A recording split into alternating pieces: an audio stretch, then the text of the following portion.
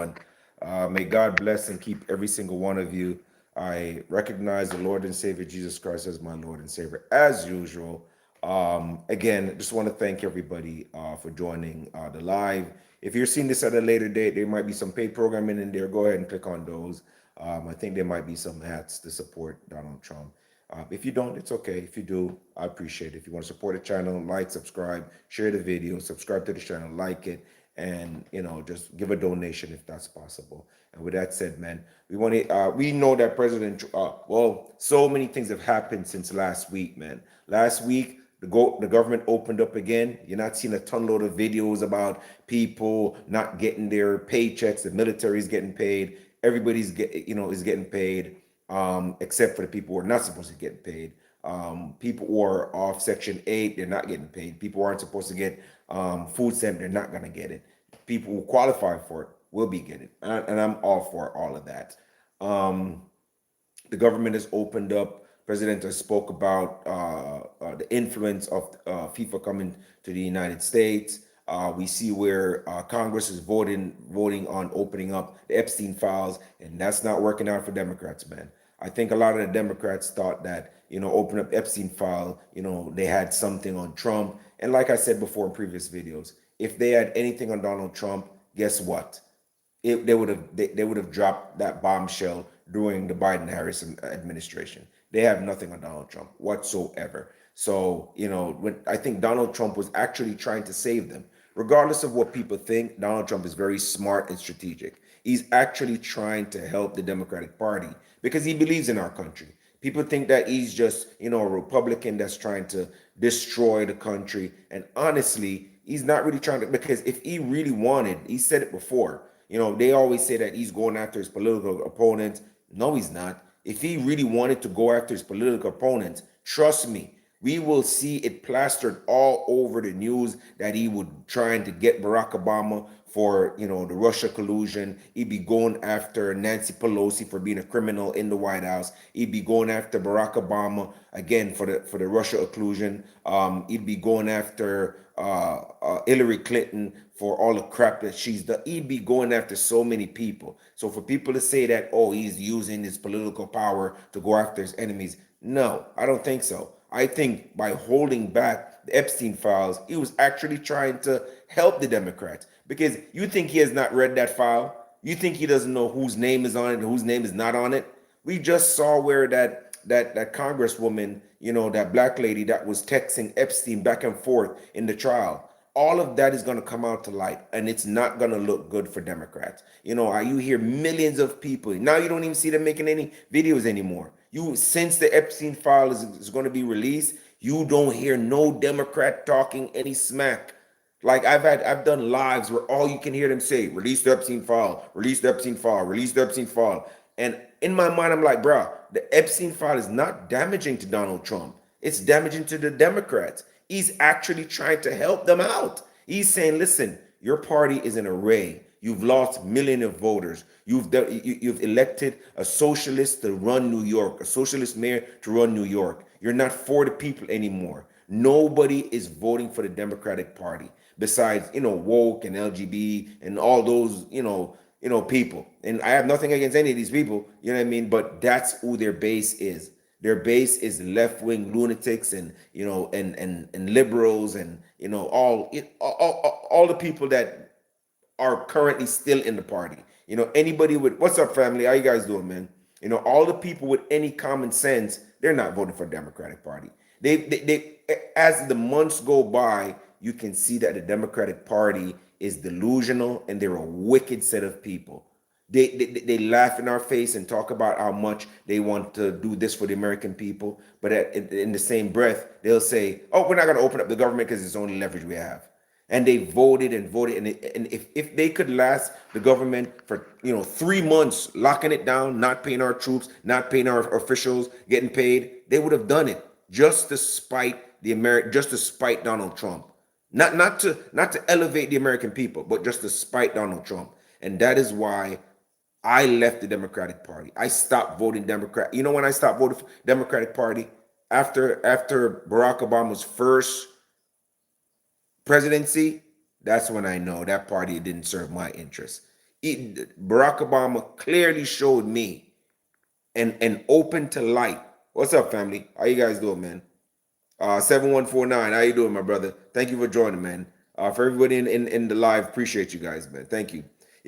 And after President Barack Obama's presidency, and I started really digging into the party, because at first I used to just vote because I'm like, okay, most black folks vote Democrat. I didn't really know. And then when I really started to dig deep into the party, and I say, yo, this people don't really do anything for us. They just say, all they do is say it, but they don't really do anything. And Barack Obama made it crystal clear to me that Democrats don't give a crap ass about democracy. They don't give a crap about the American people. They care about their interests, the interests of their friends. They're not conservatives. They're not Christians. They don't love life. They hate America. They open up the borders. All these things is things that can be proven. I'm not just pulling it out of my butt and hating on the Democratic Party. They've been screaming for the Epstein files, and look what they got in their face, right? Look what they're getting. They're getting egg on their face because the Epstein file is exposing Democrats. And that is why during their presidency, during the Biden Kamala administration, they weren't releasing anything. They knew what they were doing. They knew that it was damaging to them. And yet still, there's people there who come out and say, release Epstein files. I'm assuming it's those ones in the Democratic Party who weren't privy to read the files. But you think Donald Trump didn't read the files? You think Joe Biden didn't read the files? You think Kamala Harris did? That's why they didn't push it. That's why you never saw, because when they had control of the House, why didn't they push it then? If they thought that they were damaging information to pretty much end Donald Trump, why didn't they put it out then? It's a common question that everybody asks, but nobody answers. You never get a straight answer. I saw someone ask Akeem Jeffries, and he just danced around the point and try to do his fake Obama thing. And try to do the speak and pause and say nothing like Barack Obama. And I look at Barack Obama's speech. That man, I look back at his speeches now. That man said nothing in his speeches. All he did was use a bunch of big words, pause, look around, and pretend that he was saying something significant. I look back at a lot of his speeches. He said, fix your life, bro. What do I need to fix? What do I need to fix in the life, man? Please tell me. If I need to fix something in the life, somebody say, fix my life. Fix your life vibe, bro. Peace. Okay. Anyway, guys, this is my live. I'm doing it the way yeah, I don't know what he's talking about. And so, after I really start dig deep into Barack Obama and Michelle Obama, how you know that these people really don't care about a lot of the things that they push was when they put a lot of immigrants in Martha's Vineyard. By the next day, all those immigrants had to go. They had to go. So they're telling you, have all these immigrants into your city, have them impact your city in a negative way to where you're depleting your resources on these immigrants who've never paid taxes, who've never paid into the system, but bring them to Martha's Vineyard. You think they're going to put up, you think Kamala Harris in her big house, Barack Obama in the multiple properties that he has, Hillary Clinton, multiple properties and millions of dollars that she has. You think she's going to put up any amount of her own money to house immigrants? And we don't think about stuff like that. Yes, it might sound a little asinine and a little far-fetched, but will they do it? No, they won't. They're not going to put up any amount of their own money to house any immigrants or pay them for their medical bills. But they want you, the American people, to do that. They will sacrifice your dollars for to house the illegal immigrants, but they won't put up any of their money. They live in their big mansions. They have houses in San Jose, take great vacations everywhere, while you and I are footing the bill for everything and struggling to live day by day. And that's why I don't respect the Democratic Party. That's why I left. With that said, guys, we're going to watch President Trump speaking at the McDonald's Impact Summit. He's going to talk a little bit about the McDonald's that we've always been at. Yes, McDonald's, the food chain. McDonald's been around forever. Listen, when I was in college, I was broke. And I remember they used to have those little burgers for like 29 cents. Man, I would leave University of Miami, go across the street, and I would buy like 6, 7 of those. Back in the days, man, an expensive date would be about $30. Back in the days when real dating used to take place. I remember when I used to go to UM, man, and a perfect date would be going to TGIF Fridays, spending about, I don't know, $40 on your meal for you and your date, and then going to see a movie afterwards. And that was the perfect date. After that date, you guys were boyfriend and girlfriend, and we all know that. Man, I miss those days. Not that I'm cheap, but dating is expensive. Florida is expensive. Miami's expensive. The country's expensive. I really wish those days could come back, man, where you could just say, hey, let's go to TGIF. Let's go to, whatever little small chain that you can go to, eat some good appetizer food, have a great time, watch the game, have great conversation, and then go to like a little ice cream shop or movies. Those are the days I want to see come back in dating. I don't think they're ever going to come back because women are a lot different. That's a different topic for a different time. But I think we personally had, and I was talking about McDonald's and going to McDonald's. But I remember back in the days, I used to leave UM and go to McDonald's, man. And I used to be broke as hell. All of us used to be broke in college, So I used to go to UM and I used to work at like a little, I don't know, like what do you call them, like one of those little sandwich shops, and McDonald's was across the street from me. And obviously, even working there, if I don't get food there, I'll just go to McDonald's, man. And you'd have, $4 or $5 in your pocket, man. You eating like a king. You can get a little ice cream cup, you can get a small drink, and like 6 or 7 of those little burgers, man. Those were the days, man. I actually remember those days, and I'm actually getting a little bit of goosebump thinking about it. But President Trump is speaking, at the McDonald's summit. We know that President Trump worked at McDonald's for about 30 minutes or 20 minutes or whatever the case might be. So, and then we had Kamala Harris saying that she used to work at McDonald's, which is a lie. We know that she never worked at McDonald's. She just want to say she's such a faker, man. Like I thank God that woman didn't become president. But anyways, guys, we're gonna hear the president talk, at the McDonald's summit. Hear what he has to say. And President Trump has to be one of the funniest president we've ever had. If you really sit down and hear this man make little jokes and talk, this is a funny guy. You can tell he's a great grandfather. He's a great father. I've watched him play a golf with his granddaughter. You can see that he's such a chill guy. If I'm gonna play golf with any politician, it's definitely Donald Trump. With that said, guys, let's watch it.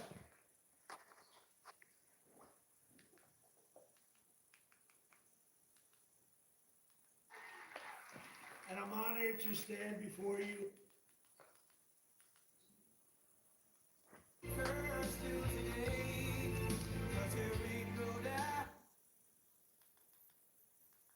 Let's get to business, right? And I want to congratulate you. You are with me. Incredible. Dude. To be here with the men and the women who are really the heart and soul of one of the greatest, most admired, and most successful companies in the history of the world, frankly. The one and only McDonald's. They've got a couple of times. And I'm honored to stand before you as the very first former McDonald's fry cook ever to become. This guy is funny, bro. The first ever fry cook. 30 minutes, and that was 30 minutes longer than Kamala was here. Despite her job at McDonald's, that didn't work out too well. And the person at McDonald's that informed us off the record that she never worked there, whoever you are, we appreciate that. That was but I want to thank, the famous Sundar and Sergey Brin. These are two guys that own and run a place called Google. They called me the following day after I did that McDonald's little skit, because it wasn't a commercial. You got it for nothing. It was a skit. And they told me that, and I didn't know them. They said, who are they? They own Google. I said, that's pretty good. That's not bad. And that received more hits than anything else in the history of Google, and that record, it still stands. So congratulations on allowing us to use it, but you've made a very good deal as usual. But in the old days, McDonald's and many others would call me to do this kind of a thing, come over and say some words and talk, and they'd pay me millions of dollars. Likewise, they'd do it, they'd call others, only superstars, and they'd pay them millions of dollars to speak. And as president, I'm doing this damn thing for nothing, okay? And you know what? Because it's you, it's an honor to do it, and it's an honor to be here. Really, the job that McDonald's has done is incredible, and that you're doing. But as you may have heard, I'm also one of your all-time most loyal customers. I really am. While other, I think that's good. I'm pretty sure that's good. While other politicians fly around doing campaign planes stocked with expensive catering on Trump Force One prior to ascending to Air Force One, which is quite a nice plane also. We served only McDonald's almost every time. On occasion, we couldn't find one, which is pretty hard to believe. We'd go another route, but we really did. You fed us very well, and I even got Bobby Kennedy to eat a Big Mac. And he told me he loved it. He didn't want that publicized. He told me he loved it. I thought it was great. I want to thank McDonald's Chairman and CEO, Chris Kempczinski, who I just met backstage. I guess gave him a little piece of my speech signed. I said, do you want to keep this? You can either hang it, you can give it to somebody, you can throw it away. I don't care. But I don't stay on the speech too long anyway, so usually those speeches aren't too accurate what I get. But McDonald's USA president is here, Joe Erlinger. Joe, wherever you may be, thank you very much. Thank you, Joe. Good job, along with everyone from the International Franchise Association, which does really fantastic work.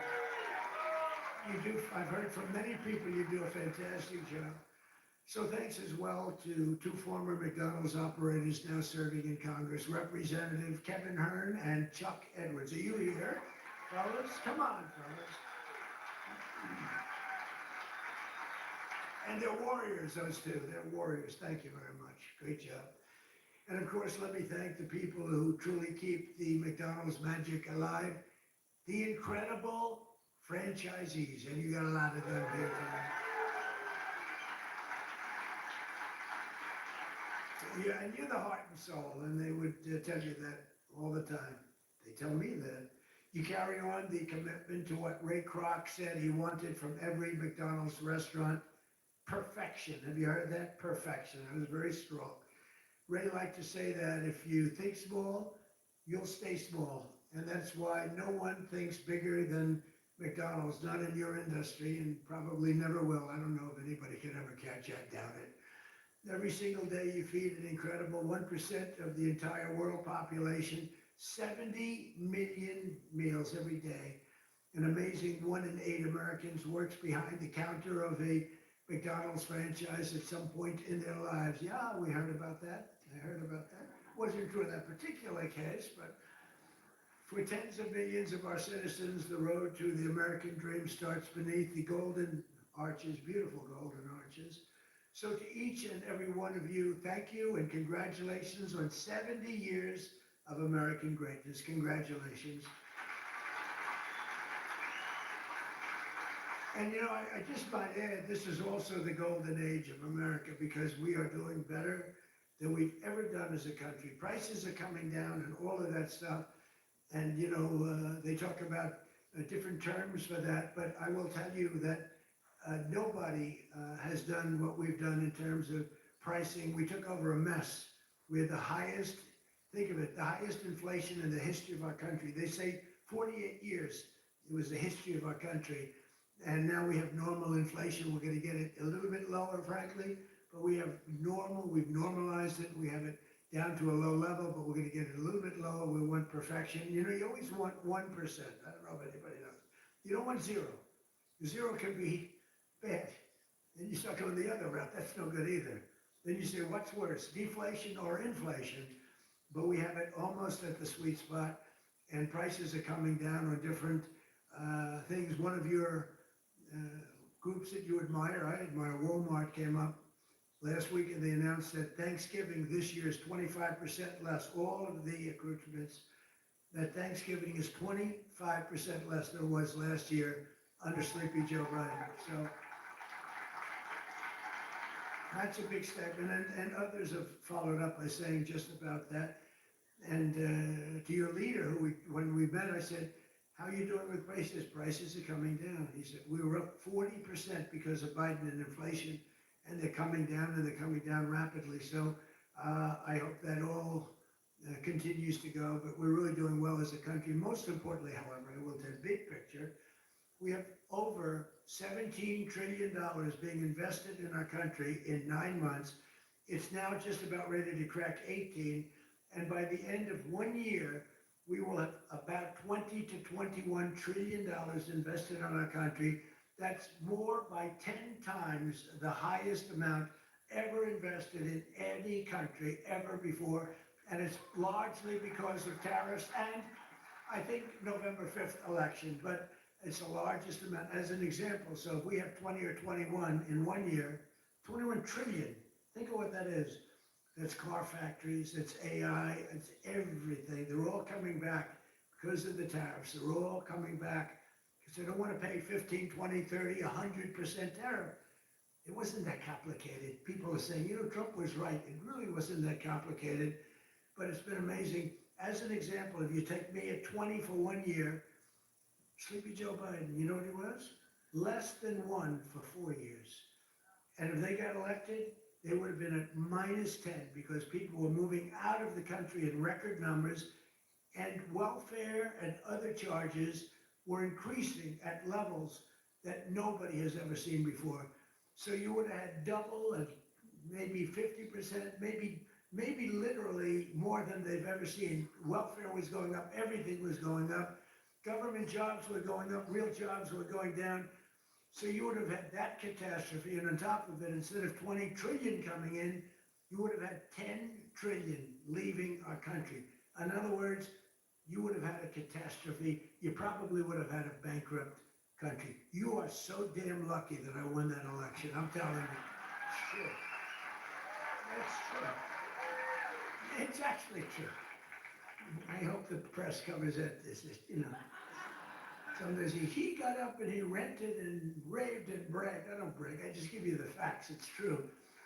But those in this room know the people of our country better than anybody, and before the sun rises, you're up serving hot coffee to construction workers, nurses, and police officers on the way to the job.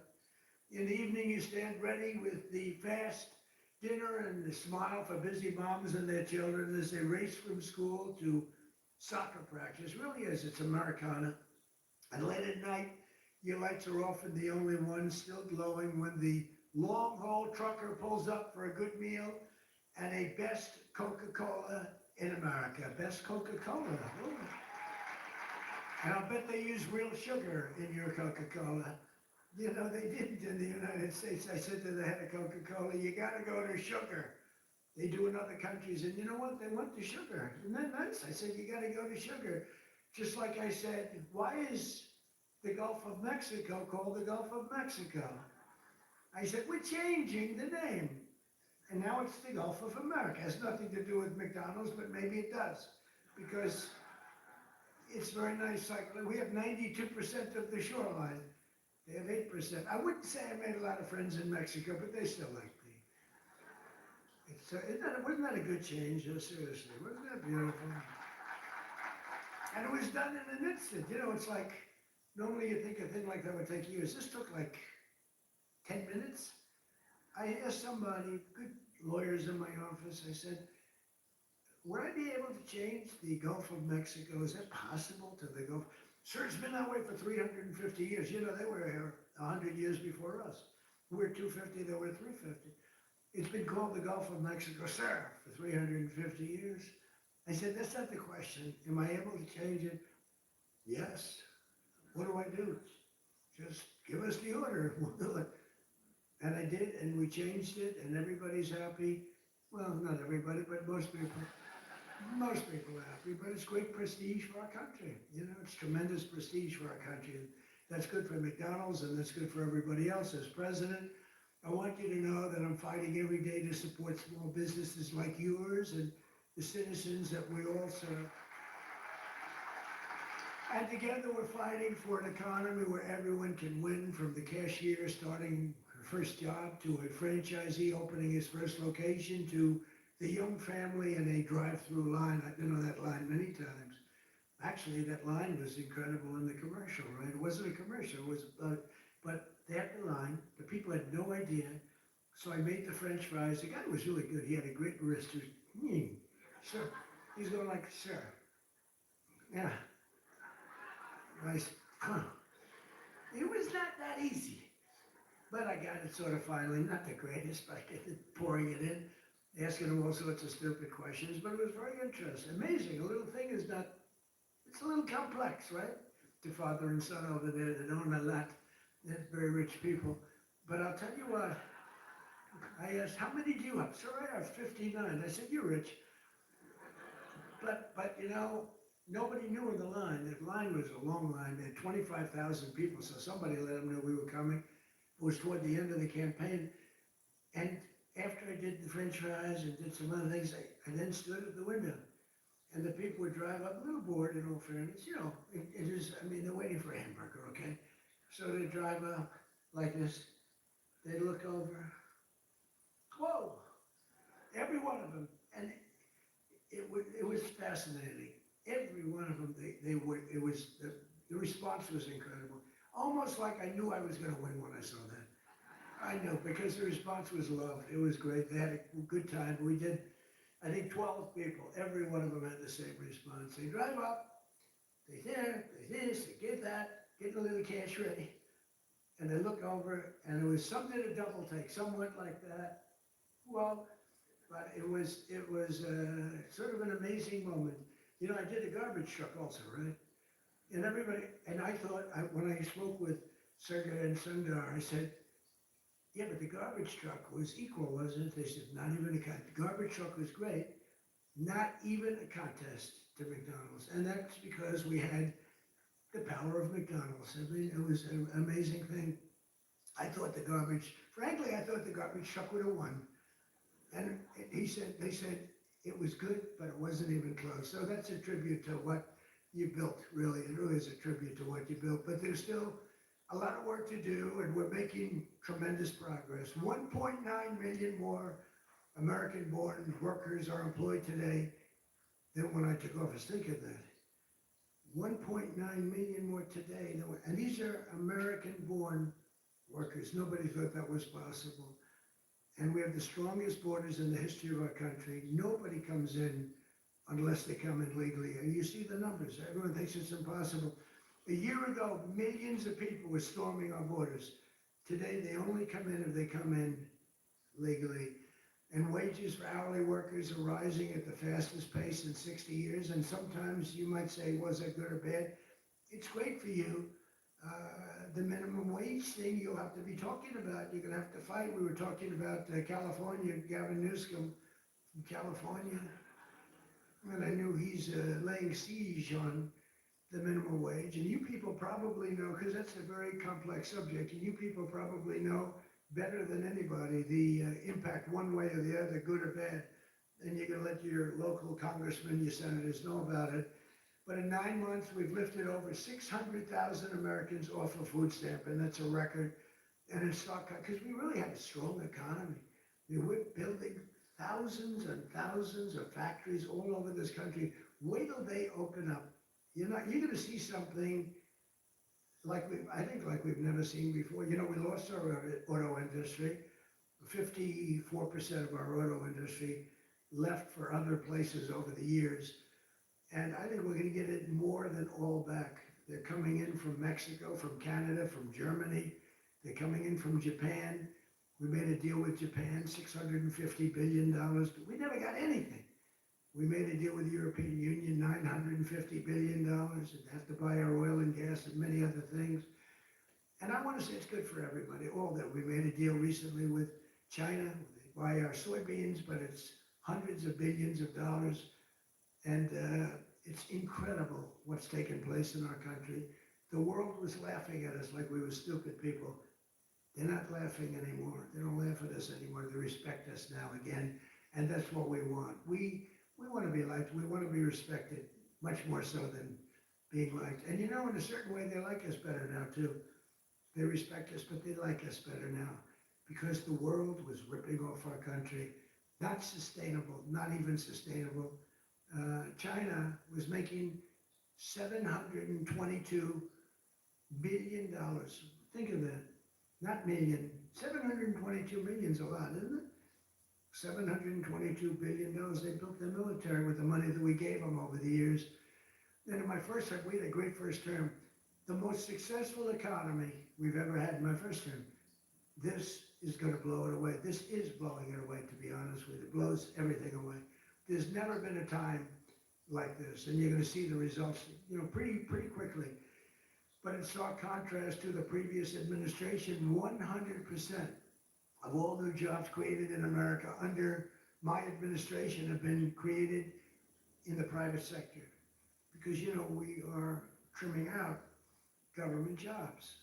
Can't have, what they do is they give you phony job numbers in a lot of ways, but they'd hire 100,000 people, and all of a sudden it looks like they're doing well. They're not doing well. Because those are jobs they hurt our country.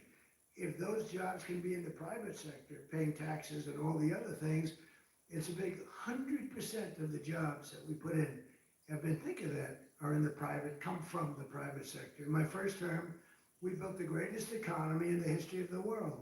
And now we're doing it again, but this time it really is, as I said, much stronger, much better.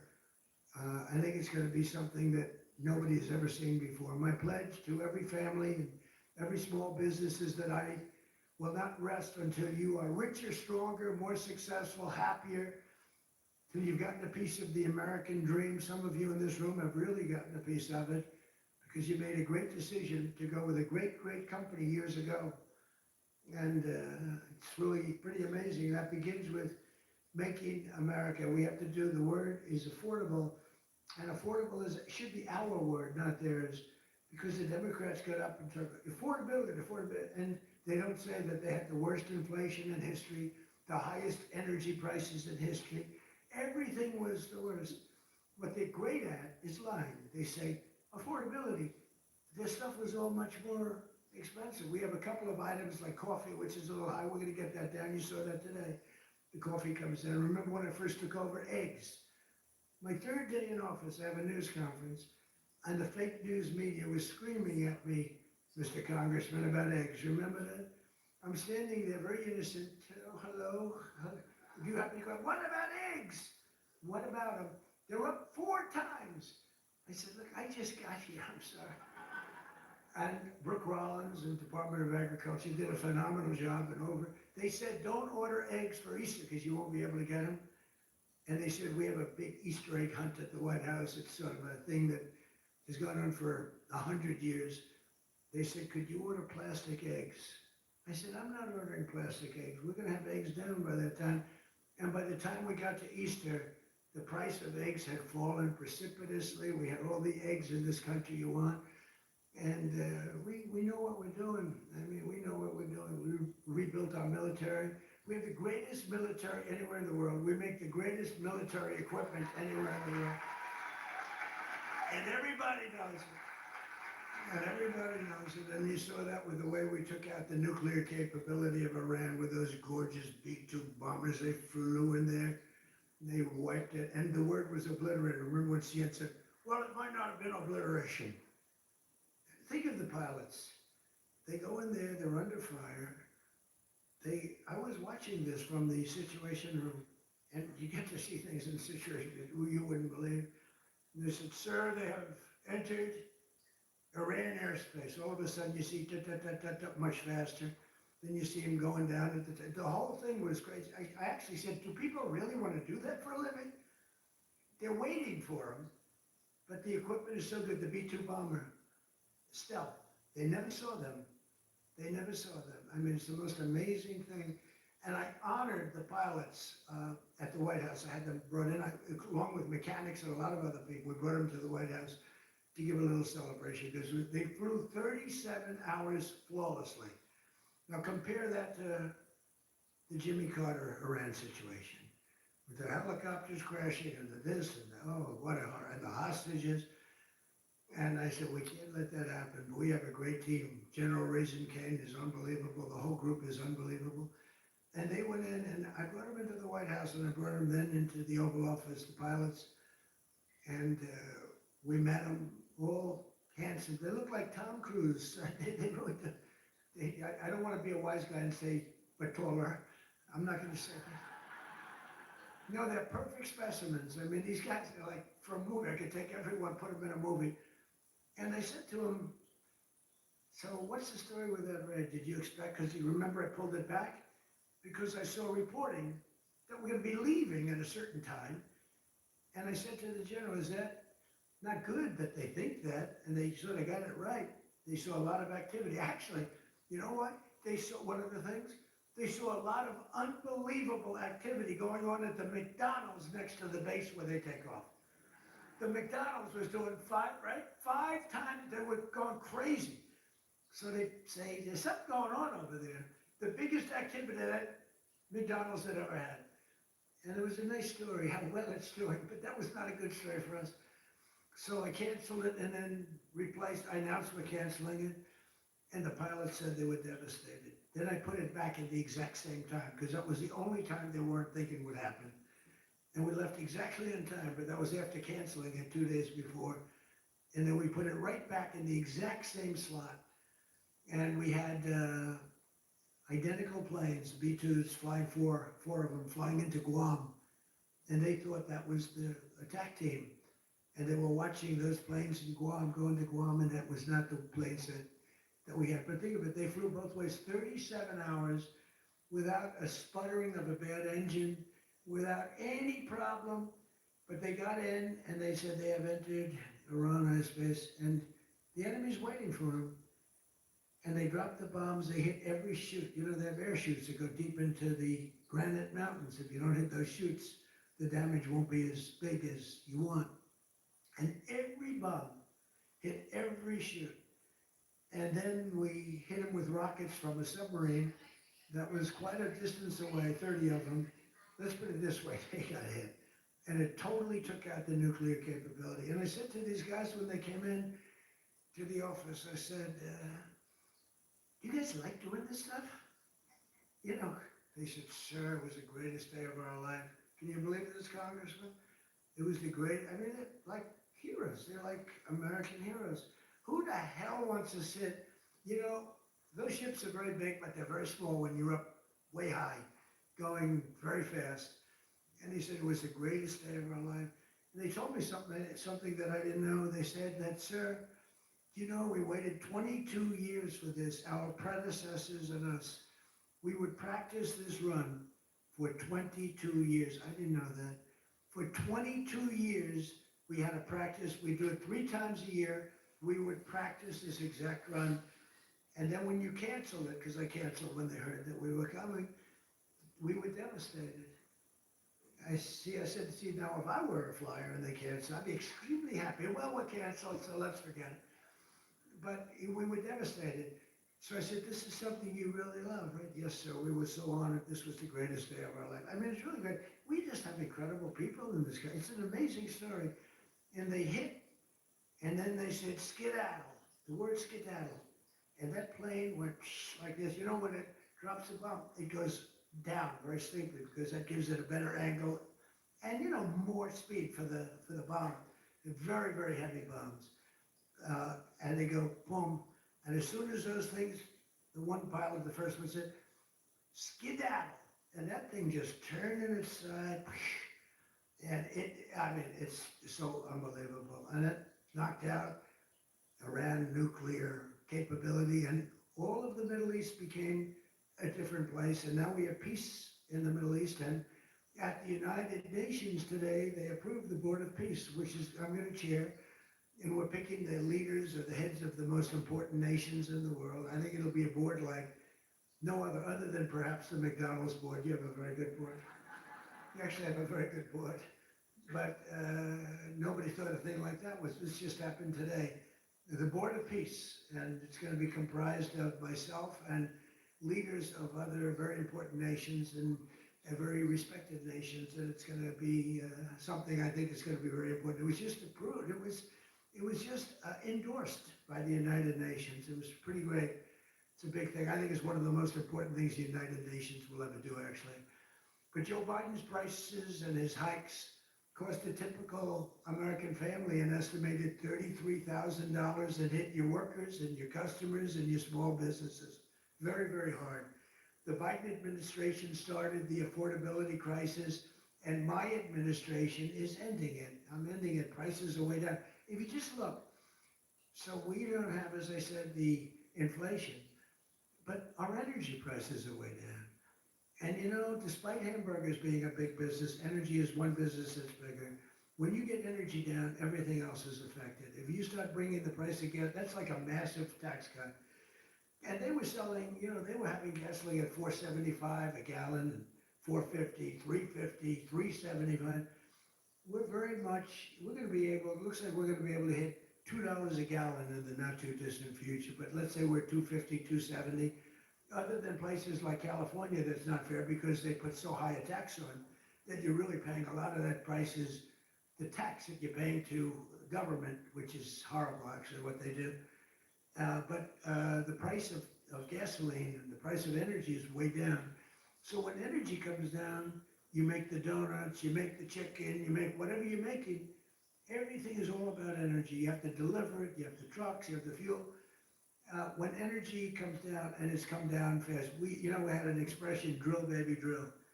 And I drilled, baby, drilled, I tell you, we drilled. And last month it was announced we produced more oil and gas than any time in the history of our country by far. And when you do that, everything comes down. You don't even have to look at the numbers. And it's all beautifully coming down. And as per your chief executive and your chairman and everybody else, they told me prices at McDonald's are coming down. It's moving down.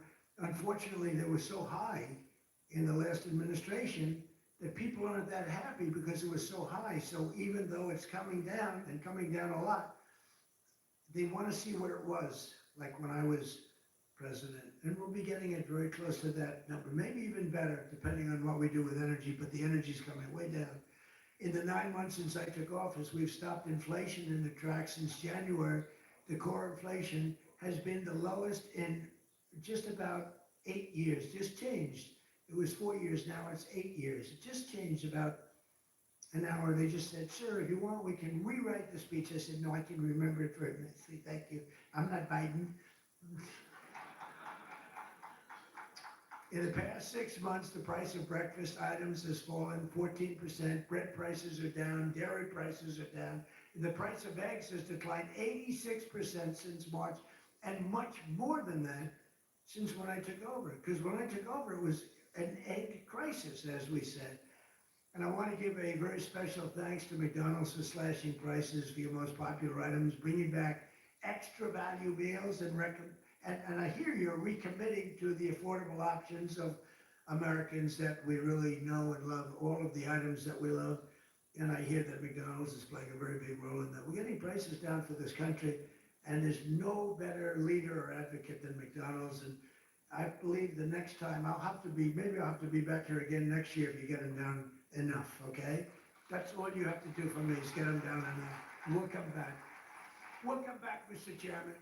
But while Democrats wanted to give Americans the largest tax hike in history in July, I proudly gave you the largest tax cuts in American history and signed the one big beautiful bill, I call it the great big beautiful bill, into law. That includes no tax on tips, no tax on overtime, and no tax on Social Security for our great seniors. That is a big deal.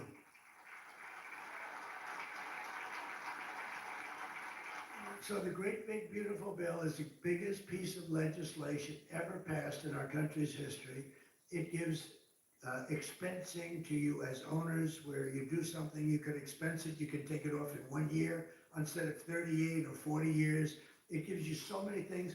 And I'm not giving it to you, I'm giving it to the people that you're hiring, because I'm giving it for jobs. You're going to expand, you're going to do tremendously, you spend money, and you can write it off quickly as opposed to over a period of many, many years. The typical waiter, waitress, or police officer will take home roughly $2,000 extra each year because of just what we've done on taxes. And the tax cut bill, and I call it the tax cut bill, is also a big boost to small businesses like yours. It includes permanent expensing. And again, the biggest thing I did in my first tax cut bill, and this also expanded and extended that, was the expensing, the 100% expensing. But now we have the expensing for a 10-year period, so for 10 years. And frankly, I sort of said, let's make it 2 years, because, you know, I want the results to be immediate. 10 years, they can take their time. I had a lot of pushback, including from these guys. They said, no, the right thing. It might have been good for us politically, but it would have been, it's better what we did ultimately for the country. So we have 10-year full expensing. Nobody thought that was possible to get. We also expanded tax relief for all franchisees and made the pass-through deduction permanent. It's now permanent. And very importantly, under our tax cut bill, we virtually eliminated the unfair estate tax or death tax, so you can keep your family business in the family, your children, if you love your children. If you leave your beautiful place to your children, you won't have estate tax, small business. Now, if you don't love your children, you don't really care what I'm saying right now. I've only had 2 or 3 people over the years that say, I take a vote. Does anybody in this room dislike their children where you're not leaving it to your children? And you know, it's always blank, blank, blank. Then all of a sudden, one guy about 6 rows back, okay. And I thought he was kidding. I said, oh, that's so funny. I'm not kidding. My kid is no good. I'm not, shit. And they said, this is amazing. So he's not so happy with this, but it's all right. But think of it, you know, farmers especially, where they have a farm, and you know the expression, the land rich, cash poor a little bit, but they have a great, wonderful thing and a way of life that they wouldn't change with anybody, not even a franchisee, right? They don't want they don't want a McDonald's, they have a farm, they love their farm, just like you love what you're doing. But the farmers were dying, leaving their farm to their children. The value of the farm was high. They'd go out, they'd have a tremendous estate tax or death tax, and it would, so much, I mean, the percentage is crazy how high. They'd end up losing the farm in bankruptcy. They'd go out and borrow all this money to pay the tax, the estate tax. They'd put a mortgage on the farm and then end up losing the farm. Many of them committed suicide. They would commit suicide. It was such a horrible thing that was happening. And we've ended, think of that, the death tax, the estate tax on the small businesses. So I hope you're around for a long time. You don't have to think about it, but it's a great thing for your family, and it's, you know, a great thing for longevity. You know, you treat your franchise just like the farmer treats his farm. You love it. You know, you're there early, you're cleaning, you know, touch your pinky or then we got this little spot on the ceiling, drives you crazy, right? It's, you know, it's love. It's love for what you do. It's amazing the job you do too. I see it. I've been in plenty of McDonald's. They're clean beautifully. You must have some awfully good incentives because they are really amazing places, the job that's done. But upon taking office, I signed an order requiring that for every new regulation, 10 old job-killing regulations have to be eliminated. So if we put in a new regulation, then we get rid of 10. Otherwise, you don't get the new regulation. And you know, we got rid of the drip water. We go with the drip, where drip drips out of the sink.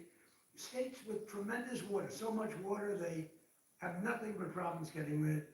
They have restrictions on water. It comes down from heaven, right? They had restrictions on water. So you want to wash your hands, or like me, I want to wash my hair. I lather up, and I turn that, and there's no water. The water's drip. They call it, they put a restrictor on. I won't mention the third item in the bathroom because I always get criticized. I used to mention that, but I don't mention it anymore because you know what I think you do. If you don't know what I'm talking about, then you shouldn't be owning a McDonald's franchise. You wouldn't do well even with a McDonald's franchise. But no, the water restrictions totally lifted. All restrictors are gone. And you know, what's interesting, your dishwashers were covered, right? You had no water.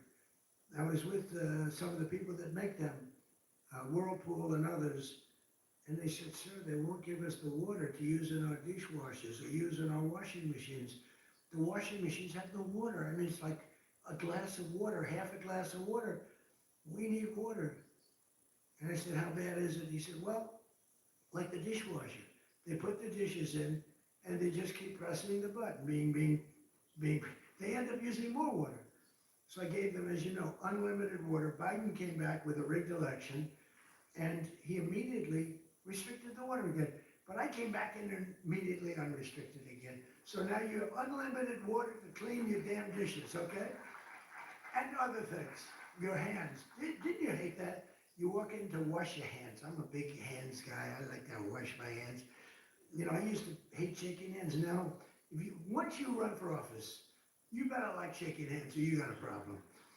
You ever see a politician? No, I don't want to shake hands. Can you do that?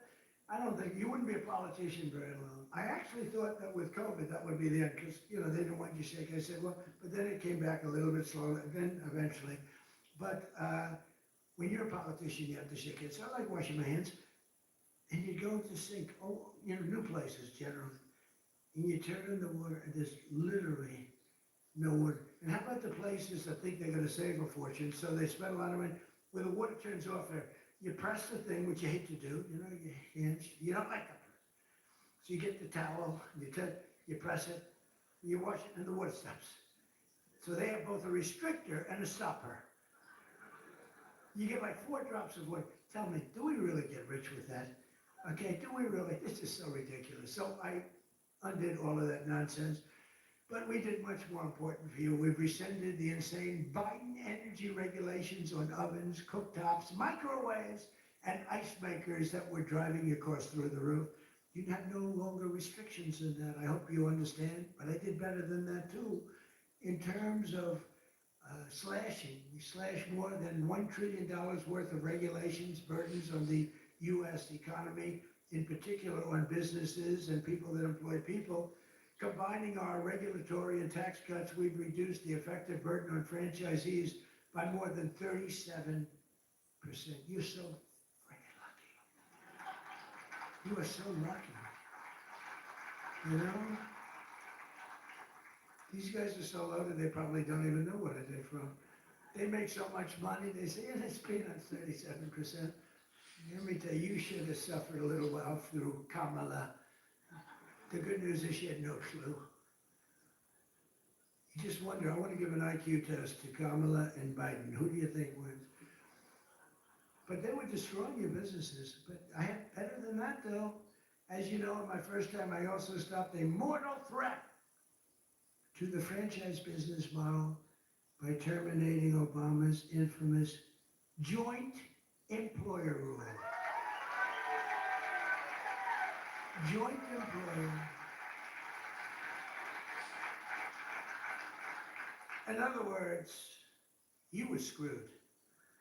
You would have been mortally wounded, perhaps. I said to a couple of the people, what would have happened if they, sir, please, I'd rather not talk about it. They don't want to talk. I ended it.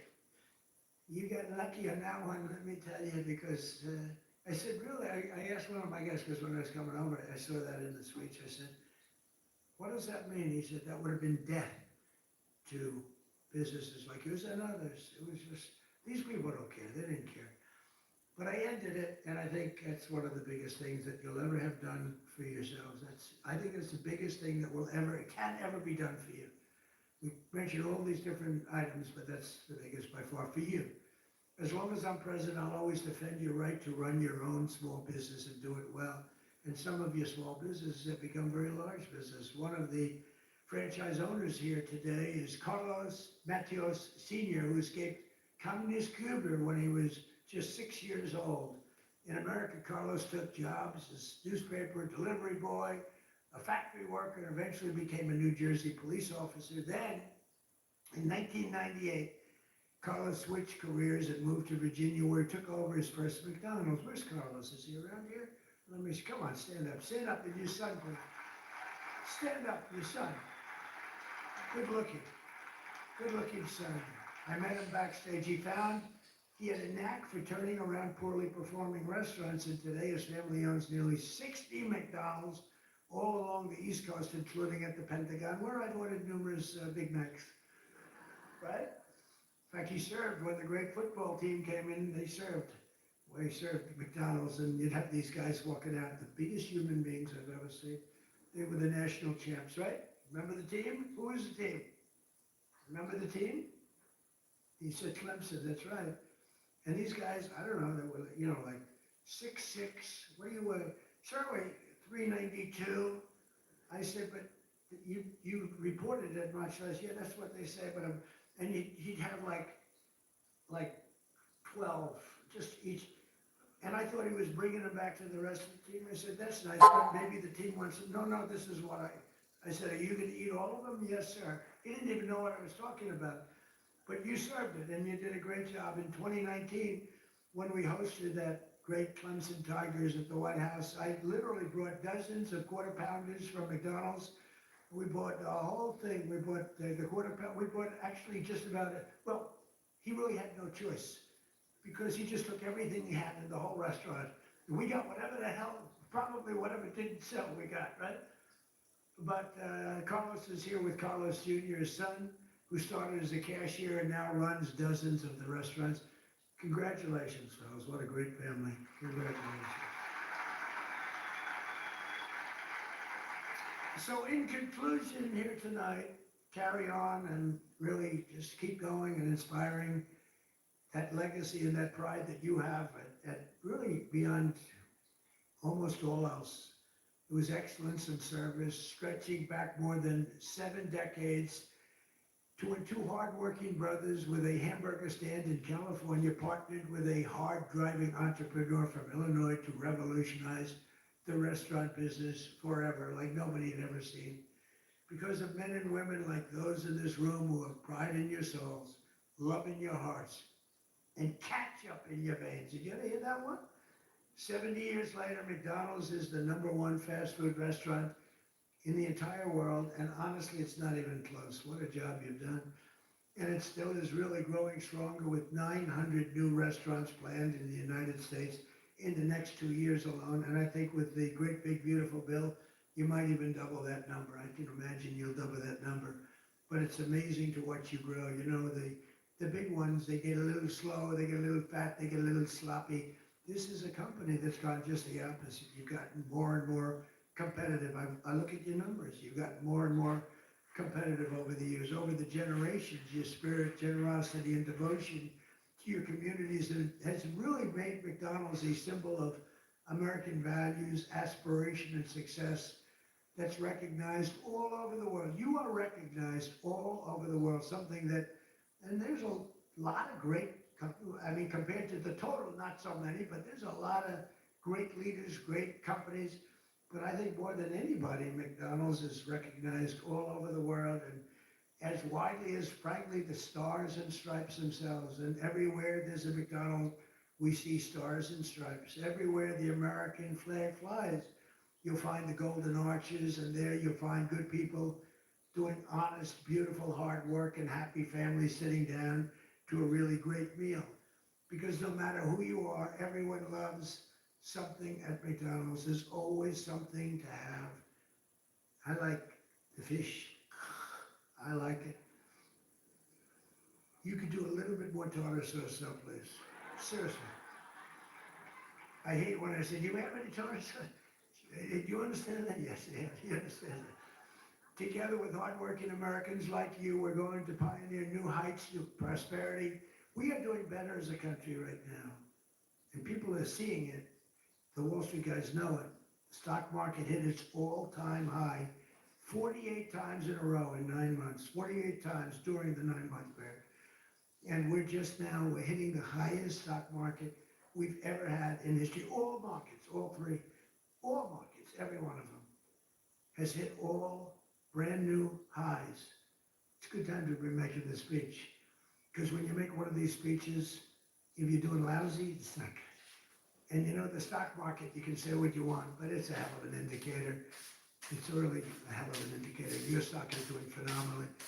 But the stock market has hit an all-time high 48 times during the last 9 months. And we're going to pioneer new heights even from that. These new heights of prosperity are going to be incredible. We're looking at affordability. We're going to bring it down for everybody because not everybody understands the fact that a great stock market is great for everybody, including 401ks. You know, the 401ks hit the highest number that they've ever been 2 days ago. And that's a lot of people. So they understand what's going on. We're going to make the American dream a word that, 2 words that you didn't have. You didn't have those 2 words. Remember when Biden said, it's all about 3 words, the American dream. You don't want to ever get in that situation. Remember that? That was not good. It's all about three words: American dream. But possible, and you're going to make it really possible for millions and millions of people. And you have an administration that's got your back. You don't have an administration that wants to put you out of business, that wants to take away your water, that wants to have you not use a microwave oven, that wants to do all these horrible things that are going to destroy you. That we're looking to destroy you and other businesses too. So together we're going to make America richer, stronger, prouder, and happier than ever before. And you people can be very, very proud of the job you've done. You're respected all over the world, and it's an honor to be with McDonald's. Thank you very much, everybody. Thank you. Thank you.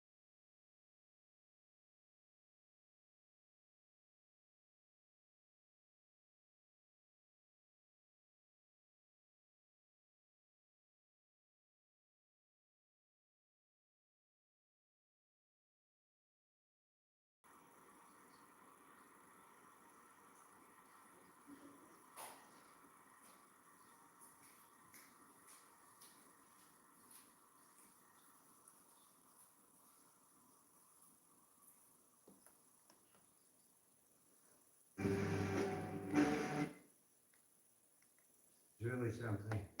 And it has to do with the California Auto Regulation, CRA. It's been a disaster for this country. And I want to thank everybody for being here. We officially rescue the U.S. auto industry from destruction by terminating California electric vehicle mandate once and for all.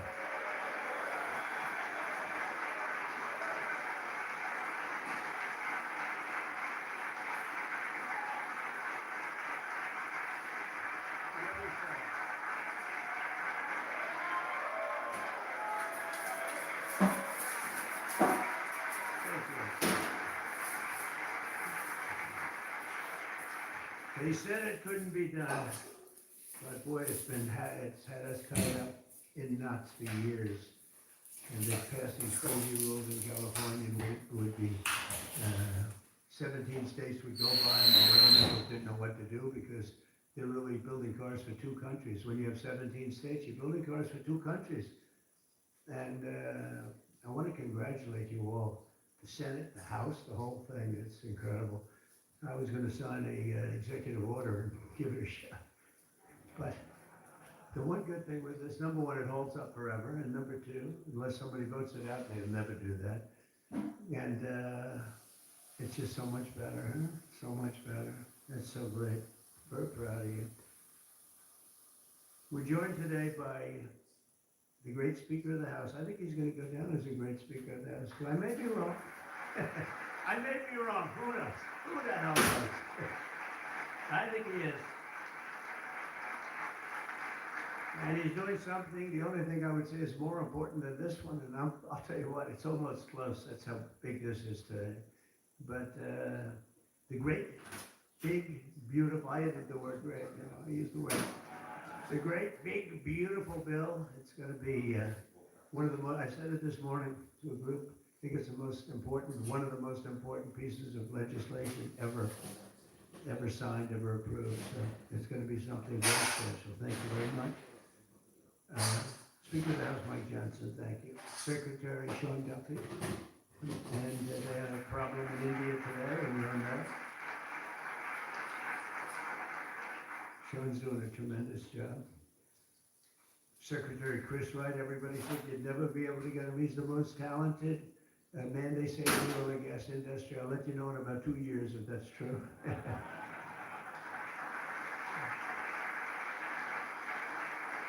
Well, Doug Burgum, I wanted Doug Burgum to head up energy because he was so successful in North Dakota as governor.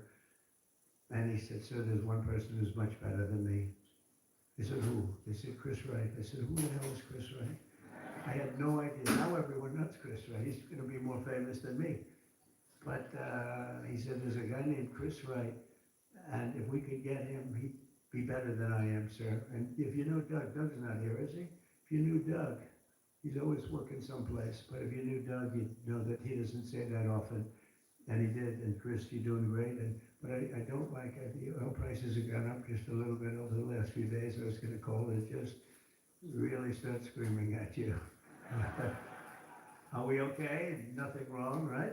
It's gonna keep going down a little bit, right?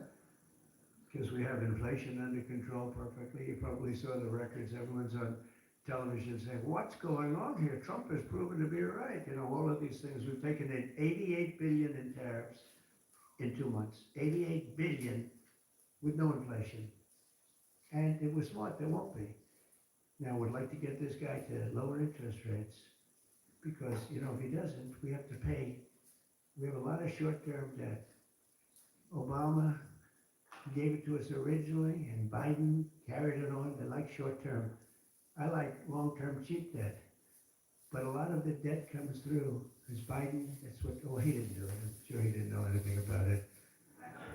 But somebody approved short-term debts all over the place. And it comes due starting very soon. And if we would lower the interest rates by 1 point, we'd pay about 1 point less. That's $300 billion a year. Can you believe it? 1 point. If he'd lower it by 2 points, we pay $600 billion a year. That's for years, 10 years, 12 years, whatever we make it. But we can't get this guy to do it. And the fake news is saying, oh, if you fired him, it would be so bad. It would be so bad. I don't know why it would be so bad, but I'm not gonna fire him. I just want him, you know, we call him Too Late, right? Too Late is his nickname, like Too Tall Jones, Too Tall, T-O-O. And I just say this because we wanna get rid of inflation, and we have. But we would be paying more for debt. And all he has to do is lower it. Europe's done 10 lowerings, we've done 9. And nobody understands it. Actually, today when the numbers came out, they were so good. You saw yesterday's numbers, incredible. No inflation. Today's numbers.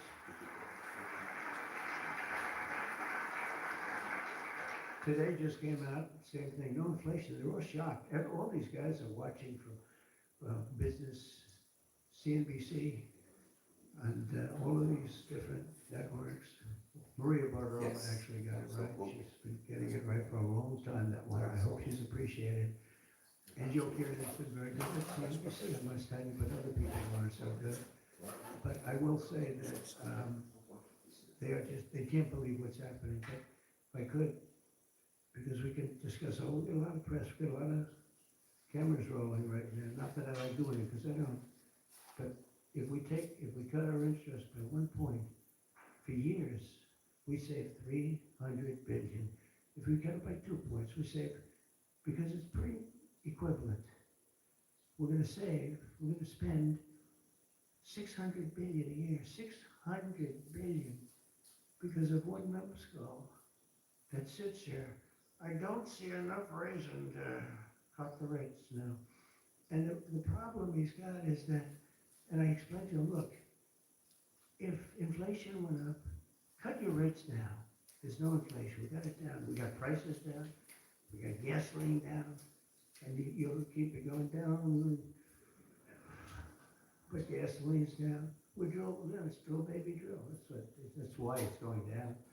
But think of it. I said to him, he was in my office a couple of days ago. I said, if you think there's inflation, let's find out. Because I think we're gonna keep it down. I think gasoline's gonna be so far down. Oil, energy, so much energy. We have so much energy, we don't know what to do with it. But let's say there was inflation in a year from now. Raise your rates. I don't mind. Raise your rates. I'm all for it. I'll be the one I'll be calling you. He'll be too late for that too. But raise your rates. You don't have to keep them up here. If it's gonna go up, I'm okay with you raising, but it's down. And we're going out to financing. And I may have to force something. Somebody said, who's the genius that thought of that? I said, it's me. Unlike Biden, I stay awake at night thinking about how to save our country. He was much better at sleeping than me. He could sleep on a beach. He could sleep on a beach with cameras rolling. I can't do that. But I had an idea. I gave it. They said, this is really, we'll go short term for a year. Let this guy get out of office. Somebody will come in, cut it a couple of points, and we'll save ourselves 7, 8, maybe even $900 billion a year. What is he doing? Why doesn't he lower these rates? And with that, we get on to the California standard, which is a disaster, okay? So Chris Wright, you're gonna get the numbers down. Thank you very much. Lee Zeldin, one of the most important men in this room. He's the man. I get nervous when I talk to him. He's doing a great job. Nuclear, I say, okay, you can take 2 weeks for that approval. It used to take 20 years, then they wouldn't approve it. Now I say, Lee, nuclear, I'll give you 2 weeks for approval. A coal-fired plant, you only get a couple of days. And oil and gas will give you a week, okay? Something like that. But he's doing it so fast, and we have so many plants being built right now. It's so beautiful to see. And one of the reasons they're coming here is because they have to produce tremendous, especially the AI, they have to produce beyond believable amounts of electricity. And they're doing, I said to them, I think this was more or less my idea. They didn't have the idea only because they didn't think a thing like this was possible. I said, as you build your plant, you're going to become a utility. And you're going to build a separate plant right alongside of it. You're going to build it. You're going to build a plant that produces electricity. And you'll produce it through natural gas, coal, nuclear. We don't want to produce it through wind because we don't feel like ruining 50 miles of beautiful plains and beautiful vistas. And but we want to produce it. You know, interestingly, China's opening up a coal plant every single week. But now I'm finding out it might be 2 plants every single week. And, you know, usually that's a good gauge. If they're using coal, I guess we're supposed to use coal. And, you know, we went to a coal standard. Not that you have to use coal. You're going to use whatever's best. I want to introduce also Senate Majority Whip John Barrasso, who's a tremendous guy, doctor. Okay? And he is a tremendous guy, tremendously talented doctor. When I have a medical situation for the country, for myself, I haven't used it, but I might have. Maybe I'll do that. If it's serious enough, I think I'd probably do that. But he's a tremendously talented gentleman who happens to be a senator and one that's very respected. Chairwoman Shelley Moore Capito, and congratulations. I just endorsed your son. Did you know that? I endorsed your son. I endorsed your son, who's running in West Virginia, and he's great. In fact, he's all Trump all the time. I think much more so than you, actually. You were his largest impediment. No, I'm only kidding. He's all Trump all the time, and he's going to win big, and so congratulate him, okay? He's really been fantastic. So many people have told me. Thank you. And House Majority Leader Steve Scalise, who's a brave man who went through hell. Steve went through hell. And we have a lot of other people here that I won't be able to because they don't have your name down, and I'm looking and I see people's names. I'll do a couple of you, but thanks as well to Mark Wayne Mullen, Senator. Mark Wayne, thank you. Stand up, Mark Wayne. Don't fight him. He's a serious fighter in a lot of ways, and he's a great guy too. Thank you, Mark Wayne. Deb Fisher, Deb. Thank you, Deb. Hey. Pete Ricketts, who's going to do very well in the upcoming election. Thank you. Thank you, Pete. John Husted, who's really moving along in Ohio. John, good luck. You're going to do well. All endorsed people. John Curtis, who's doing terrifically. John, thank you. Good job. They all say excellent. What can I say? Good job. And Bernie Moreno, who won a race that was not winnable. They all said it's not winnable. He won in Ohio. They said you can't win that race. It's a waste of time. You're just wasting your time, right, Bernie? Wasn't a waste of time, was it? I mean, he won by like 5 points too. Won by a lot. Along with Representatives Kevin Kiley, Vince Fong, Jay Obernolte, Doug Lamaffa, Daryl Isa, where's Daryl? I haven't seen you in such a long time. Look at you. How good you look, huh? Good when you have those big margins. It's easier. John Joyce, great guy. John, thank you. Thank you, John. Dusty Johnson, Morgan Griffith, Troy Balderson, Troy from a place called Ohio, and he played very cute at one time, but then he got, boy, I tell you, he's become a good politician. Where is Troy now? Where I haven't seen him used for years. They endorsed you early when you were early and younger, but you still look young, and you've done fantastically good work, really good work. Claudia Tenney, New York, Claudia. Thank you, Claudia. John James. I don't know. You know, he's running for governor, but I'm not sure I'm happy about that, John. Do we have somebody good to take your seat? Because otherwise, we're not letting him run for governor. We can't. You have somebody good, right? Okay. As long as you like him, they'll win. Tracy Mann. Tracy, thank you very much. Thank you very much. Appreciate it. Michael Baumgartner. Michael. Thank you, Michael. Good job. David Rouser. Thank you. Glenn Rothman. Hi, Glenn. Thank you very much, Glenn. Brett Guthrie. Brett. Thank you, Brett. Rudy Yakum. Thank you. Thank you, Rudy. And I want to thank you all. There's some additional people in the room, but we have to get back to it. This is like so big. This is a big one.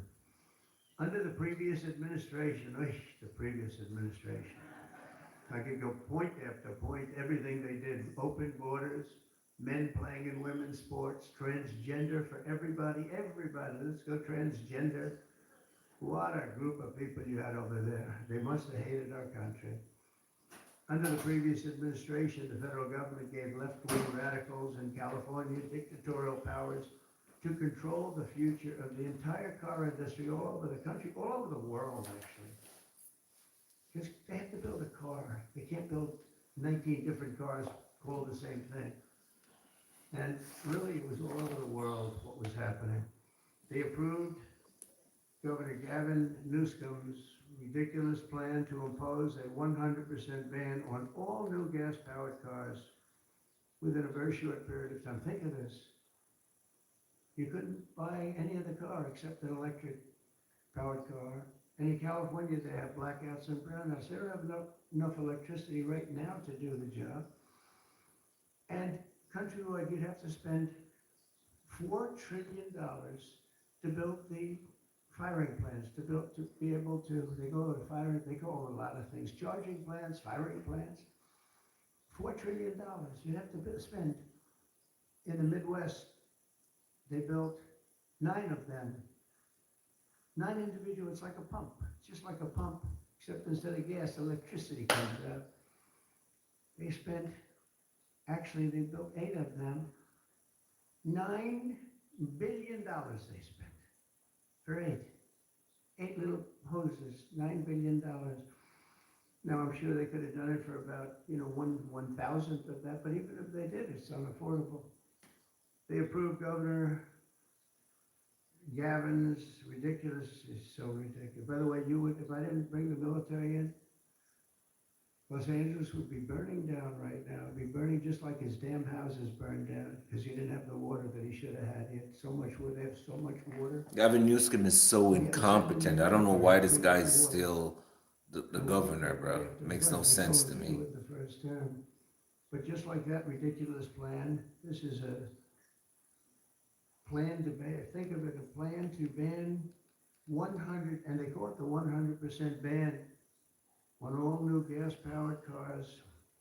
And what a scum, Gavin Newsom. So if you have a truck or a vehicle that you worked your ass to pay off, if you have your dream vehicle, my dream vehicle is a GMC Sierra Yukon Denali, which is, like a 4-seater truck. And I'm getting the diesel version. I don't give a damn. You know what I mean? I'm getting it. That's my dream truck. My dream motorcycle is the Triumph Rocket GT-R.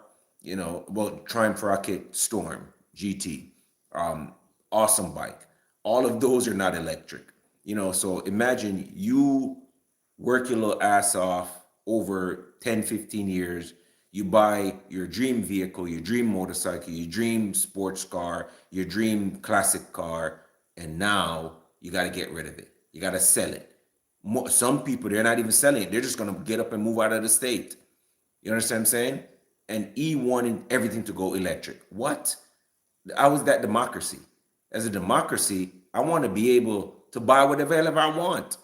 As long as it's available and it's not banned, I want to be able to buy it. I don't want to drive an electric vehicle. I live in my neighborhood, and my neighbor put up the solar panels. And solar panels are good, whatever, they're cost effective or whatever the case might be. I chose not to. I just didn't want to. Yes, when we have a hurricane, he's going to be able to have electricity. But where I live, our electricity run underground.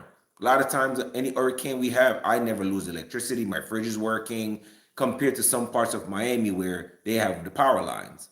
You know what I mean? Now, this guy put on a solar panel on his roof, and next thing you know, the fact that they put on a solar panel on the roof is creating cracks in his roof.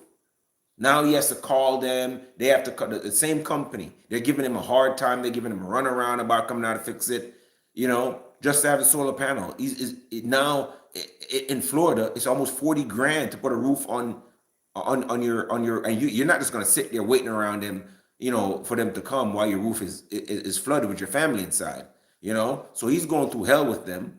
Then he has electric cars. You know what I mean? Every now and then, some of the panels aren't working. Like the old electric thing, yes, if you want to get it, go ahead and get it.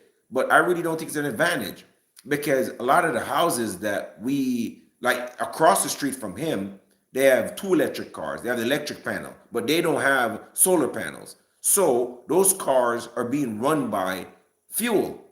What kind of hypocrisy is that? Are you saying, well, oh, I believe in electric. Oh, everybody's ruining the earth. Why don't you get an electric car? But then you have no solar panels on your house, and then you have an electric car sipping fuel from a fossil-based fuel system. That's hypocrisy at the highest, and it's mind-boggling to me how a lot of the liberals and Democrats are so hypocritical. They say, "Oh, I have solar panels, blah blah blah blah blah blah," but then they use electricity to run the solar panels that power their solar cars on the street. Makes no sense to me.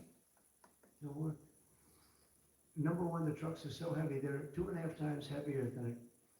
Yeah, even just to run these solar trucks, they take so much energy to run them. 28,000 trucks, big company, tremendous company. He said, I go out of business immediately, I'm not gonna play games. And he said, did you explain these things to the government officials? Like. Exactly. The truck weighs 2.5 times more than a regular truck with gasoline powered diesel. Because those And he said, fuel cells are heavy. based on that, we have to rebuild every bridge in the United States of America because it wasn't designed to hold cars and trucks that heavy because the batteries are very heavy. Very heavy. Probably lead. Have you ever seen any of those motorized bikes? Those batteries are heavy as hell. And they only run for 40 minutes. You have to spend trillions and trillions of dollars on rebuilding every bridge in the United States, and I guess throughout the world, because they do follow us.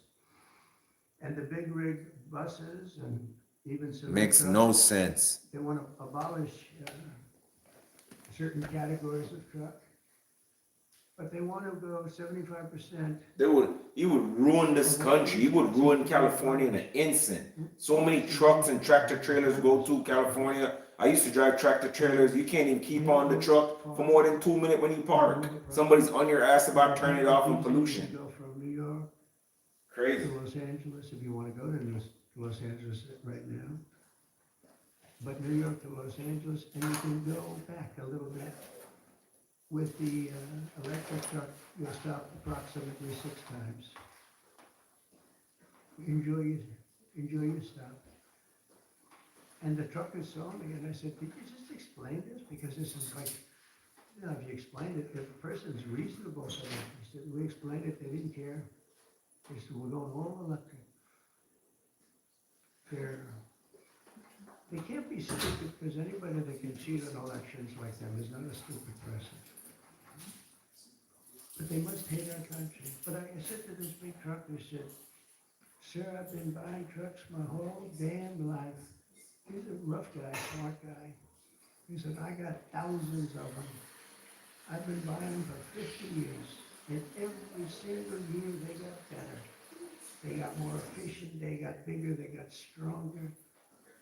I build apartments in my trucks now for the drivers." So what's an apartment? That's on the cab, we'll put this in. And so I know you like luxury, but you wouldn't mind living in one of these. I said, "Maybe I would, maybe I wouldn't." I mean, it doesn't sound too appealing, but I said, "So what's the problem?" He said, "So I noticed one thing. For 50 years, every single year, one thing happened. They got better. They got stronger, they got more efficient, they got faster. They could carry any load.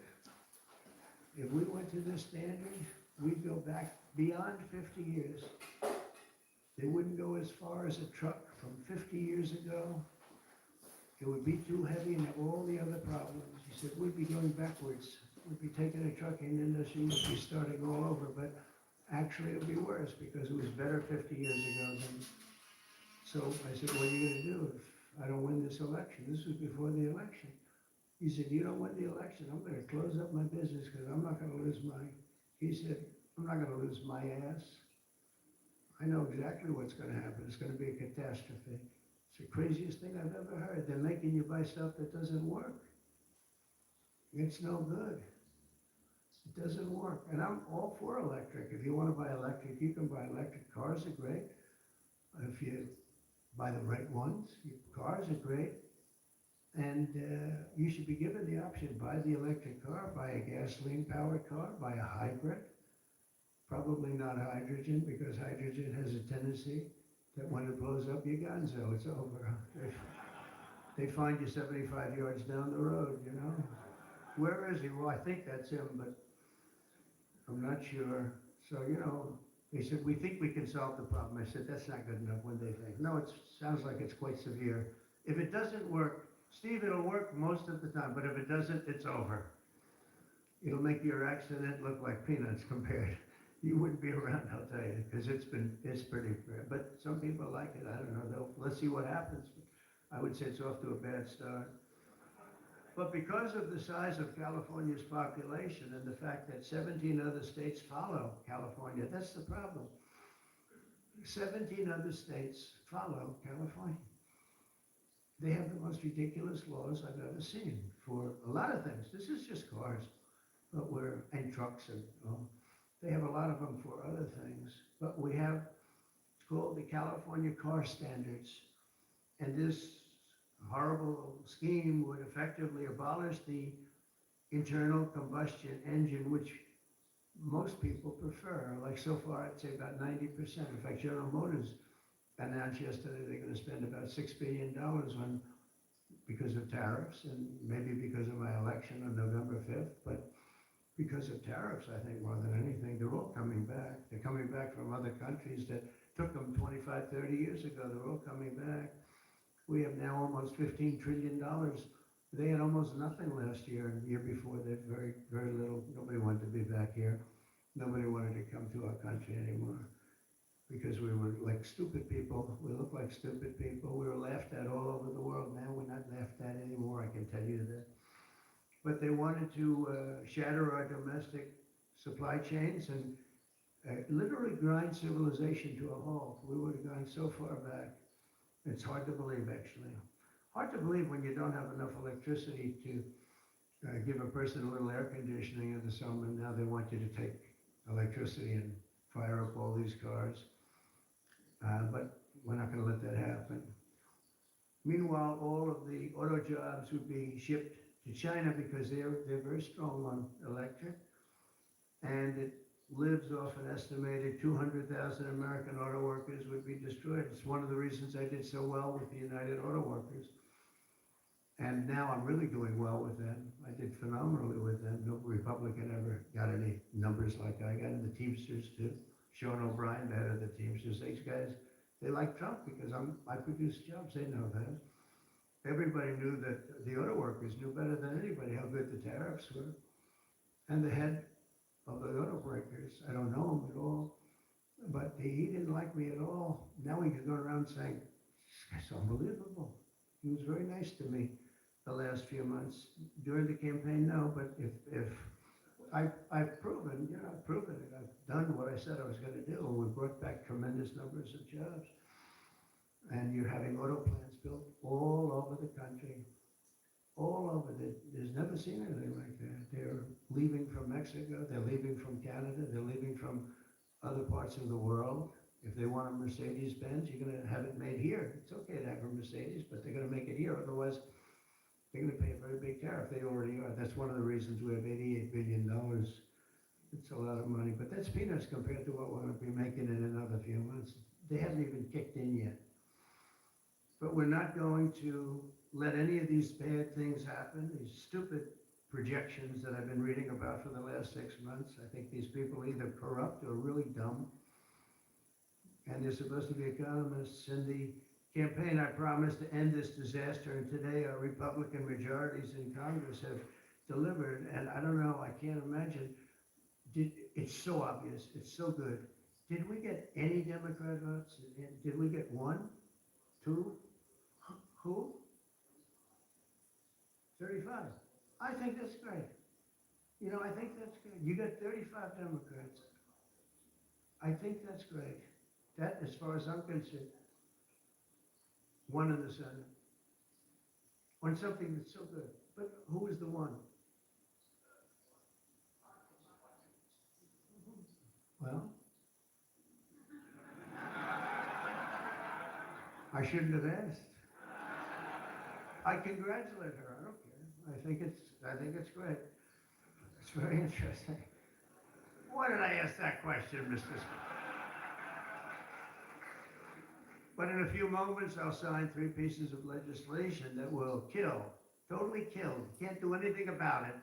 They can't take us to court. They can't do any of the things they can do with the executive orders. And it's permanent. I'll sign 3 pieces of legislation that will kill the California mandates forever, and they're never coming back. Now, the auto companies are the most happy because now they're going to be designing and building one auto. It will be much cheaper. It's a much less expensive. They were showing me, one of the most respected people was showing me that to save a little, like a half a glass of fuel, cost them thousands of dollars with new computers and stop it. The engine is to stop and then turn on and blah, blah, blah. And I said, does it work as well? No, it's terrible. It's terrible. And that's to save a little bit of fuel, this much fuel that Chris Wright can produce with one extra little oil well someplace, right? One little, a small one, a very small one. But think of it, your cars are going to cost you $3,000, $4,000 less, and you're going to have what you want. And again, you can get any car you want. You can get electric. A lot of people love the electric. They like Tesla. So do I, in all fairness. I like Tesla. And I like others too. But I also like combustion engines. And there are reasons for a lot of things. When I was in Iowa, we had an unbelievable victory, if you remember. Remember? That was nice. We won by like so much. Nobody even talked about anything else. That was a great picture, but it was unbelievably cold that night. And I was going to watch my victory in the area where I was going to make a speech, and the whole place was littered with cars. I said, what happened? They were electric cars, and they don't work in cold. I said, I didn't know that. And they don't work in extreme heat either. Other than that, they're wonderful. But if you're in a cold climate, how do you do that? But they're electric cars, and I noticed that, and then I didn't pay much attention because we won by about 65 points, so I was more interested in that. But I do remember that scene. I said, what the hell is going on over here? This historic action will also help us reduce inflation and bring down the price of automobiles and electricity, very, very substantial. You know, we're building massive electricity right now. It's already started because of that guy right there, Lee Zeldin. By far the most important man in the room, Mr. Speaker. Stand up, Lee.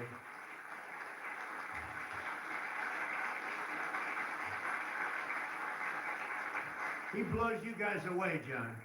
He blows the politicians away. I'm sorry right now. He's a great politician. He almost won for governor in New York, which is just missed by a few points. And that was another race that was not winnable, but you almost got it. But I think what you're doing now is even bigger if you want to know the truth. I think it's actually more important if you can believe that. Under the previous regime, car prices skyrocketed as a direct result of the mandates. These mandates, this nonsense that you had to do. And they have so many other rules and regulations that the car companies who are here today appreciate that. And Susie Wiles is here today. Stand up, Susie. Most incredible woman. Most powerful woman in the world, they say. She's the most powerful. She was rated the most powerful woman in the world. Susie Wiles. One phone call and a nation is destroyed. She could destroy 5 nations with 5 calls, and she's doing a great job. More importantly, right? Doing a great job. Nobody like.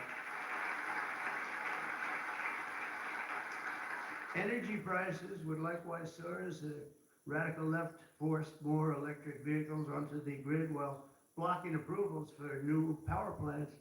They want to block the approvals. They want you to have a car with electric, but they block the production of the juice that runs the cars, all of them, all forms of cars. It's just the craziest thing. We're in a different sphere now. We're a whole different planet right now. The result would be rolling blackouts and a collapse of our power systems. We'd have a total collapse. You couldn't do it. You couldn't even do it. Think of it, they're forcing you to do something, and they want you to do boats also. I assume boats are being covered by this. And boats, they want you to go all electric, and the batteries are so heavy, the damn boat practically doesn't float. I used to have a lot of fun talking about that one on the tours. We talk about it. And I said, what would happen if the boat sank? Because we went to North Carolina, South Carolina, we visited boat factories. Unbelievable guys. And they said, sir, we have one problem. They're forcing us to go electric for the boat. I said, how's it going to work? The boat will not float, sir. It's so heavy. And it won't go fast, and lots of other. And I did ask him a question, because I have a lot of background. My uncle was a big shot at MIT, the smartest guy. He never had a smarter guy. And I guess I have a little of that. My first question was, what would happen if the boat sank? Do you get electrocuted? Remember I said that? And I used to be decimated by these people back here, right? I used to be decimated. They'd say, what kind of a crazy question is that? So I'm actually serious. What happens if you're an electric boat and the boat is going down? You're in trouble, Susie. And I used to say, remember, oh, I'd get decimated. The audience loved it, but the press would laugh at it. I said, so if I have my choice of going down, we're jumping 5 or 6 yards away from the boat, but there's a shark there. What do I do? You know what I said? I'd rather be electrocuted. I said, I'll take electrocution every single day. But actually, he said, nobody's ever asked me that question, sir. He makes boats. Nobody ever asked me that question. This is really an unusual question. He said, and honestly, I don't have the answer. He wasn't able. I said, don't worry about it. If I win, you won't have to worry about it. But today we're saving California, and we're saving our entire country from a disaster. Your cars are going to be thousands of dollars less money. And even the ones that, if you buy electric, we're not going to make you do certain things that are just a waste of money and just time-consuming waste of money. They make you do things that are no good for anybody, make the car worse, and make it much more expensive. Over the past 5 months, our administration and Republicans in Congress have fought for the American auto worker and for Teamsters and for, by the way, right to work. We have them all. We just call them just workers. We fought for workers like no one has ever fought before. I understand that. It's why we won. We won with workers. We won with young people. I just saw with TikTok. I was #1 on TikTok in its history. Can you believe that? So I guess I like TikTok. That's why they're saying, are you saving? And we probably will save TikTok, actually. But on my first day in office, I ended the Green New Scam and abolished the EV mandate at the federal level. We abolished it, which is basically that everybody will be driving an electric car within a very short period of time. Now I know why Elon doesn't like me so much, which he does, actually. He does. And he never had a problem. You know, it's very interesting. This is not something new. This has been there from day one, Speaker, right? We're going to abolish the EV mandate. And Elon still endorsed me because honestly, he never ever spoke to me about that. And I used to say, I'm amazed that he's endorsing me because that can't be good for him. I'm abolishing the EV mandate. And I once asked him about it. You never talked to me about that. He said, well, as long as it's happening to everybody, I'll be able to compete. It's a very interesting answer. I thought it was a very honest answer, to be honest with you. And I talked about it, that incredible, you know, you would have thought he would have been from day one. You gotta make sure you don't do the EV mandate, the abolishing. He never did. He was very honest in that sense. And he did say to me, I actually asked him because it was like really strange how I'm with him. He's very, you know, a friend of mine, and he makes electric cars, and we're saying you're not going to be able to make electric cars, or you're not going to be forced to make all of those cars. You could make them, but it'll be by the market, judged by the market. And that's what he said. He said, as long as I'm on the same plane as everybody else, we're going to do good. We make a better product. I said, that's very cool. It's very cool. That was my answer. After that, he got a little bit strange, but I don't know why, over much smaller things than that. As part of the One Big Beautiful Bill, we'll also further slash the funding for the Green New Scam. As you know, it's the greatest scam in history, saving American taxpayers hundreds of billions of dollars. The windmills are killing our country, by the way. The fields are littered with them, junk. They're littered with them. And they get older, and they get rusty, and they get bad, and they get... And this is other countries also. It's the greatest scam in history. It's the most expensive energy you can buy. They're ugly. A friend of mine comes from Minnesota. He's been in New York. He hit it big. He's a very successful guy, actually. And he wanted to go back, see his mother who's not well. And he went back to Minnesota. Hasn't been back there in 20 years.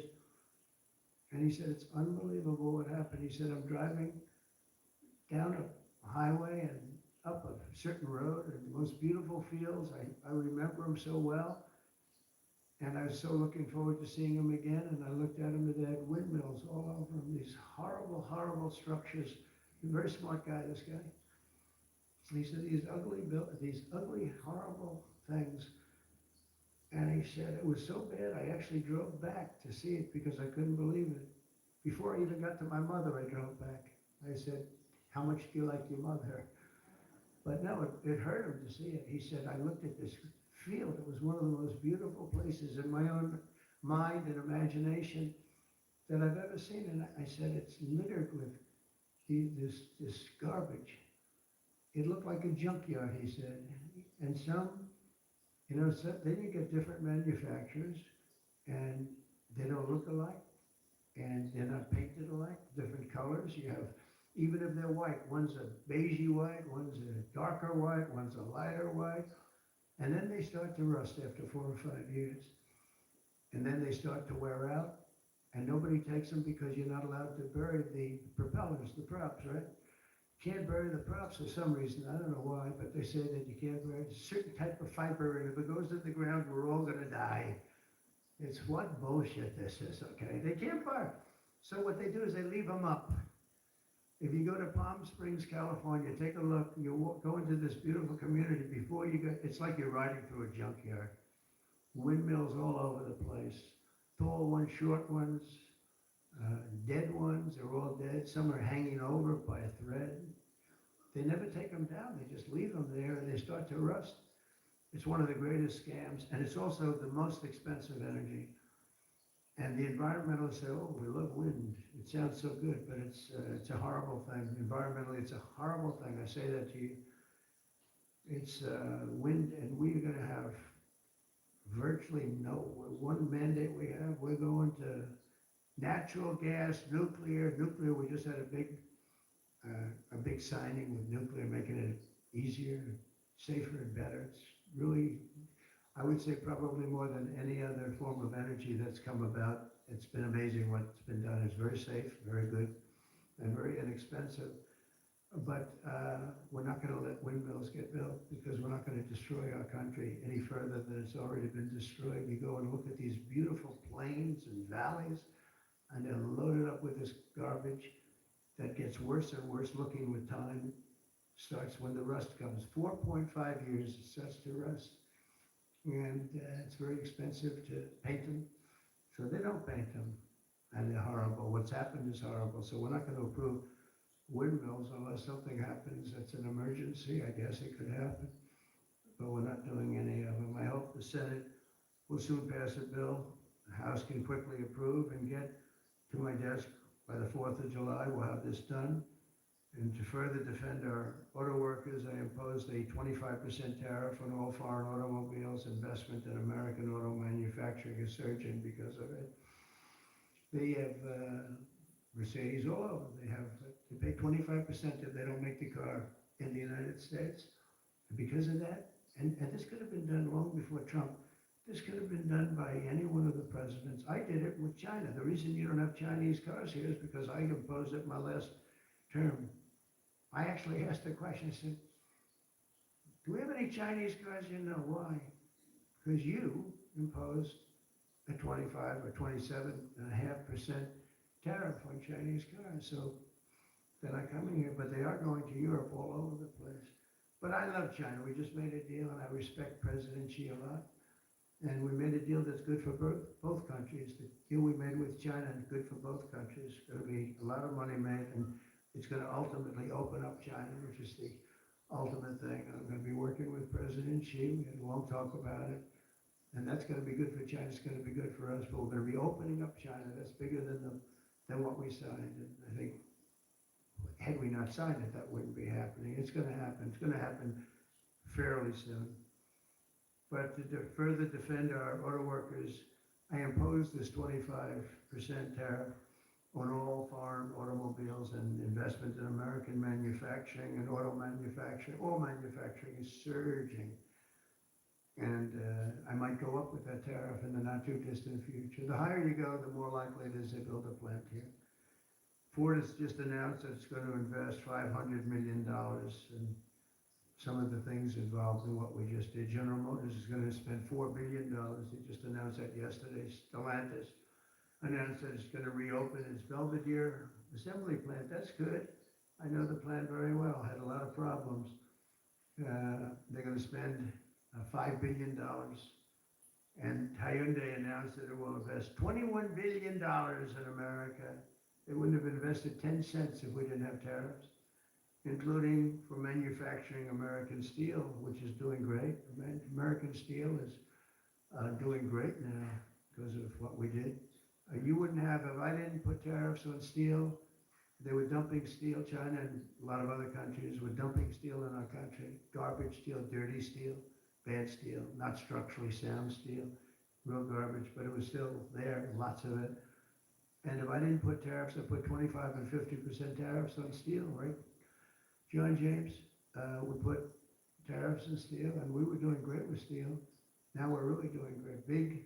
A big investment is being made in Pennsylvania. You've been reading about it. They're going to spend $17 billion on U.S. steel. And all the steel workers wanted it. And we have a golden stock. We have a golden share, which I control, or President controls. Now I'm a little concerned whoever the president might be, but that gives you total control. It's 51% ownership by Americans. And we have a company, a great company, Nippon. They're coming in from Japan. They're going to spend $17 billion. And somebody said, well, what happens if it doesn't work out? I said, they spent $17 billion. We can't put it on a trailer and drive it to Japan. This is steel mill. You know, some businesses you can move. You move your office and that's where the business is. With this business, they're spending think of that, 17 billion. They're going to have them all over the country. I want to introduce several of the great Americans representing the millions of people whose livelihoods we're saving with today's action. I just can't tell you how incredible this action is, because nobody thought. This was one that I wasn't so I would have rather had it than almost anything, but I was told by everybody, except that guy right there, that you couldn't get it. Bill Kent runs a chain of family-owned convenience stores that opened in West Texas in 1957, known as Kent Quick. And Bill, if you could come up and say a few words about what the signing means to you, please.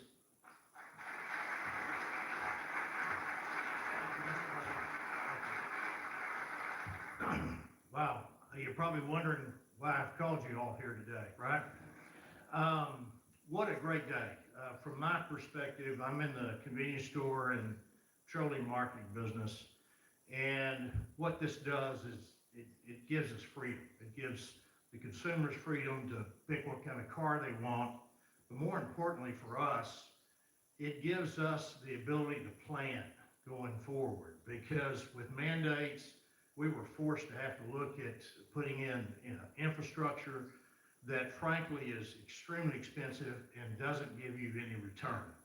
So this allows us, it's going to free me up and our companies up to invest in what people want, in the cars they want, and it's a great day. So, Mr. President, Congress, thank you, Steve, everybody, thank you so much. Thank you.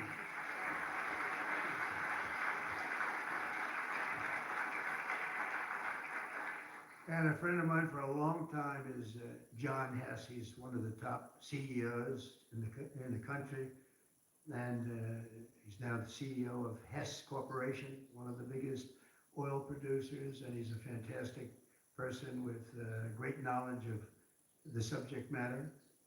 Can you say a few words, John? I see you in the audience.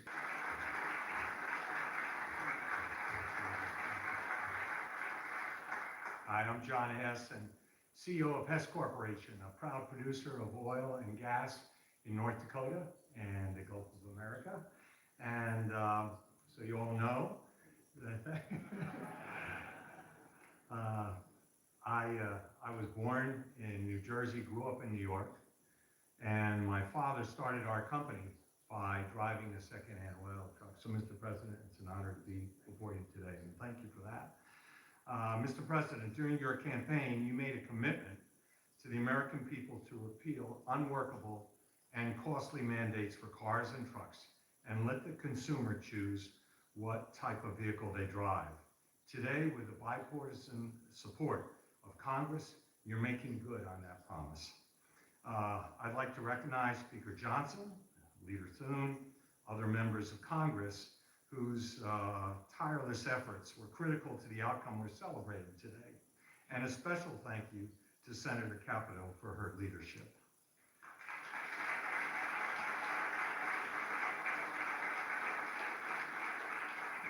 This announcement today is about consumer choice and affordability for American families. It's also about making our country auto industry more competitive, Mr. President, and you said that very eloquently. As you know, Mr. President, one-size-fits-all policies like those adopted in California do not work. America, in every state, every American should be able to choose what they want to drive, not the government. We as a country would be basically leaning into our competitive advantage with this repeal on oil and gas. Oil and gas are a strategic industry for our country, underpinning energy dominance, economic prosperity, and national security. We are truly energy independent. So, Mr. President, on behalf of Hess Corporation, on behalf of the oil and gas industry, and every family across our country, thank you for your courageous leadership and your commitment to consumer choice and energy affordability. Thank you very much.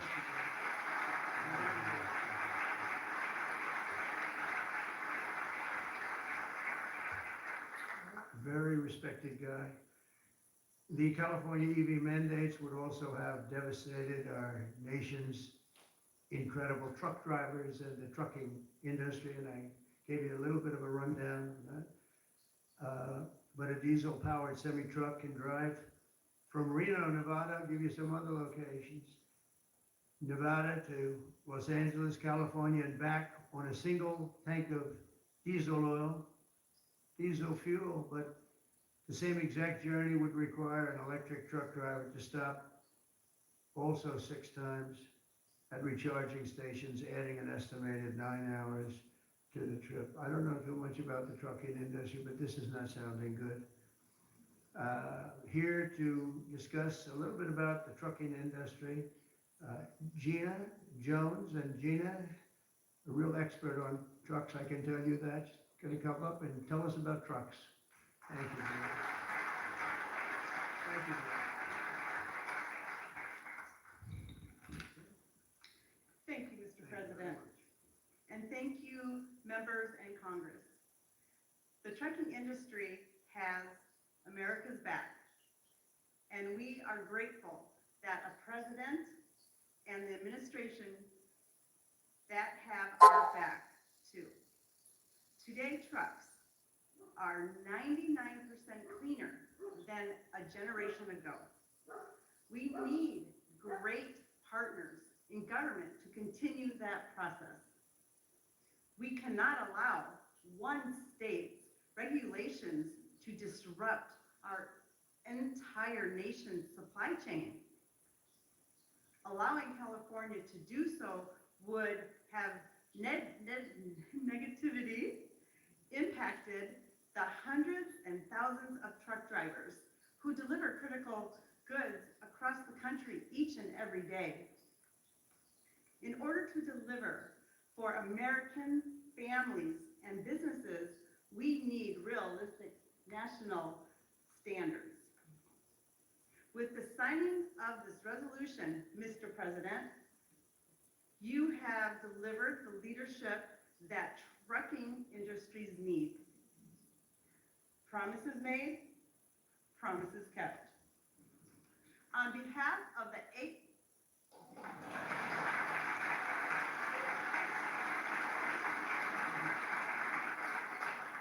On behalf of the 8.5 million Americans who work throughout the trucking industry, I thank you.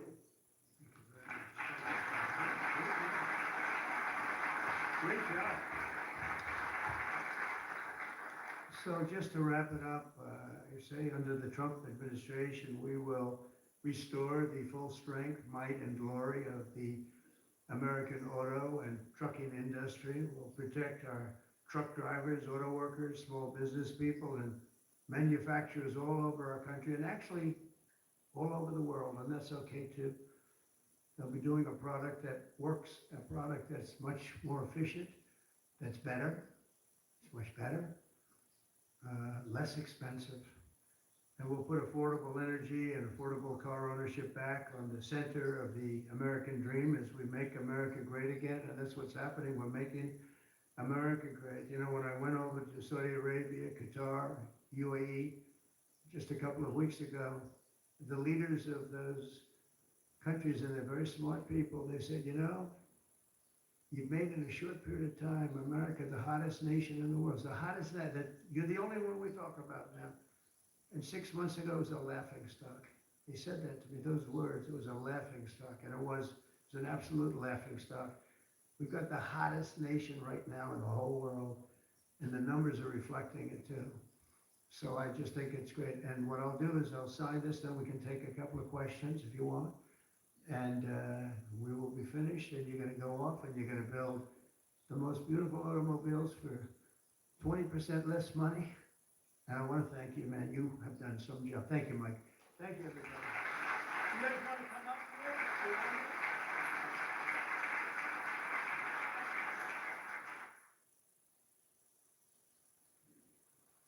Come on, sit around here.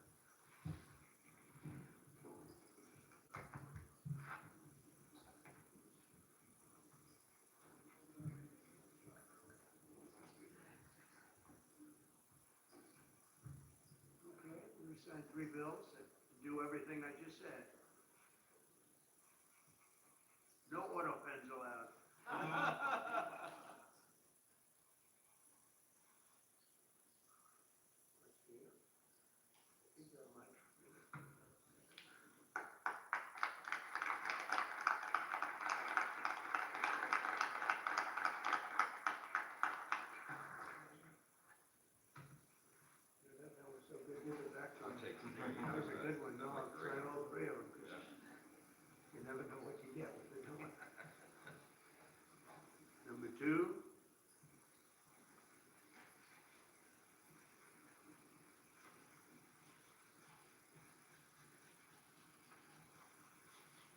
very steady hand. It's very important.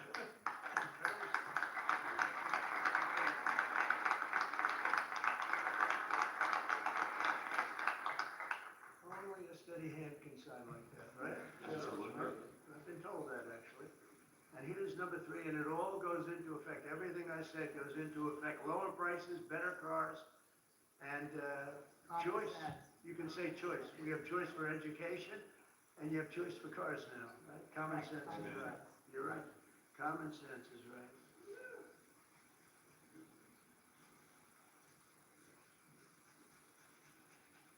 Okay, now I can give you a pen.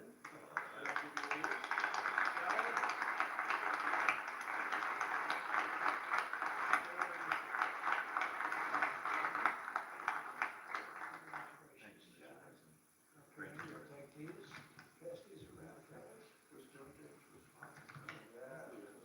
You have one, John? Pass them around. Okay, everybody. You're gonna take them.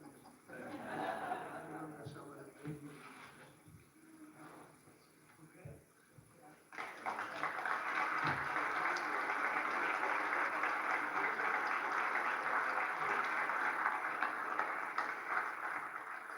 Go ahead, please.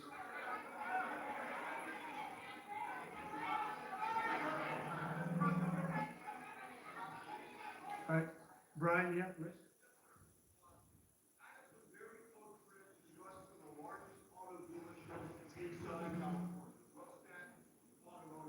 Good.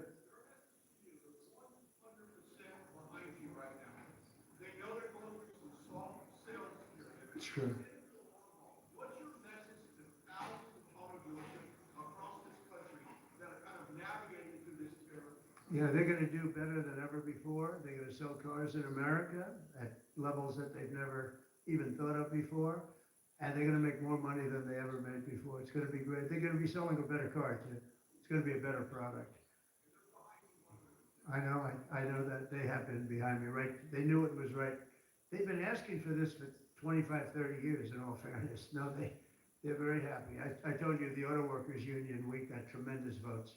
But they like me today even better than they did on election day on November 5th, because they see the results now. They're all happening. And yeah, they have plants moving in, Brian. A lot of plants are moving in. Thank you very much for that question. Yeah.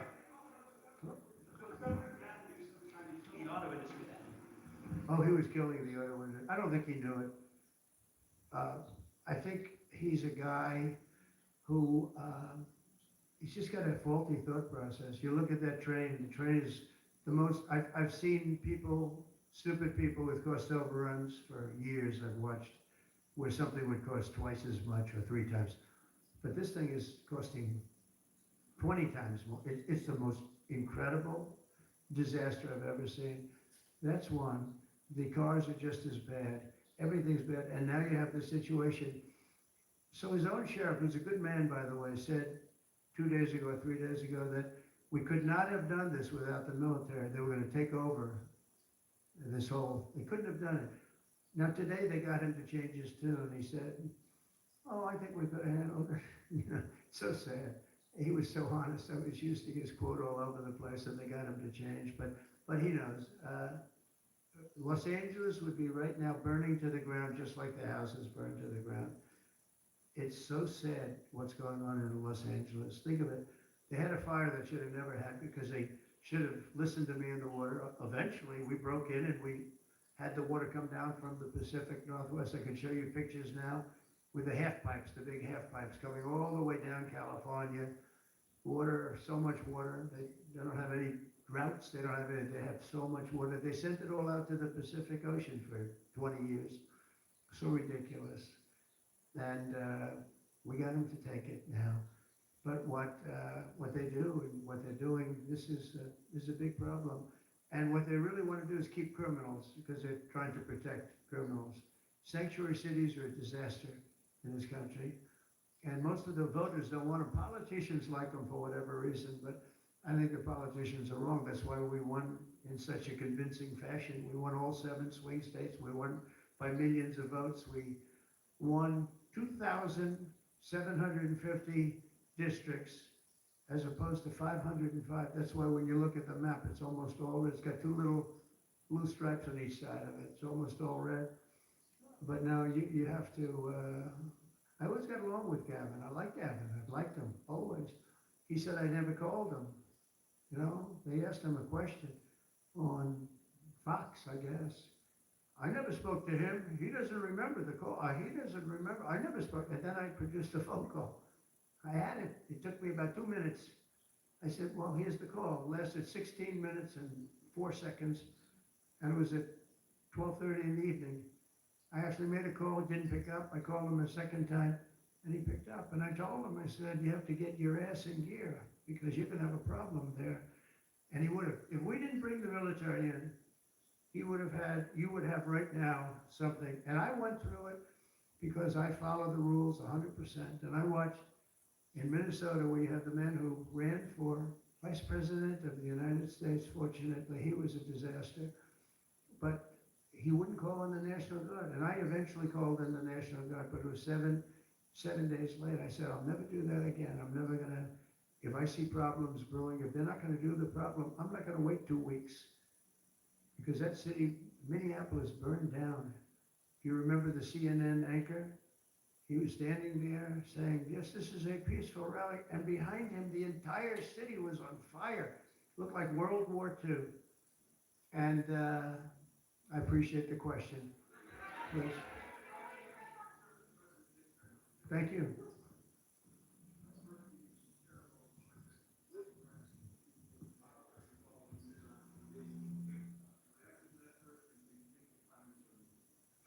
The plane crash was terrible. I've already told them anything we can do. It's a big country, a strong country. They'll handle it, I'm sure. But I let them know that anything we can do, we'll be over there immediately.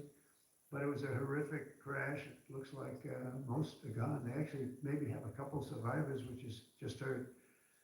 But that was a horrible crash. Nobody has any idea what it might be. I gave him a couple of pointers. I said, maybe you look at this or that. You know, we saw the plane. It looked like it was flying pretty well. It didn't look like there was an explosion. It just looked like the engines maybe lost power. But boy, that is a terrible crash. It's one of the worst in aviation history. Yeah, second.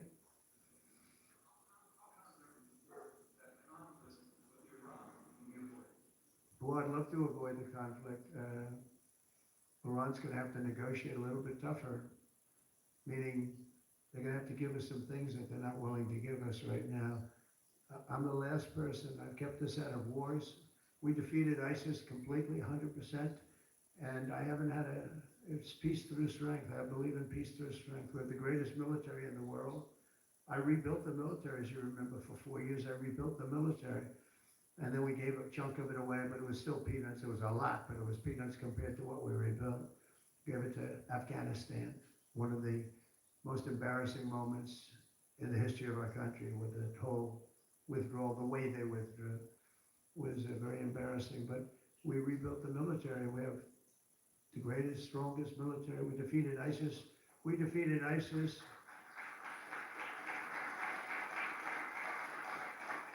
We defeated ISIS in 4 weeks. It was told to be 5 years. It was going to take 5 years, anywhere from 4 to 5 years. We did it in 4 weeks. With, by the way, headed by the general who's now the head of the Joint Chiefs of Staff. That's why he's there. He said it would take 4 weeks, and he did it in 4 weeks. He did actually a little bit faster. So we have a great country, and we're going to keep it that way. And when it comes to Los Angeles or other cities, if we see other cities are gearing up, and these people are agitators, they're paid, they're professionals, they're insurrectionists, they're troublemakers, they're all of those things, but I believe they're paid. And we're going to find out through Pam Bondi and her great staff, her great people at Justice, who they are. And Mike, I think you're doing some investigations in that in Congress, but we're going to find out who they are, because they're really, I think what they're doing is unbelievably illegal. Just one thing, so they took the bricks away from people. They're walking in with satchels of bricks. You know, why do you have bricks? You have bricks because you throw bricks. They're very potent. They hit you, they kill you. And they took them away. The military took them away. They saw him, what the hell is this? The guy could hardly carry many bricks. He's a strong guy, couldn't carry him. And they saw that and they took them away. Then they found others with bricks. But they're ingenious. They also brought hammers along, very heavy hammers. And I saw them pounding the curb and kept pounding the sidewalk. And it was like a military operation. This guy's pounding strong, boom, big shots. And it was breaking up granite, the granite curbs. And the granite was breaking up and the concrete was breaking up. And there was lines of people standing there and they're handing him. And then he stopped handing them. They just went down and picked him up. It was so professional. He said, that's a professional organization. This is not like people at random. This guy's breaking up because they couldn't use the bricks. So who would think of this even? Did a lot of damage, a lot of curbs are broken, a lot of sidewalks broken, but I never saw that before. That's one I haven't seen. I thought I saw it all. And they had it on tape. And with that, people get killed. You know, they go to the bridges and they drop the concrete off the top of the bridge with a car coming along at 70 miles an hour and the person dies. We had a lot of car problems. You saw that. They were all over the road. They were littered all over the road where the cars got stopped by concrete going through the front windshield. Now, these are bad people. If we didn't go, Los Angeles right now would be on fire. It would be a disaster. And we stopped it. And last night was very good. Nobody showed up. You know why they didn't show up? Because we were there. If it was just the police, because the police are great. I know those police, they're great, but they're told not to do anything. They're not allowed to act. Thank you.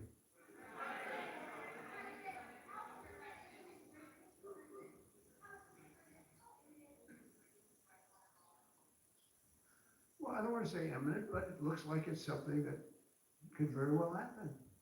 Look, it's very simple, not complicated. Iran cannot have a nuclear weapon. Other than that, I want them to be successful. I want them to be tremendous. We'll help them be successful. We'll trade with them. We'll do whatever is necessary. You know, I stopped a war between India and Pakistan. And I stopped it with trade. Nobody, I don't think I've ever seen a story written about it, but it was pretty cool. They were getting ready. Pakistan was there trying to hit. Eventually they're going to go nuclear. And I stopped it. I called each. I respect each leader greatly. I know them. And I spoke to them and I talked about trade. I said, but you're not trading with us if you're going to go to war. If you're going to start throwing nuclear weapons around. And I said it to both of them, and they were both unbelievable, actually. They understood it exactly. They stopped. I stopped that war with phone calls and trade. And India's here right now negotiating a trade deal, and Pakistan's coming, I think, next week. And I'm very proud of that. Nobody died. Nobody, the nuclear weapons, they each have very severe, very substantial numbers of nuclear weapons. And I think we should get some credit for that. You know, the whole Republican Party should, because that's their mindset. Please. Yes, ma'am? What?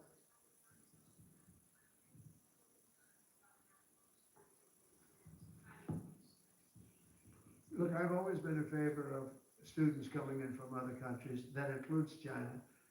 And we have 500,000 Chinese students coming in. I've always been in favor of it. Does it mean that you have to watch people? Yeah, you have to watch students, but you have to watch other people also. I've always been strongly in favor of it. I think it's a great thing. It's good for our schools. I think it's good for our country. I'm also in favor of having them stay. I've been in favor of letting them stay. If you get educated for 4 years, you're willing to get educated for 4 years. I like people being able to stay. You know, they have some great students. You have some, these are Republicans, Clark. You know, because a lot of Republicans don't like that idea. I happen to like it. I'm a real Republican, believe it or not. But I like the idea. They go 4 years. To me, that's almost like, you know, just buying your way in a very legitimate way. And you have stories where Apple wants to hire somebody and they can't hire because he can't stay. He went to a great school. He finished first in his class. They made him a big offer and everything's done, but he has no idea whether or not he's going to be able to stay. And I'm all for making sure that people like that can go to work for all of our great companies. And you know what they do? They go back to their country, and there are stories that are all over the place. They go back to their company and they start a company just like they were going to start here. They end up starting it in China or India or someplace else, and now they're among the richest people in the world. They've got thousands and thousands of employees that make it great. This is happening all the time because they're not allowed to stay. And I think we'll probably end up doing something about that, right?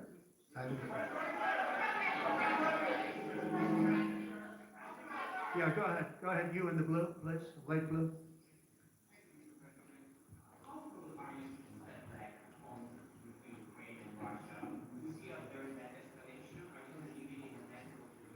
I'm very close to the situation. I'm very disappointed in Russia, but I'm disappointed in Ukraine also, because I think deals could have been made. And, you know, we're losing 5,000-6,000 people a week, soldiers mostly, but also people living in towns because they're getting hit by missiles again. How'd you like to live in a building and you think a missile has a good chance of hitting your building during the evening? It's horrible. Must be horrible to live like that. But, I mean, we'll get it, but it's, I'm disappointed that it's not done. We did great with India and Pakistan. We did very good with Israel. I thought, look, October 7th was a disaster. People forget, you know, they like to forget. That was a horrible thing. But, you know, none of these things would have happened if I were president. If I were president, none of it would have happened. You wouldn't have the Israel problem. Iran was broke. They had no money. We had big sanctions on them. Biden immediately let them get rich. $300 billion they have right now. But they had no money for Hamas or Hezbollah. They had no money for anything. It was perfect. We wouldn't have had inflation that was caused by oil, Chris. The oil price went through the roof. It was also caused by their spending, but it was caused more by oil than anything else. The oil went so high, got close to $100 a barrel.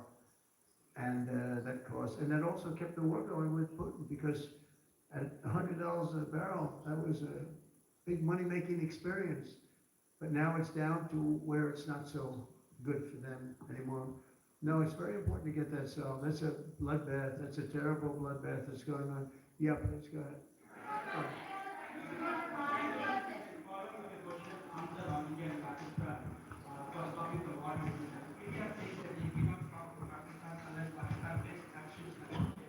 We're going to get those two getting together. You know?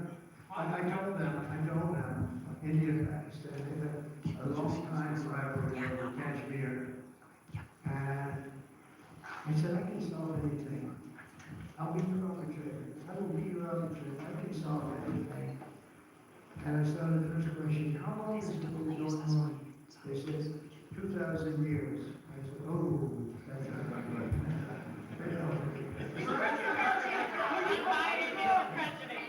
When I heard 2,000 years, I said, maybe I'll have John myself.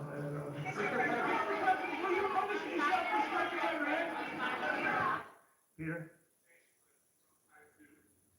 First, on immigration, what made you change your mind about targeting in California, farmers and people in the hotel and leisure business? Well, we're not targeting. In fact, if you look today, I put out a statement today about farmers. Our farmers are being hurt badly by, you know, they have very good workers. They've worked for them for 20 years. They're not citizens, but they've turned out to be, you know, great. And we're going to have to do something about that. We can't take farmers and take all their people and send them back because they don't have maybe what they're supposed to have, maybe not. And you know what's going to happen and what is happening? They get rid of some of the people because, you know, you go into a farm and you look and people they've been there for 20, 25 years and they've worked great and the owner of the farm loves them and everything else, and then you're supposed to throw them out, and you know what happens? They end up hiring the people, the criminals that have come in, the murderers from prisons and everything else. So we're going to have an order on that pretty soon, I think. We can't do that to our farmers, and leisure too, hotels. We're going to have to use a lot of common sense on that.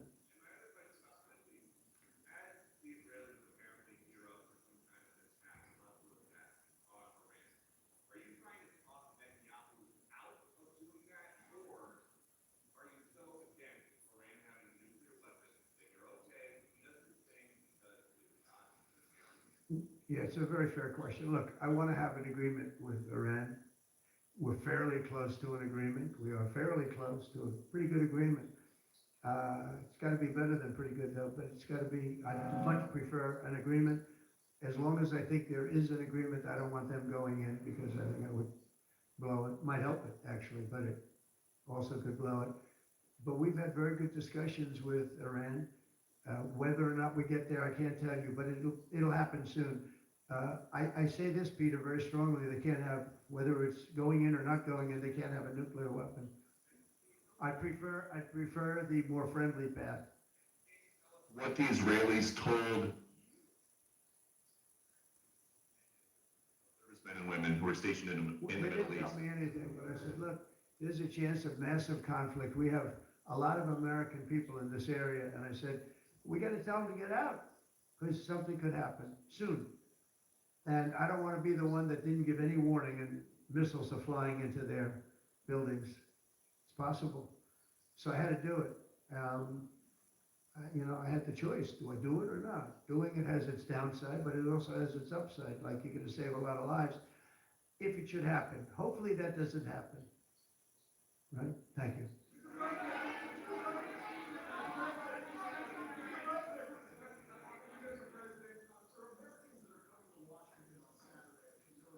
It's gonna be a great day. What would you like folks to take away from that day? What would you hope that they would remember? And also, Mr. President, Our country is, and how strong our military is. We have the strongest military in the world.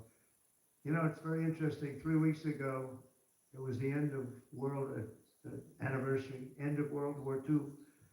And I called France and Macron was a good man. I said, what are you doing? He goes, we're celebrating World War II, our victory. I said, your victory? Your victory? Tell me about that. And then I called somebody else, and I happened to speak to President Putin at the time. Now, in all fairness to him, he lost 51 million people, and he did fight.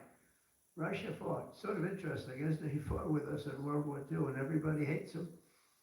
In Germany and Japan, they're fine. You know, someday somebody will explain that, but I like Germany and Japan too. But Putin is a little confused by that, you know. He said, we lost 51 million people, and we were your ally. And now everybody hates Russia, and they love Germany and Japan. I said, let's explain that sometime, okay? But it's a strange world. But I will say this, look, I want them to go away saying how great our country is and how great our military is. And I was making all these calls, and for some reason, I spoke to like 4 different places. Sir, are you celebrating? And I said, you know, we won World War II and World War I, right? We won them. And yet we're the only country that doesn't celebrate. Everybody's celebrating except us. And I said, we should celebrate too. several No Kings protests planned across the country on Saturday as well. What are your thoughts on those? What do they call it? No king? No Kings. I don't feel like a king. I have to go through hell to get stuff approved. A king would say, I'm not gonna get this. The king would have never had the California mandate to even be talking to him. He wouldn't have to call up Mike Johnson and Thune and say, fellas, you gotta pull this off, and after years, we get it done. No, we're not a king. We're not a king at all. Thank you very much. Go ahead, yeah, go. Sir, Go ahead. Mr. President, sir, you made a lengthy posting today on Truth Social about Senator Rand Paul. Do you expect to see him at the picnic tonight, sir? I do. I look forward to seeing him, actually. I like him. He's the hardest vote in the history of the U.S. Senate to get. Probably won't get him, but he's a very tough vote. I mean, he's a very tough vote. He's always been a friend of mine. You know, I endorsed him and got him elected. I got him elected twice, but I don't think he understands how great this bill is. This is a great bill. No tax on tips, no tax on, you know, the Social Security payments. It's unbelievable what happens. No tax on overtime. You work overtime, no more tax. It's so, those are big, but they're minor compared to the big things. Taxes reduced.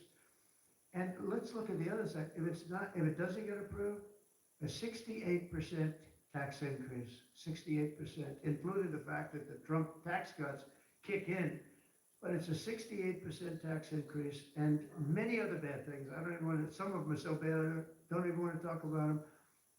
I think it's one of the greatest bills we'll ever pass in this country, and I think that Leader Thune and this gentleman right here, what he's gone through on this with, you know, we started off with a majority of 1, now I guess we have 7, so it's like easier, but it's really sort of 3. It's 7, but it really equates to 3, right? And we have great support. I mean, I can't tell you, I can't guarantee, but when you have a majority of essentially three, where you can't lose anything more than 3 votes, and you get it passed, it's pretty amazing. And I think it's gonna haunt the Democrats, because most of the bill is common sense. It's tax cuts, it's border wall funding, it's military funding properly spent. It's all things that are like common sense. They're all good. There's nothing tricky about it. It's basic stuff. And we don't intend on getting one, think of it, not one Democrat vote in the House. Mike, not one. Maybe somebody will come along. I don't know how they can run for office. So many different things. We're gonna, very important, Medicare and Medicaid are gonna be strengthened, not hurt. You know, they're using fake narrative. Oh, no, they're gonna be strengthened. We're gonna strengthen them. They're gonna destroy them, because under their policies, Medicare and Medicaid go away. Social Security under them is gonna be devastated. With us, it's gonna be kept, but much stronger than before. And very interestingly, I saw this and I proved it, because for 4 years, I never heard Medicare, Medicaid, or Social Security. I've already been there. But they're gonna destroy Medicare, Medicaid, and Social Security. They're gonna wipe them out, in my opinion, because their policies are so bad, the country will have no money to pay for them. We're gonna make them stronger than ever before. Thank you very much, everybody.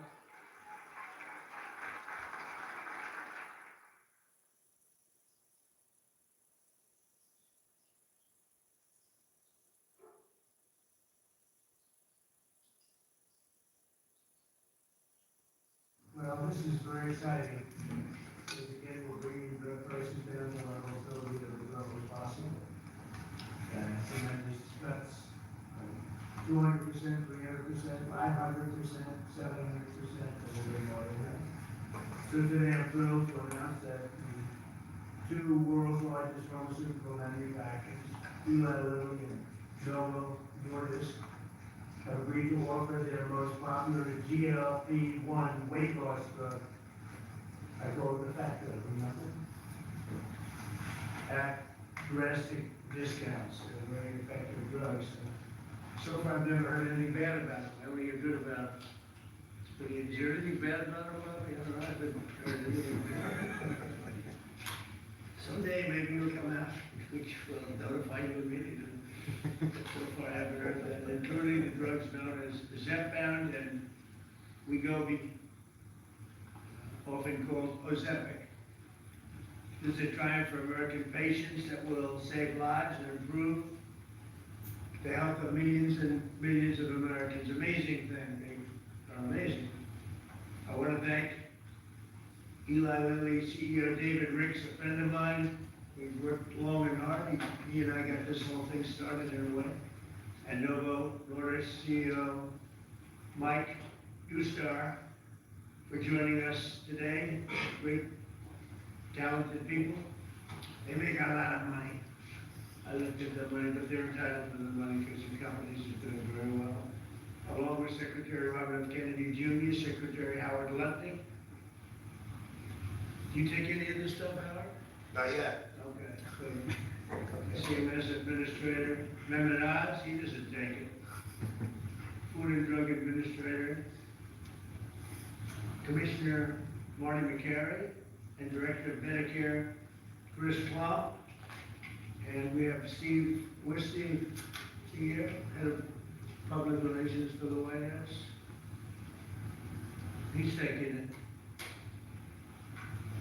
The United States is just 4% of the world's population and consumes only 13% of all prescription drugs, yet pharmaceutical companies make 75% of their profits from the American customer. I would say that's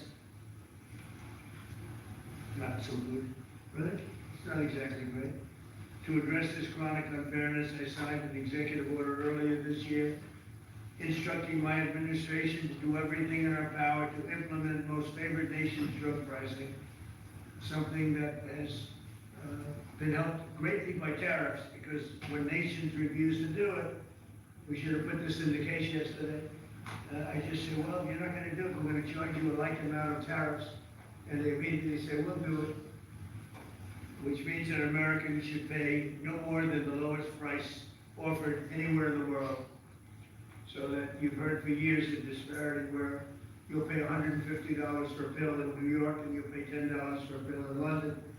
Now you're gonna pay $20 both, because the world is a little bit bigger than the US, so it goes up that way, but you'll pay $20 and $20. A tremendous advantage to our country after years of being abused by the world system. Already Pfizer, AstraZeneca, and EMD, Serrano, have agreed to drastically lower their prices for American patients, and today Eli Lilly and Novo Nordisk are joining the phenomenal list of the most exciting announcements. I mean, nobody's ever had announcements like, and this has to do with other pharmaceutical products also. But we're covering this today because it's such a big seller, because it's the #1 selling thing there is today. These are two companies that are behind the groundbreaking weight loss drugs that have helped millions of Americans struggling with obesity live better, longer lives, everything else. These are the two companies that really broke ground. Until now, neither of these two popular drugs have been covered by Medicare for weight loss, and they've only rarely been covered by Medicaid. They've often cost consumers more than $1,000 per month, and some a lot more than that. Americans have been spending as much as 520% more for Zepbound and 1,400% more for Wegovy than patients in Europe. Think of that. 1,400% more than a patient in Europe for the exact same box. And that is starting today. The other countries are not happy with us. Now, I don't think they like me too much, Bobby, but it's okay. Eli Lilly and Novo Nordisk are committing to offer Zepbound and Wegovy at most favored nations rates for American patients. This will slash the cost of Wegovy from $1,350 a month to ultimately $250 a month. $1,350 to $250. Did I do a good job? They're all right about it. You know, they like to not write these things.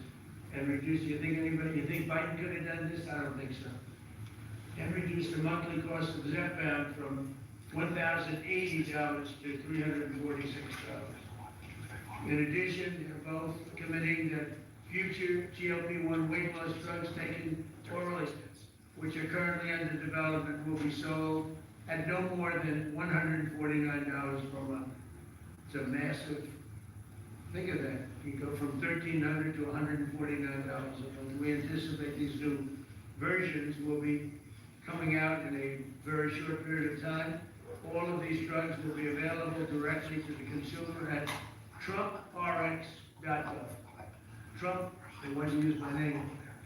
Trump, it better be good. TrumpRx.gov. And I think it's turning out to be pretty amazing, right? Yes. Just as significantly, Medicare and Medicaid will finally cover the cost of these weight loss drugs for millions of patients suffering from obesity. Co-pays for Medicare patients will be as low as $50. This is tremendous savings. I mean, now you're talking about from $1,350 to $50. This is tremendous news for the American seniors. And you all remember when I had 1/8 of 1% for the year. I got it 1/8, and I was so thrilled. But now we're cutting it 1,000%, 1,200%. Nobody's ever said anything like this. Nobody else could have done it, but I say that modestly. In addition, you think it was easy dealing with these people? It wasn't. You think it was easy saying, your drug, Mr. Eli Lilly, that we're selling for $1,300 is going to be sold for $250. You know the amazing thing, the stocks all went up. I mean, these guys are, if it is, because it's going to equalize the world. The world's a bigger place, and it's going to equalize. I was a little surprised to see that, but I'm happy about it. In addition, Eli Lilly and Novo Nordisk have agreed to provide all of their other medications to Medicaid at most favored nations prices. Most favored nations, meaning that you will pay the lowest price anywhere in the world. That's what you're going to pay. Whereas before they paid low prices and we paid, you know, thousands of percentile ahead more. And to sell these drugs to all consumers at deeply discounted prices via TrumpRx.com. When is TrumpRx.com opening? It's, the site is open, it will launch in terms of giving people prices before the end of the year. Okay, gotta make sure it's successful, it's got nothing. I don't wanna be like so many others. I don't wanna be like the train they're building in California. Which has about 15,000% cost overrun. Or the Obama, the beautiful Obama building that he's building in Chicago for the museum, which is now shuttered up and dead. They got it up, and they couldn't finish. It's about, would you say, 5 years behind schedule? And about 2,000% over budget. Then he tells us how to run Medicaid. Many of the most widely used drugs will be available for 60% off, or even more than that. In addition, all new medications introduced by Eli Lilly and Novo Nordisk to the American market will be sold at the heavily reduced most favored nations price. Most favored nations price estimates, because they have been thousands of percent lower than what we were selling in many cases. Furthermore, Eli Lilly is investing $27 billion. That's all. And Novo Nordisk will invest $10 billion. That's all. It's peanuts. In the United States to reshore, do a big domestic manufacturing job in the facilities they're gonna spend. So Eli Lilly spent $27 billion. Novo is spending $10 billion in the United States. So they're building new plant and equipment. That's part of what will be 20 or $21 trillion this year. There's never been anything like it. I know nobody talks about it, but there's never been anything like, I would say, you would say, that there's never been anything like this ever in, whether it's China or Europe, or you could take all of Europe, there's never been anything like this. So we're already past 17 trillion. We're gonna be, I think by the time the year closes out, we'll have investments of over $21 trillion based on the way we're going. And by the way, tariffs are very important. Not tariffs, perhaps it could be a little bit different, to put it mildly. Tariffs is so important. The decision of the Supreme Court would be devastating to our country if we got a negative, devastating if we got a negative decision. But this is a great day for American health and healthcare, and for all of American patients. These are things that are miracles that have this happen. And they're, you know, we're bringing all our medicines, again, because of tariffs, we're bringing all our medicines. If you remember where during COVID, we made almost no medicine here. We had to go to China, we had to go to Ireland, we had to go to other places, UK, to get our med. We didn't make it here. Now we're making it, we'll soon be making it all here, again, because of tariffs. And my election, but because of tariffs, much more. For years, politicians have talked about making healthcare affordable, but my administration is actually doing it. Americans deserve the best healthcare in the world, and we're now getting the best healthcare at the lowest price. So I'd like to ask someone who's doing a fantastic job, Secretary Kennedy, to say a few words, followed by Dr. Ross, Dr. Tom, and then Eli Lilly, CEO David Ricks, and Novo Nordisk CEO Mike Dustar. These are incredible stars in that business. Like Dustar is a big star. And I can tell you that David Ricks is one of the hottest people in the world in business, but the business that he's in is pharmaceutical. And the job he's done with Eli Lilly is incredible. Both of these gentlemen, they really are stars in the truest sense. And it's an honor to have you in the White House, and go to it, Bobby. Thank you, Mr. President. I want to start by thanking you, Mr. President, for declaring war on chronic disease in this country. This is something no American president has ever done. If we want to solve the chronic disease crisis, we have to tackle it, obesity. Obesity is the #1 driver of chronic disease. 50% of our adult population are obese or overweight, and it drives about 50% of healthcare costs in this country. Diabetes, cardiac diseases, we are going to see a decline because of this historic agreement. We're going to see a decline in cost, but also more importantly, in the afflictions themselves. There are, President Trump is the friend of the forgotten American. Obesity is a disease of poverty, overwhelmingly. And these drugs have only been available for people who have wealth. At one point, the majority of prescriptions, the highest concentration of prescriptions in this country was the Upper West Side of Manhattan. And what about the people who live in rural areas, who live in food deserts? What about the people in urban areas who live in food deserts and are suffering from obesity and are locked into that system where they can only get ultra-processed foods, which are aggravating the problem? This will be a lifesaver to them. It's not a panacea. It's not a silver bullet. President Trump has also instructed us to address and end the root causes of chronic disease, and we're doing that. We're about to release dietary guidelines that are going to change the food culture in this country. They're going to change the kind of food the military gets. They're going to change the kind of food that our children get. We're releasing those in December. The Presidential Council for Physical Fitness is going to get more Americans into, particularly our children, into physical activity so that we can attack the root causes of this. But in the meantime, there's nothing more important that we can do than lower this price. As I said, it is the #1 cost of all drugs. This is the biggest drug in our country. That's why this is the most important of all the MFN announcements we've made. This is going to have the biggest impact on the American people. All Americans, even those who are not on Medicaid and Medicare, are going to be able to get the same price for their drugs, for their GLP drugs. This happened because of the vision of David Ricks, of Mike Dustar, and the other people, and the people on our team who figured out a way to align the interests of the shareholders of their company with the health of the American public. And it is a momentous accomplishment. It took months and months of negotiations.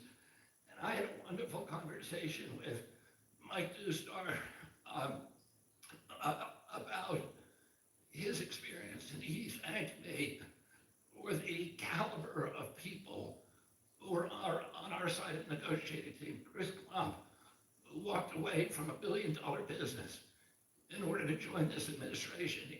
Emma Hernandez, David Brooks, and of course, Dr. Oz and Marty McCary, who made this happen. They saw that this could be a win-win situation, that this was not a zero-sum game. The Biden administration tried to solve this problem unsuccessfully, I might add, by throwing $40 billion at it. And they were able to achieve an agreement that will actually create savings for the American public. So we're making all of this available at a savings, and that's because the price of diabetes prescriptions is also going to drop. And the savings that we get from that are now going to make it available to people who do not have diabetes. People who have a BMI of 27 and above, who are pre-diabetic or have heart disease risk, they will be able to get it, but everybody will be able to get this drug, and it is going to change. We will lose, the American public, because of this agreement, will lose 125 million pounds by this time next year. So it is going to have dramatic effects on human health in this country. And I want to thank President Trump for his leadership. He said that I've gotten a lot done as HHS Secretary, and almost none of that is due to my ability. It's because I'm surrounded by people who are smarter than me, who are more able than me, and those people came into the administration because they were inspired by President Trump. People like Chris Klump are here because they see this. Yeah, believe me, they're a lot smarter than I am.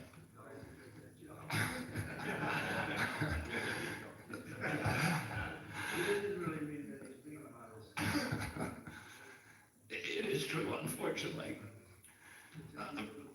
But I want to thank you, Mr. President, because you've made me a success here by allowing me to attract these extraordinary people. And I want to again thank David Ricks, who we've been in this Oval Office again and again. You keep saying he's the smartest guy in industry, that he could talk a dog off a meat truck. But it came to the table, and Mike Newstar told me, he said, People for 20 years that it was okay for you to pay $10 and for them to pay $140. That's why they paid 45, 50 million a year. He did, finally I said, but anybody can do that, they're entitled. But now it's down to what it should be. and Mike Newstar told me what a pleasure it was to negotiate with people who were smart, who had common sense, who were able to put themselves in his position and hammer out this deal that is good for everybody. And it's great for the American public. I want to close again by just saying that this is a tool in the toolkit. It is not a silver bullet. It is an arrow in our quiver. It will allow a lot of people who are locked into high-risk obesity to finally lose weight, to reset, and then start doing the kind of things that will address the root causes of obesity. So I want to thank these extraordinary CEOs for sticking with us on this, for allowing us to make this happen. Mike Newstar said to me, he said, we've known we've had to do this for many years. We just haven't been able to get over the edge, and that this President Trump's order, his executive order, was a catalyst to do something that we always knew needed to be done. So again, thank you for your vision, for your commitment, and thank you to all the CEOs and all of my team for making this historic agreement happen. Bobby, you haven't changed your view on Tylenol for women that are pregnant. No, as I said, There were some false reports out about Tylenol that Bobby changed his view. I don't think he's changed. I'm not going to change until the science changes, and the science does not look like it's changing. It's getting stronger and stronger. Every day, what we recommend is that pregnant mothers, talk to their physicians, that the mothers of small kids talk to their physicians, and we've advised the physicians to reduce the thresholds and to reduce the amount of Tylenol that they give to children as much as possible, and only use it when it's absolutely critical. So we're going to go through some of the deal points, but it does make itself clear that the real stake here is the forgotten man. President Trump, I believe you won the election because you remember the forgotten man. You speak to them, they hear you, they listen to you, and he connects well because he actually does things that materially change their lives. Secretary Kennedy spoke passionately, as he always does, about the problems with obesity. And just to put some very fine point numbers on this, obesity itself is responsible for half of all chronic disease and definitely generates more than a quarter of all the money we spend out of CMS, $1.75 trillion that we spend annually. We need to address this tempest of dramatically increasing prices for healthcare, and you're not going to do it just by throwing money at the problem. You have to actually literally deal with the causes of the increase in price, and pharmaceutical prices are a part of that. They've been a part of it for a long time, but this president insisted that we address it. In fact, the first time I heard this directly from you, sir, was in January at Mar-a-Lago, where he took Secretary Kennedy and myself, Mr. Ricks, who we'll hear from in a second, to dinner, and demanded explanations for most favored nation pricing and what's wrong with it. And there was not a good reason against it. Now, MAHA is critical. America will have to get fit in order to right-size the healthcare system, and MAHA has the answers. It has obesity management through diet and exercise and sleep and dealing with issues related to that. And I want to say it as clear as I can, obesity is not an absence of GLP-1 drugs. We're all clear on that. But as Secretary Kennedy said, it is an arrow in our quiver that we must use and should use. The MAHA movement means making it easier for the right things to happen, easier for you to be healthy. If you're sitting at home and watching, that's what MAHA means to me. Reducing cost of the #1 most expensive medicine category in our country for Americans does just that. It is as MAHA as it gets. Today's the fourth MFN. President Trump highlighted the first three. Leading U.S. company, leading European company. We've dropped in fertility drugs to make lots of Trump babies, I'm hoping by the midterms. But it's really about fairness. Fundamentally, it's fairness in pricing to Americans who have been getting ripped off paying 3 times more than their European counterparts for the exact same product made in the same factory, in the same bottle, in the same packaging. We shouldn't be paying 3 times more, and we are no longer doing that. Fairness to the forgotten man also means dealing with the reality that they can afford a life-saving, life-changing drug that 10% or more of affluent Americans take. But folks without means can't manage it. Secretary Kennedy mentioned New York City. It actually, the #1 zip code is the Upper East Side, which is where you have property.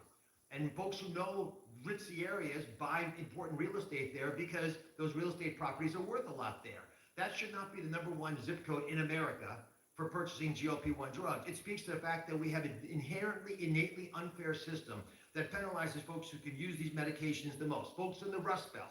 Now, what are you supposed to do if the right thing to do for your health is right there, but you can't afford to get it?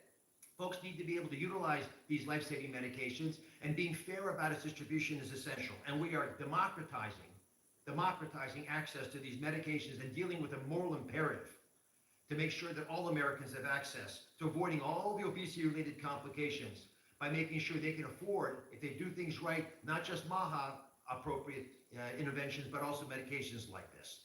In fact, we think these deals, and this part's very important, we believe these deals within 2 years, by the time the ink dries on these contracts that were signed earlier today, within 2 years, based on our health improvements, we will be budget neutral. These drugs will not cost us money. The American taxpayers will be getting their money back. That's how important it is for us to reduce the cost of healthcare in this country, especially when it's due to preventable problems like obesity. In addition, we have an update, Secretary Kennedy. We thought it was 125 million pounds. Mr. President, our estimate, based on the company numbers as well, is Americans will lose 135 billion pounds by the midterms. But I don't measure it in pounds. I measure it in saved lives.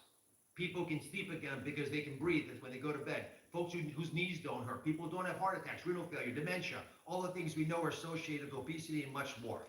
This wouldn't have happened if we didn't have the right tools and had the ability with the team that has been spoken of early. So I'm going to call out Abe Sutton. He leads in the back right there. He leads the CMS Innovation Center. It made the deal possible. And they are announcing today a new model, a brand new model aimed at getting to the vulnerable populations amongst us these medications. The forgotten man will be able to afford these drugs now. Governors will be thanking President Trump. They should be calling directly, sir, because they're going to be able to afford Medicaid next year in ways unimaginable, and they will stop crowding out education and other civil services. We cannot be a wealthy nation without being a healthy nation. That's why today's MFN deal is a historic step forward for all America. And this is something that I don't think is partisan. There is no way you can argue against what just happened. These numbers to my side here, that's just Administrator McCary, who's been instrumental in this process as well. $1,350 baseline. Chris Klump will go through the numbers, but just focus on that 245, which is what he's going to point you to. And Chris Klump has been an unbelievable leader, an innovator. You've heard his name before. He's spoken here before, but he is continuing to change the face of CMS. And I love the fact that with his leadership, we're bringing a lot of wonderful people in. Inma Hernandez has been mentioned, John Brooks as well, and many others, including Beth Kelly, who runs the legal issues around these issues, because these guys are barracudas, Mr. President. They will take you down, slice you in little bits. And Howard's been there. It's no longer happening. You've got sharp folks. We're open for business. It's a generational opportunity to serve, and people are showing up. God bless you. Let me introduce now Chris Klump, who is just makes my life easier every day. I'm so proud of him. All great deals are rooted in principles. We've talked about this before, and today we're announcing another truly great deal. I love this deal, and it's rooted in the principle of potential. This is about unlocking the full potential of every American, the grandmother, the grandfather, the father, the son, by unlocking access to affordable life-saving medications that make a meaningful difference in their lives when they need them most. That's what today delivers. It's a deal built on principle for people, for the American people, and backed by policy that works. So the most important step to getting healthy is believing that your life has value, that God meant for each of us to have purpose and joy and to live fully. And to do that, we must be good stewards of our body. And the president has been fighting to provide another tool to do just this and enable this. And it's my pleasure to get to outline the contours of the deal today. So first and foremost, customary with the 3 prior announcements, all of the customary most favored nation terms that you've grown familiar with apply to these 2 deals. So this is actually deals 4 and 5. Full Medicaid portfolios today at most favored nation prices. Shared savings from existing drug prices in Europe deployed back to the United States. All primary care drugs at US net prices or most favored nation prices available on Trump RX before the end of the year. And most importantly, all future drug launches across commercial, Medicaid, Medicare, and the cash markets at most favored nation prices going forward. Now, GLP-1s. So first, under this agreement, starting doses of oral GLP-1s will cost just $149 a month for everyone. That's roughly 1/8 the cost of the list price today. For Medicare, manufacturers are voluntarily reducing their prices for GLP-1s currently used for diabetes and other covered indications to $245 per month across all doses. The savings generated from this change in prices will be used to provide new coverage to obesity and those who struggle with obesity and also have high metabolic or cardiovascular risk. Again, all for the same $245 a month. That means Americans struggling with diabetes and obesity with heart disease or other chronic conditions can access these life-changing drugs more affordably. Medicare patients, importantly, will only pay $50 a month for a copay. This is a massive reduction from what happens today. For Medicaid, Novo and Lilly have agreed to extend the same new low government pricing to all 50 state Medicaid programs should they opt in. And we encourage them to opt in, and these will be available not just for diabetes and current covered indications, but also for obesity again. And in case you're getting tired of me saying it, at the same price of $245 a month, all covered doses. On Trump RX, the average price of injectables and orals will start at $350 on average. That's compared to roughly $500 today. And that will trend down to, you guessed it, the same $245 a month over the next 24 months. That is 1/5 of the list price. It is 1/2 of the best price in the United States today. We're hoping, Mr. President, that your friend who has to travel to England to afford these drugs will no longer need to do so and can come and do it in the United States. I'll also just mention that the $149 is $1 less than what you asked us to achieve. Just gonna make sure that's clear. So I want to highlight 2 other really important points that make me love this deal so very much. First, this isn't about spending more, it's about spending smarter.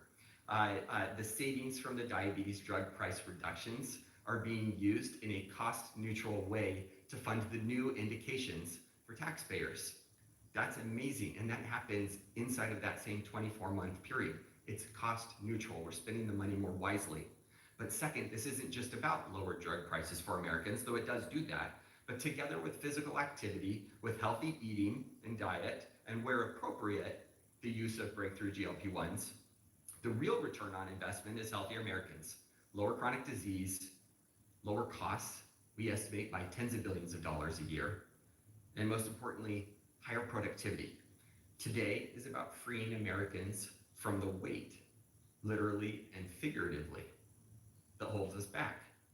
It's about unlocking the potential of every citizen to live fully, to contribute fully, and to find joy in their health. We cannot reach our full potential as a nation if we do not reach our full potential as individuals. And we cannot reach our full potential as individuals if we are not healthy.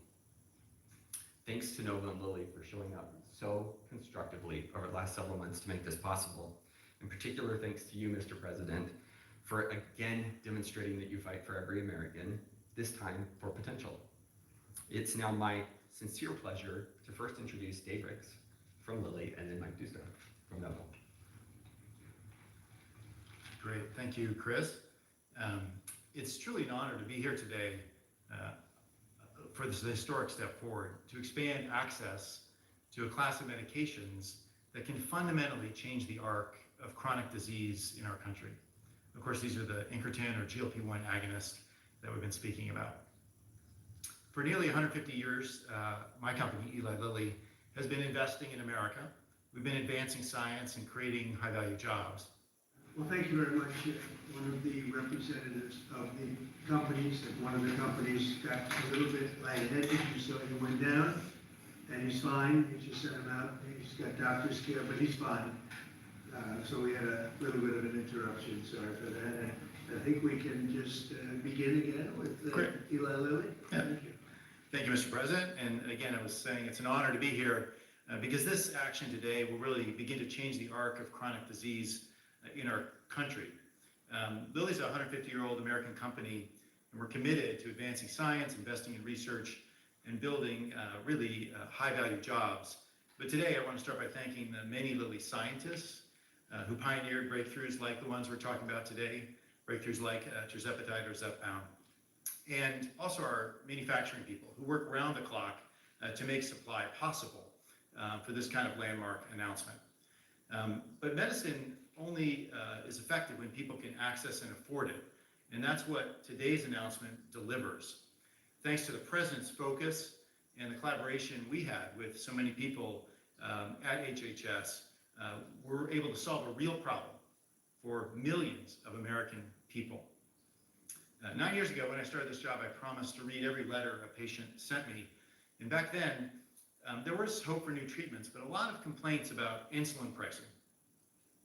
So while we did a number of things ourselves, it wasn't actually until I spoke to the President, this is in your first term, and you ordered the HHS team to work with us to really solve that problem. We prioritized it. We launched a copy of our own medicine at 90% off, and then we capped the price of insulin for Medicare patients at $35. And Biden tried to take credit for it. Yep, it was in your first term. Yeah. We did it. Yeah. And then it came through during the early part of his term, and he tried to take credit. So we did the best we could to let him know that didn't happen. He got a little lucky, but I always said, frankly, I said, this is not good because statutorily it had to wait a little while, and it came out at $35 instead of some crazy amount, right, David? And they stood up and they said what a great job they did. Now, that was done by Trump and Lilly. Yeah. Go ahead. Yeah, so we solved a major problem together. It's now law. And today when I get mail, it's quite frequently from patients who are just having amazing success on our weight loss medications, but they too are finding it out of reach, particularly America's seniors in Medicare. So this spring in this very office, I met with the President and Secretary Kennedy, Administrator Oz, and others to figure out how to tackle this problem. And of course, unlocking obesity treatment is critical to chronic disease management. So is diet and exercise. But we wanted to open up that access for millions of Medicare beneficiaries and Medicaid as well. And again, the President saw this opportunity and we left the room and he asked us to solve it. So 7 months later, we're here. Medicare coverage with a $50 cost to patients per month. That's down from Medicare patients today, if they want access to our medicine, pay $500 a month out of pocket. Drug coverage is critical to health improvement. And we're not just treating the weight here, that's important. We're changing the course of chronic disease. Our medicine cut progression from pre-diabetes to type 2 diabetes by 94% after 3 years in major studies. And many studies have shown the benefits that Dr. Oz spoke about with cardiovascular risk reduction. This agreement also accelerates approval of a new treatment that are easier to take and highly effective, like our once daily oral pill or Forgapron. And we have other treatments in development, and those will be included along with other manufacturers' latest treatments when they become available. So as drug coverage expands, so does choice, and data shows that medicines work differently for different people. Some are better for some, weight loss and weight maintenance, and we really believe that doctors and patients should choose the best option. So it's important that this deal includes both of the leading innovators and manufacturers of this transformational new class of medicines. Medicare coverage is a milestone, but it's probably only the beginning. We call on states, on employers, on commercial insurers, even PBMs, to join and expand coverage at affordable prices for all Americans. And Lilly stands ready to partner across the healthcare system to make that happen. Just as we've achieved this partnership with Chris and Inma and John, who helped us from CMS to make this day possible. And we're anxious to get started with this As early as April 1, this coverage can begin for our medicines and Novus medicines. And I just want to say it's hard to overstate the impact of this day. It's really a turning point in the fight against chronic disease and a landmark achievement for President Trump and Secretary Kennedy, as well as, of course, our company. But most importantly, it empowers people to take control of their own health, to eat well, to exercise, of course, avoid harmful substances, and where appropriate, in consultation with your doctor, access affordable now obesity medications that are really a breakthrough. And we believe that when America is healthy, America is strong. And at Lilly, our goal is the same here, to invest in science, invest in our country, deliver breakthrough medicines, and reduce and then prevent chronic disease, all to make our country strong for generations to come. So thank you. Thank you, Mr. President, and I'll introduce Mike, my colleague. Thank you so much. And before we, is Tom Hammer, we have one of our great leaders here. Is he in the room? Where is he? I was gonna invite you up. How about Mrs. Emmer joining us, okay? The real boss, the real boss is here. Come on up. Come on up. She's the real boss, right? Okay, please. Thank you very much. Thank you, Mr. President, Secretary Kennedy, Administrator Oz, FDA Commissioner, Dr. McCary, and the whole team. I'd like to especially thank Chris Klump and Imna Hernandez for your hard work. I also like to thank my own team, Dave Moore and Karsten Knudsen, for their tenacity in getting us here today. It's an honor also to be with you, Dave. Dave and I compete on a daily basis, quite hard, I would say. But because of you and because of this process and the administration, we are standing here hand in hand as friends to have a common cause. And the cause is to really provide access to many millions of patients that yesterday did not have it. So I'm very happy to be here on this today, on today's pivotal moment. At Novo Nordisk, we believe that access to life-changing medicine should not be a privilege. It is a societal promise, and that promise today is becoming one step closer to a hope, to a reality, and we are very, very happy about it in our company. We are here because semaglutide is a unique molecule. Ozempic and Wegovy are unique medicines. I cannot remember any other time during at least my lifetime that another medicine has gotten as much attention and as much honor in the world scientific circle and has become a household name. It is very, very important that we're making this deal today. We're able to stand here with you, President, and your team to ensure broad, affordable access for all American patients, and that is truly exciting. It means not only providing hope, but also providing unique medicines to help Americans live healthier lives and longer lives. Novo Nordisk is proud to be an American success story. As a leader, in manufacturing, research, and creating a lot of jobs. Currently, we have already invested $24 billion over the last 10 years here, and these investments have created more than 10,000 jobs. And they have generated $21 billion of GDP just in 2024 alone. And today, as I'm standing here talking, cranes are up, as you would like to say, in North Carolina, because we just expanding our North Carolina manufacturing site once again with $4 billion additional dollars. In some strange way, you could say, even though we have a Danish heritage, we have been more American and been here for a long time and proud American than many other companies that were born here. And we are very proud of that. In fact, we are proud to say that our approval of Wegovy pill will be the only GLP-1 that will be manufactured end-to-end here in America by Americans and for Americans. This agreement reflects a shared belief that the administration has provided a safe and effective, innovative medicines accessible to many patients.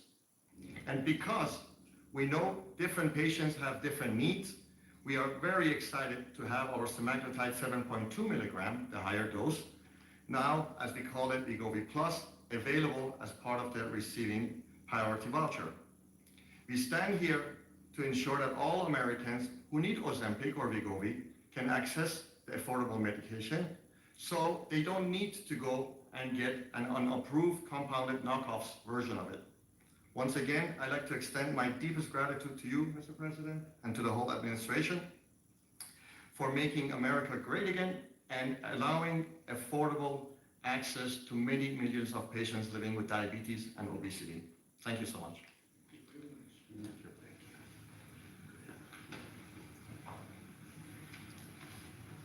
Anybody else? Just say a couple of words, Mike. Thank you, Mr. President. This is an amazing day because people talk about different ways to finance the broken healthcare system. This is fixing the broken healthcare system by dealing with two root causes: the price of goods and services, something hardly anyone talks about, and the health of the population. So today the FDA is announcing, as part of its new National Priority Voucher Program, that both Lilly and Novo Nordisk will be receiving a voucher for a priority review, because they're doing something in this administration's national priority interest, lowering the price of drugs to make them affordable, in line with the president's mission, and domestic manufacturing and addressing a public health need. These are 2 of 6 products that we are announcing today. Treatments for cancer that are unbelievable. They are incredibly promising.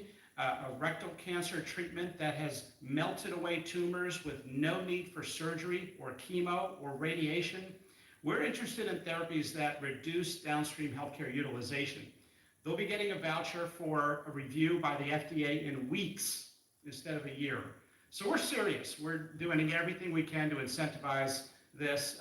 So I think this is not appreciated enough, because the fastest area of healthcare spending growth is drug price spending growth. And so we're seeing a lowering healthcare drug prices as a vehicle to make insurance more affordable, private insurance, Medicaid more affordable, Medicare more affordable, and healthcare in general more affordable. Thank you, Mr. President. Thank you very much. Any questions? Mr. President. You said you were able to get this deal done and so many others because of tariffs. Yesterday at the Supreme Court, the case being heard, the justices expressed some skepticism. What is your plan if they end up making a decision that's not in your favor? Well, I'd rather discuss that later. I hope we're going to win that case. I think it's one of the most important cases in the history of our country. So much evolves around tariffs as a defensive mechanism for our country, as national security for our country. So I don't want to really discuss granted, this is so important. If you look at China, and I covered this yesterday, but if you look at China, by putting a large 100% tariff over and above the tariffs they already paid, they came to the table, they talked, we made a wonderful deal for everybody. Our farmers, as you know, the soybeans at levels that nobody's ever seen before, we were able to make phenomenal deals. If we didn't have the tariffs, we wouldn't have been able to do that. So we thought we did very well yesterday. We hope that we did. I think it would be devastating for our country, but I also think that we'll have to develop a game 2 plan. We'll see what happens. Most people tell me we did very well legally. Mr. President, related to that, are you moving forward with any new tariff announcements before a decision from the Supreme Court? This is the best one, and we can do other things, but they're slow by comparison. You know, it's like as an example, with the 100%, I was able to do it instantaneously when we were threatened by the rare earths, as you know, the magnets. And I did it instantaneously. It was a matter of seconds. And it was a matter of seconds that I got a phone call, let's work this out. We would have had not nearly the defense that we had. It would be a shame. It would be somewhat catastrophic for our country, I have to be honest with you. I don't want to get too much involved, but what we've done, you know, we're taking in hundreds of trillions of dollars. If you take a look at the numbers we have, we're at $17 trillion right now. We're going to be at $21 trillion, about $21 trillion by the time I've finished my first year. Biden, as an example, the Biden administration was at less than $1 trillion for 4 years. We're gonna be at 21 trillion for 1 year. In the history of the world, there's never been a country that's done that. Not China, not the US, not anybody. And a lot of that is because of the tariffs and the fact that the president is a competent president and knows how to use them. And I use them for national defense. Of the 8 wars I ended, I would say 5 or 6 were ended because of tariffs. I'll give you an example. If you take a look at India and Pakistan, they started to fight. They're 2 nuclear nations. They were shooting each other. 8 planes were shot down. There was 7, now it was 8, because the one that was sort of shut down is now abandoned. And 8 planes we shot down. And I said, listen, if you guys are gonna fight, I'm gonna put tariffs on you. And they both went, they were not happy about that, and within 24 hours, I settled the war. If I didn't have tariffs, I wouldn't have been able to settle that war. So it's great national defense, and you have to be quick moving. You can't wait around for months and months while you're doing studies and you're doing all of this work, or go back to Congress. Look at Congress. We can't even get a continuation from Congress. Think of that. How does you have to go back to Congress you have to do the spur of the moment? Because just so you understand, we're here at spur of the moment. Other countries have used tariffs that absolutely, they would have destroyed us. If I didn't come along, our country would be destroyed right now. The tariffs have made us rich in terms of national security. They've made us secure. And if you have economic strength, that's also, if you have a lack of economic strength, that's national security also. But we have great national security because of those tariffs. So I think it would be devastating if we lost that rule. But Bishop, issues are ruling. It could be several weeks. Are you going to lay out any new additional tariffs before that? I'm going to hope that we win. I can't imagine that anybody would do that kind of devastation to our country. We have to pay back trillions of dollars. We've taken in trillions. We haven't taken in billions. We've taken in trillions of dollars. We've made trade deals based on that give us, as an example, European Union, $950 billion. Japan, $650 billion. South Korea, $350 billion. Without this, we're not talking about that kind of money. And they're okay, they're satisfied, they love us, they just left. They all love us. So it's not like we're such bad people. But they were doing it to us until I came along. Now they don't do it to us, we do it to them a little bit. But if they took this away, we would be defenseless against tariffs from other countries. On employer plans and individual plans who also don't have access to GLP-1s, what can you do to make those insurers and PBMs get these same prices so they can put access for those folks? I'll ask Oz or Bobby that question. It's a good question. Absolutely. Many Americans receive their insurance through the commercial markets. The companies have committed to ensure that at worst, prices are at MFN on GLP-1s and are committed to continue to negotiate those prices down based on volume, just as they do in any other instance. Another really interesting thing we're seeing, though, is that commercial plans and PBMs increasingly are enabling access for their beneficiaries, their patients, to make purchases in the cash market and then still receive coverage under their accumulators and their deductibles. And so we're building that capacity in. Absolutely, Trump RX is being built to enable just that behavior or drive transparency in the process. There are so many Americans that report tremendously positive results from these drugs. What real-world impact do you think this will be? Is there an estimate on how many Americans may now take these drugs? And also about the informed consent on side effects. There are lawsuits against these companies that some people experienced damage to their gut health, vision loss, and other potentially serious side effects there. So how will we ensure Americans are able to make the best choice of the risk versus the rewards? Well, I'll let them speak about the side effects, but I've heard about very little side effects with respect to these drugs. I mean, it's all positive, and that's usually not the case. I mean, usually you hear bad things. You see these crazy commercials on television where they tell you 15 different things that can go wrong, and then you're supposed to buy it. Very few, but I'll let you handle that. At a high level, 1 in 3 people who can hear my voice are eligible for these medications. That's the magnitude of impact, and we believe just to reemphasize, we will actually save the American taxpayer money if people use these drugs appropriately for the duration for which they're indicated. There are always going to be side effects, and anything strong enough to help you is strong enough to hurt you. The question is the trade-off worth it? We know the ravaging risks of obesity and all downstream issues ranging from diabetes and hypertension to renal failure, dementia, heart disease, my specialty. But I'll ask Dave Ricks from Lilly to maybe start off because he can give an honest appraisal of potential risks people should be aware of. There's no free cheese. Oh, thank you. I mean, today, as you may know, there's about 8 million people benefiting from the two companies' medications. This new announcement will make that tens of millions that could benefit from it. So it's a huge improvement. But as the previous question, we need commercial plans and other insurers to step into this arrangement. I think probably both companies will work hard to make sure that happens. Yeah, as Dr. Oz said, no drug that can help you has no side effects. Most of them are well known. We've been using this class of medications for nearly 20 years. And that's why it's important that patients go to their doctor and decide together whether this is right for them, and their doctor knows their medical history and has the information about these medications. But we're confident in the safety, but there's always some precautions we should have, and people's own medical histories matter in that decision. And are there any estimates from? What I would like to say is also that, of course, in my speech I made a comment that what happened today allows us and Lilly to provide medications to millions and millions more than they are getting it today. Today, a lot of those patients are trying to go out there and take the knockoff versions of these medications, mainly because they were cheaper than our medication.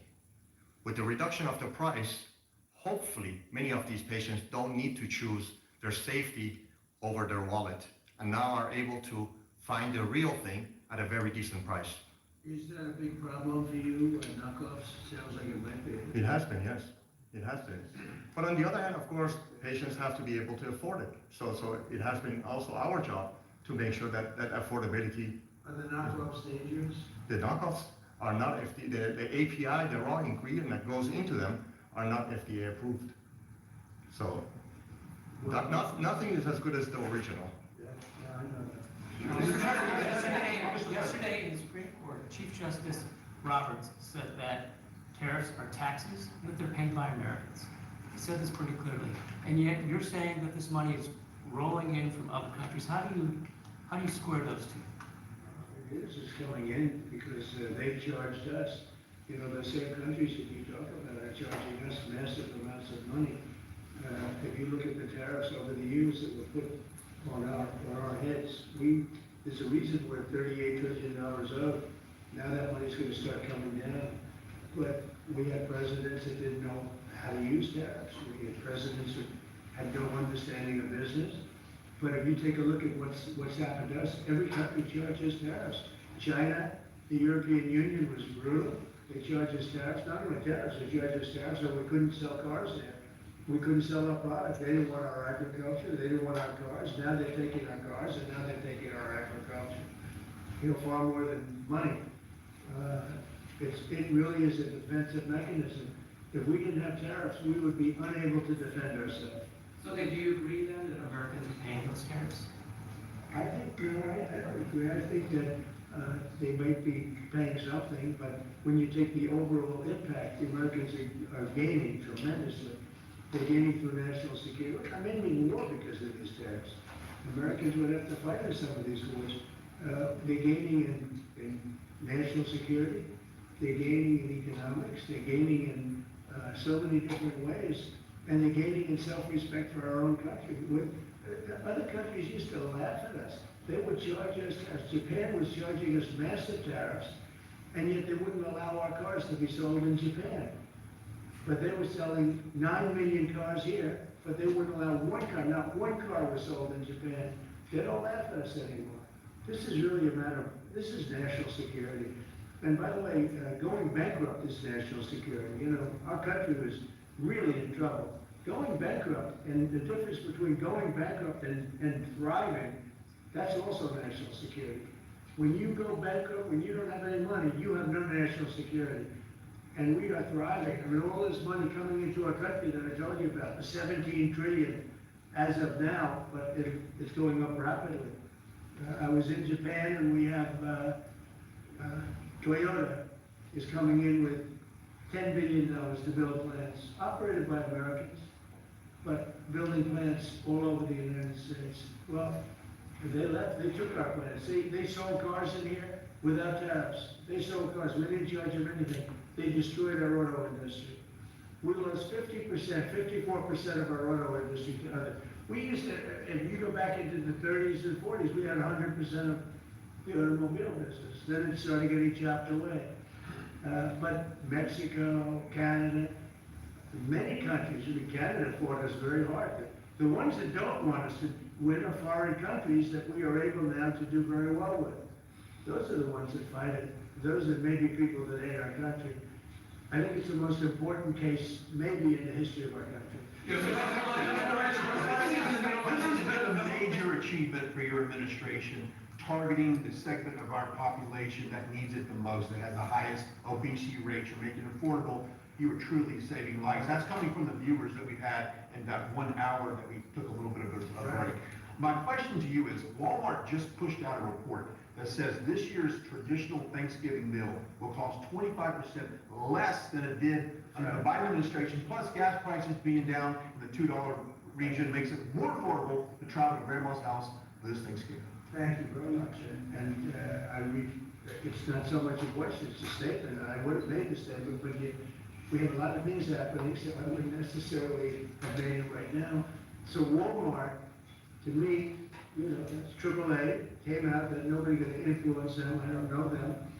But they just came out with a very powerful statement, they've done it for many years, that under the Biden administration, Thanksgiving meal, a Thanksgiving meal with all the trimmings costs 25% more. In other words, our Thanksgiving this year coming up will cost 25% less than Sleepy Joe Biden's. Now, to me, that's better than anything there is. That's better than a poll. They've got everything included, from the trimmings and from the turkey and from everything, and a lot of different items. It's 25% less this year than it was last year when he was so-called in charge. He wasn't in charge. The people around the desk were in charge. The oil pen was in charge. That is a big factor. And I was angry last night with the Republicans. I said, you don't talk about this stuff. Nobody talks about it. You know, I rely on a question from a reporter to get that out. We should be talking about it because they talk about affordability. They don't have affordability. We had the highest inflation in the history of our country under Biden. We had high gasoline prices at $4.50, $5 a gallon. They're going to be hitting $2 a gallon with me. They're getting close to $2 a gallon. And when gasoline goes down and energy goes down, everything else follows. What the Democrats do is they lie. We are the ones that have done great on affordability. They've done horribly on affordability. The only thing is they go out and they take commercials out. Under the Democrats, you have affordability. It's just the opposite. We have much lower prices than they do. And we only have one thing, beef, because the cattle ranches are doing well. We're going to bring the beef prices down, and they understand that, even if we have to help them out. But the beef also is not a big difference, but every price is down. The biggest price is energy. We're at almost $2 for gasoline, and you take a look at where they were at $4.50, $5 for gasoline. And when gasoline and energy comes down, everything else follows. And I was so happy last night. I made a speech, and then I get off the stage. I said, I feel like going up and saying it, because I have a lot of respect for Walmart. And nobody's influencing Walmart. They came out and they said, Trump's Thanksgiving dinner, same things, is 25% less than Biden's. And we are the affordability, when we are the ones that have done a great job at affordability, not the Democrats. And yet, we just lost a couple of elections that were very Democrat areas. Maybe it won't be full. They weren't very Democrat when I ran a year ago, because I did one of those areas. But we just lost an election, they said, based on affordability. It's a con job by the Democrats. The Democrats are only good at con and cheating on elections. Thank you for the question. Another bit of question about India. How's the talks with Prime Minister Modi going on the trade deal? And when Doing good. He stopped buying oil from Russia. When do you plan? He's a friend of mine, and we speak, and he wants me to go there. We'll figure that out. I'll go. I had a great trip there with Prime Minister Modi, he's a great man, and I'll be going. Novo Nordisk is in the middle. Planning to go to India next year. No, planning to go to India next year, sir. It could be, yeah. Novo Nordisk is in the middle of a potential $10 billion acquisition for a smaller obesity biotech. They might need your and the FTC's help to see that through. Do you have any issues with that, or Eli Lilly buying a smaller obesity biotech from an anti-competitive Well, I don't know, standpoint? do you want to talk about that? I mean, I'd like to, maybe you should give us a piece of the company like I've been asking. So Give the United States a nice big chunk of the company. So Novo Nordisk and Pfizer right now are in the middle of an acquisition dialogue and discussion. It's you and Pfizer? It's us and Pfizer. Competing for the company? Competing for the company. Who's winning? And as of today, our bid is higher. And our message to Pfizer is that if they would like to buy the company, then put your hand in the pocket and bid higher. It's a free market, and at the end of it, it has to do with basically the price that the seller is selling for their shareholders and the buyers willing to pay for it. This has nothing to do with FTC, has nothing to do with anything else. Is that a similar product to what we're talking about? It's a product, it's a series of products that will come to the market in around turn of the decade, where the market is very crowded with many, many other players as well. So it's the next generations of products, and it will come Pfizer. Yeah. Mr. President,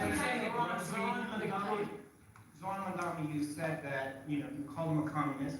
You said that if you won, you would take drastic action against New York City. What kind of actions are you looking at, and will the ICE deportations continue? Well, I think you have to look. If he is a communist, you know there's not going to be a lot of activity. So you wouldn't need bridges and tunnels and all the different things that were being planned for New York, I think. And look, I hope New York does well. That's all I can say. I love New York. I grew up in New York. I did well in New York. Always did well. And I hope New York does well. That's what Will they continue? Isolation, we want to get criminals out. If they're criminals, we want to get them out. Ideally, we wouldn't have to do it because he'll send the criminals out himself. But that seems to be unlikely. No, we have to get criminals out. Millions of people were let into our country from prisons and from mental institutions and drug dealers, a lot of drug dealers and murderers. 11,888 murders. 50% of them committed more than one murder. And we want to get them out. So whether they're in New York or anywhere else, we want to get them out. We created a great place in Washington. All you see the difference between what it was now and what it was a year ago under Biden. It was a death trap, and now it's people walk down the street to have dinner. The restaurants are booming. Washington D.C. is great. I will tell you, Memphis is doing really well too. You hear those reports. It's companies were going to move out. They're not going to move out anymore. We've done a great job, but we've only been there for 4 weeks. So we've done a great job with that. But they have killers in New York. We want to get them out. If they have murderers, if they have people from jails that they allowed out of their jails in order to save a lot of money, we want them out of here. We want to put them back in their jails, not our jails. Mr. President, question in regards to TSA. Would you ever consider privatizing TSA? That question comes to us from our viewers all the time, and I told them I would ask you. I think of privatizing a lot of things, but generally speaking, you have government, and a lot of people don't like privatizing. But there's some things that they really do. They work out better privatized. But it is government, and sometimes government can be better. It's something a lot of people talk about. I've heard that government, as far as air traffic controllers, is 2 thumbs up on that. I've heard from dozens of pilots who have flown the last 90 days, particularly under all the stress of the government. They tell me, Brian, that is the one thing the government does right is air traffic controls. Well, we're going to do it a lot better too because we're going to buy a new system. It's under bid right now. Bid about 4 different companies who are all top of the line, like these 2 great companies, except, in a slightly different field. And the air traffic control equipment is 45 years old. Buttigieg spent billions of dollars trying to fix it and didn't even use the right wire. You're hooking up glass into copper, and you can't do that. If they went to a reasonably good school, they'd find out you can't hook glass into copper. And they spent billions of dollars, and it was actually made the system much worse. We're going to get rid of the entire system, put a brand new system in. It'll be expensive, but we'll have the best air control system, meaning, the control towers. They'll be stripped down to the bone, and brand new equipment is being installed. And we'll give out that, it's a big contract, we'll give out that contract over the next 6 weeks. Sir, that the FAA is going to have to cut about 10% of flights at the top 40 airports because of the government shutdown. Are you at all concerned that it might not be safe to fly right now? What do you tell people who are gearing up for Thanksgiving? Yeah, fair question. As Sean Duffy announced, they're cutting in certain areas 10%. And they want to make sure it's 100% safe, that's why they're doing it. Mr. President, given these modifications that are being made, the air travel, the other disruptions with the government shutdown, do you think it's time for Republicans in Congress to change their negotiating position at all? In what way? To start making concessions to Democrats? Well, I think it's time for them to end the filibuster and just put everybody back to work. Vote in voter ID, vote in no mail-in voting except for military, faraway military, and people that are very sick. I'd like to see one-day voting. I'd like to see not 65 days of voting from all over the place. So I'd like to clean up the elections. The border, we've done a great job. We have a great, strong border now. I'd like to see new rules on immigration that can be fair and good, rules that you'll never get, rules that they're never gonna get. There's so many things we could put in, including tax cuts that we could get, and we could do it all ourselves. But to do that, you have to end the filibuster. The filibuster is, and they'll do it too, they'll immediately do it. What they're gonna do is, what the Democrats will do is they're gonna make Puerto Rico a state, they're gonna make DC a state, and they're going to pack the court. They're gonna end up with more electoral votes, they're gonna end up with 4 senators, because of the 2 states. And they're gonna do this 100%. They would have done it, except Manchin and Sinema got in their way. They would have done it. So if they're gonna do it, I would do it before them. And you think that the longer like Israel attacked first, that attack was very, very powerful. I was very much in charge of that. When Israel attacked Iran first, that was a great day for Israel, because that attack did more damage than the rest of them put together. What I'd like to see is, I'd like to see voter ID. Who wouldn't approve voter ID? The Democrats. Why wouldn't they approve it? Because they cheat. There's only one reason we don't have voter identification. And we should have it. If we got rid of the filibuster, in one day you'd have voter identification. The only reason they don't want it is because they cheat. Tax credits, there are some people, Republicans, who would also like to see the ACA tax credits extended for middle-class folks who are buying insurance on their own. Where do you weigh in on that? I don't weigh in, but we're looking at all of that right now. We're looking at all of it. There are a lot of great ideas out there, including for healthcare, because Obamacare is a disaster. The Obamacare premium is going to go up 17 or 18%, and that's not my fault. I didn't want Obamacare. That's the fault of the people that put it in, the Democrats. And now they want it subsidized further. But where you take it from them, you take it from a lot of other people. We could have much better health care at a much lower price. Grocery pricing announcements with another company, or is this the last we're going to see for a while? About drug pricing, deals. Oh, no, everybody's involved, and we're going to get low pricing from, all companies are being involved. We are now going to have, with all drugs, the lowest price anywhere in the world. That's the price we're going to have. That's called favored nations. We were super nations before. We paid 10 times more, sometimes 15 times more than they were paying in Europe and other places. So, no, it's really stupid. In 2 years, these will go down, the injectable prices will go down to $250, I believe, but American patients might still look at European prices and say, these aren't quite low enough to match that. What would you say in response to people? Because as far as I'm concerned, we're at favored nations. If Europe is paying less, then now there could be other reasons. There could be a distribution, et cetera, et cetera. It's harder to get to. But outside of, pretty minor things, this is favored nations. We are going to be paying the lowest price in the world outside of some nations that are stone cold bankrupt, have no money, and people make contributions of medicines to those nations, including us. But we're gonna have the lowest prices anywhere in the world. And your drug prices will go down 600, 700, 800%. And I'll be given no credit for it, because I never get credit for anything. But nobody else could have done this.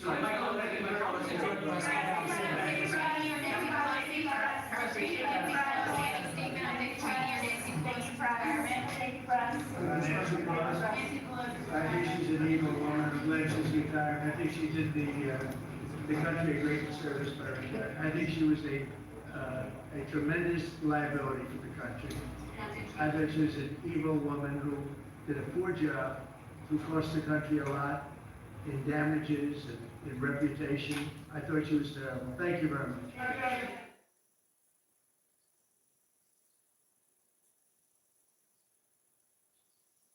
Ladies and gentlemen, the Vice President of the United States of America, J.D. Vance.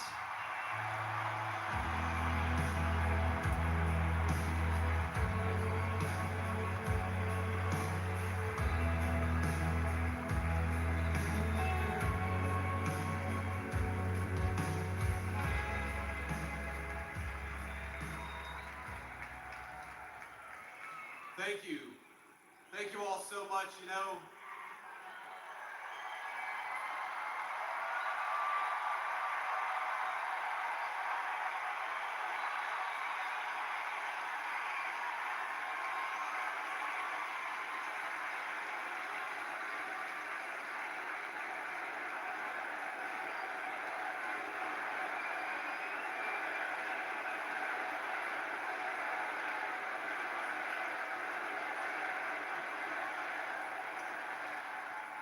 I can't help but think that they tried to silence my friend Charlie Kirk. They tried to silence our dear friend Charlie Kirk. And today, tonight, we speak with Charlie and for Charlie louder than ever.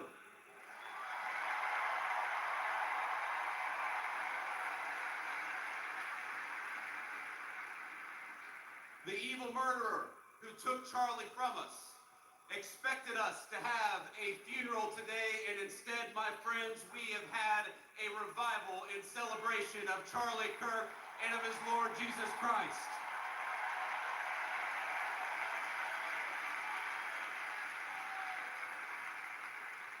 We gather here in this stadium in the hot Arizona sun, shielded in a great shining city our fathers raised out of the desert.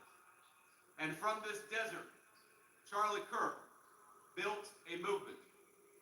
He transformed the face of conservatism in our own time, and in doing so, he changed the course of American history. To rising generations across this country, Charlie exemplified kindness, courage, and a commitment to open debate. And he was a great debater, and we loved him for it. But Charlie loved debate not because he excelled at it, but because it was the vehicle for bringing the light of truth to dark places. And Charlie Kirk brought many truths in his life. Charlie brought the truth that young people deserved a stake in the future and that they deserved to have a voice.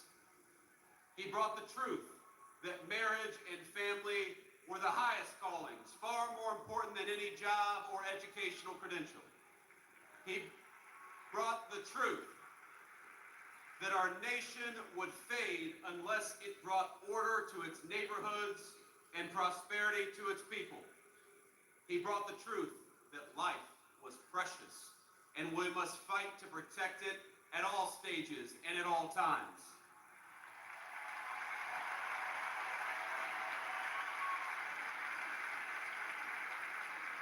But most of all, Charlie brought the truth that Jesus Christ was the King of Kings and that all truth flowed from this first and most important one.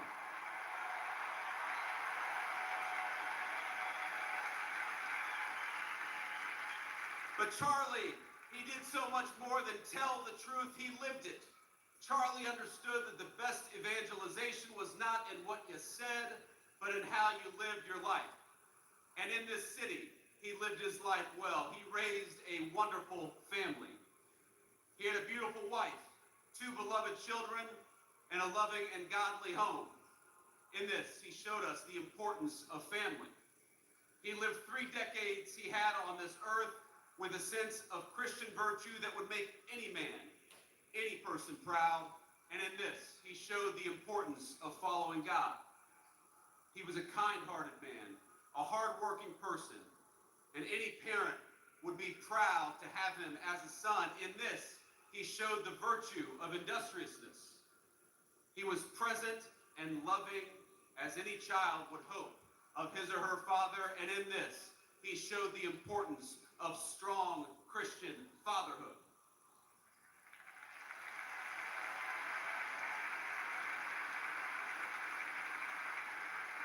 He was fearless and he was bold as any follower would hope would be true of a leader. And in this, he showed all of us how to carry on after his death. You know, Charlie Kirk, he loved history. He devoured the ideas that formed the foundation of our civilization. He stood for a tradition that Socrates established 2,500 years ago to question, to search, and to teach.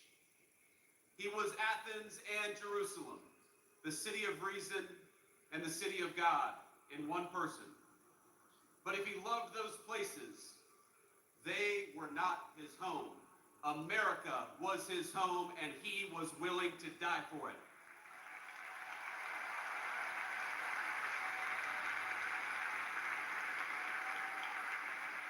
You know, Charlie, he loved this country with a contagious intensity. Anybody who talked to him knew it and felt it. He knew that America was a beautiful place and we had these incredible ideas, but he also knew that our country was a covenant between the generations past, present, and future. He believed this country's best days were not behind us, but ahead of us.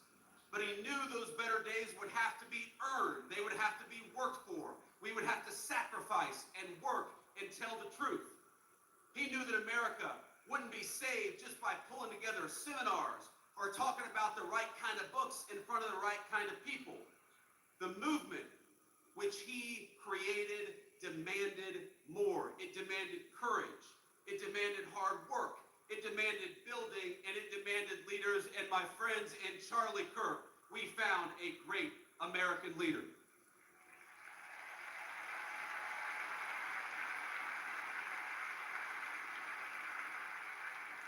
Now, our whole administration is here, but not just because we love Charlie as a friend, even though we did, but because we know we wouldn't be here without him. Charlie built an organization that reshaped the balance of our politics. Turning Point brought millions of young people into conversation with one another, brought millions of people into advocacy. He asked of us, not just that we talk about saving our country, but that we actually go and do it, and we do it together.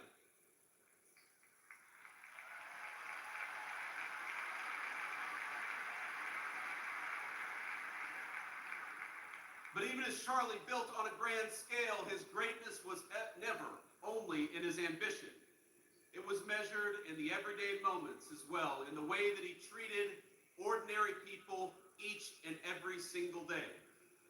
You know, you learn a lot about someone by how they treat others when the cameras aren't on. Charlie treated staffers as well as he treated the President of the United States. When I was just a guy polling at nothing in my Senate race back in 2021, Charlie helped me. Not because I was a future vice president, but because I was a dear friend. I saw just a couple of months ago when a White House staffer struggled with the weight of his job and the responsibilities of new fatherhood.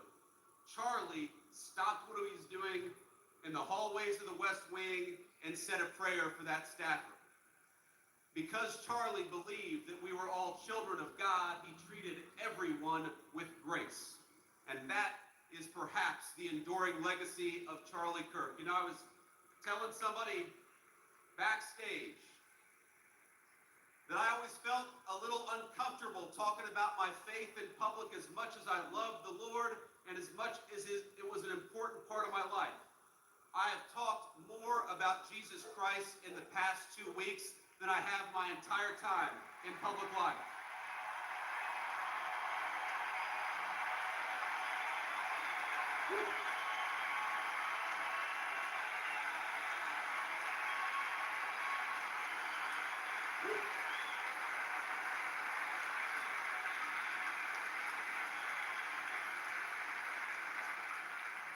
And that is an undeniable legacy of the great Charlie Kirk. You know, he loved God.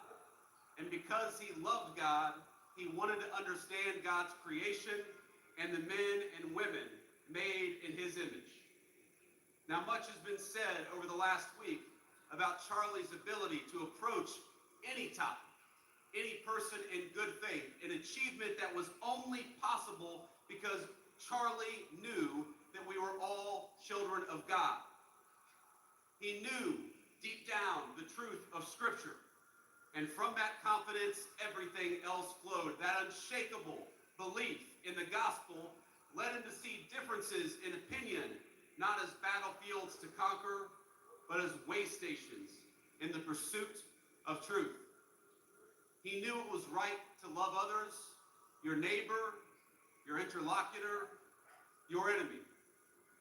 But he also understood his duty to say what is right and what is wrong, to distinguish what is false from what is true.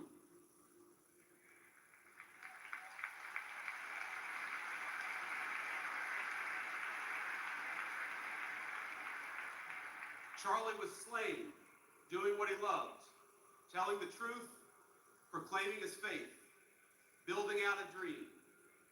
And now he's gone, and our hearts feel so empty because he's been taken from us. He's been taken from his parents and from his sister.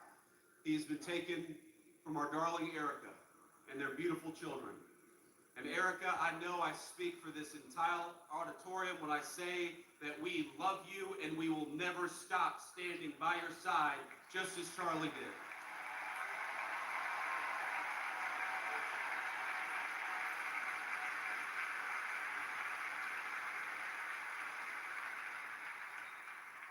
He was taken from us by those who despise the virtues that actually made our civilization great to begin with. Dialogue, truth-seeking, family, and faith. In the wake of his death, we have seen some of the very worst parts of humanity. We have watched people slander him. We have watched people justify his murder and celebrate his death. I know that this makes you angry just as it has made me angry. But it is easy in these moments to see only the worst of our fellow man. I found myself wishing that I could pick up the phone and talk to my friend and ask him for his advice and his counsel. To ask him how to respond to such hate and the souls from which that hate springs. But I can't call my friend because he was murdered for speaking the truth. I can only guess at what he might say and what he would encourage me to do. And here's what I think. I think he would encourage me to be honest that evil still walks among us. Not to ignore it for the sake of a fake kumbaya moment, but to address it head on and honestly as the sickness that it is.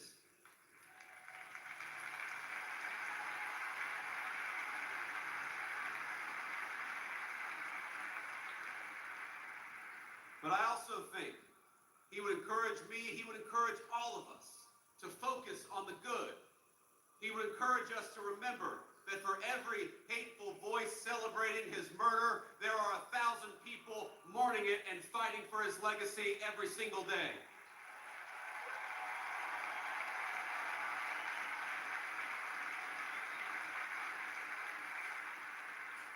He would tell me to pray. I'm certain of it.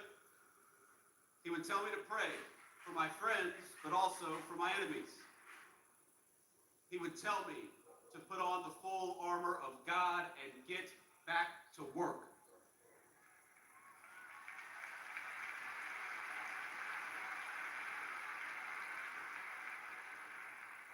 He would tell us to commit ourselves to telling the truth and to fight for that truth each and every single day.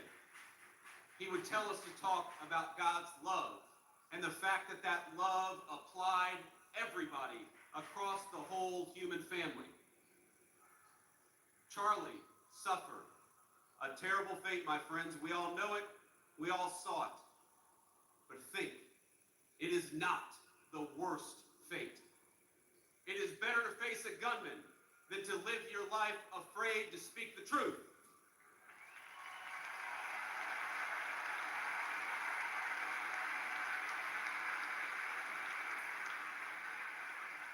It is better to be persecuted for your faith than to deny the kingship of Christ.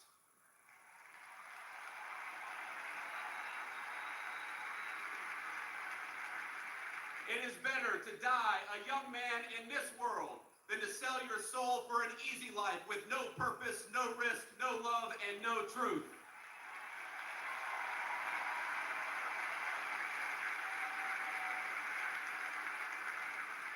Christ told us in the Gospel of John, I have said these things to you, that in me you may have peace. In the world you will have tribulation, but take heart. I have overcome the world.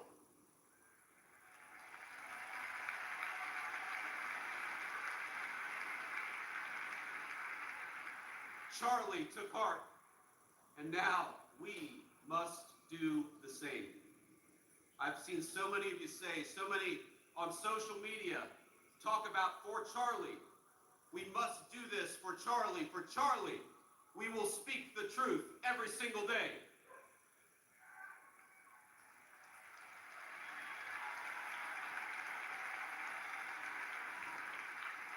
For Charlie, we will rebuild this United States of America to greatness.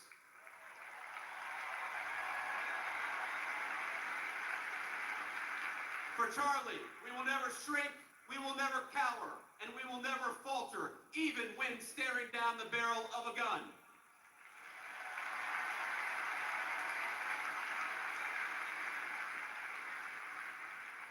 For Charlie, we will remember that it is better to stand on our feet defending the United States of America and defending the truth than it is to die on our knees.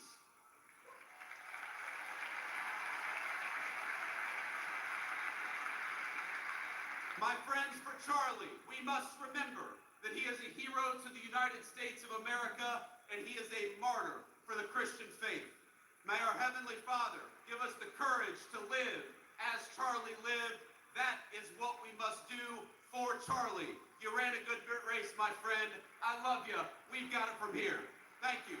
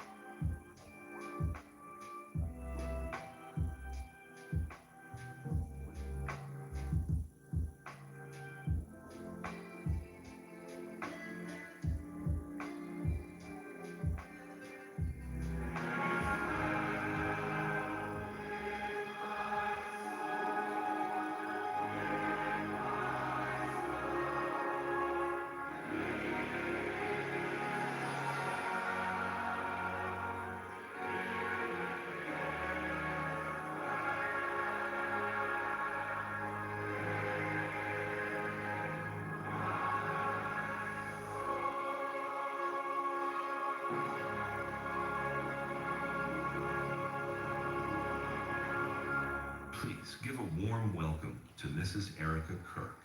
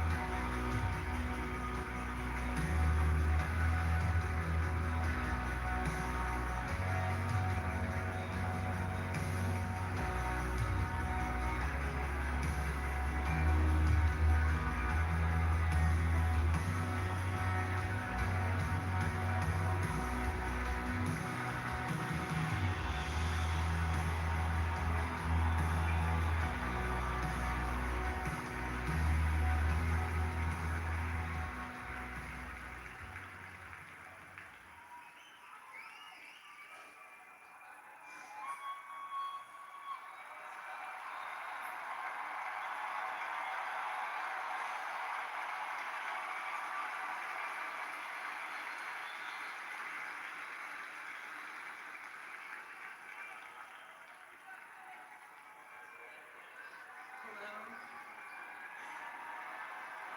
God bless all of you for coming here from all over the world to honor and celebrate my Charlie.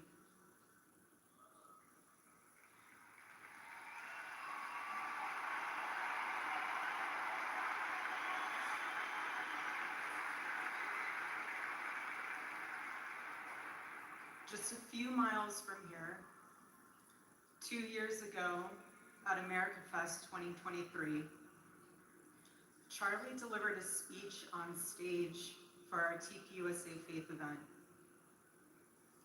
Charlie loves speaking off the cuff. He's very good at that, without a script. So I personally didn't know what he was going to say. And what he chose to speak about that day was his submission to the will of God. He quoted one of his favorite Bible verses, Isaiah chapter 6, verse 8. Here I am, Lord. Send me.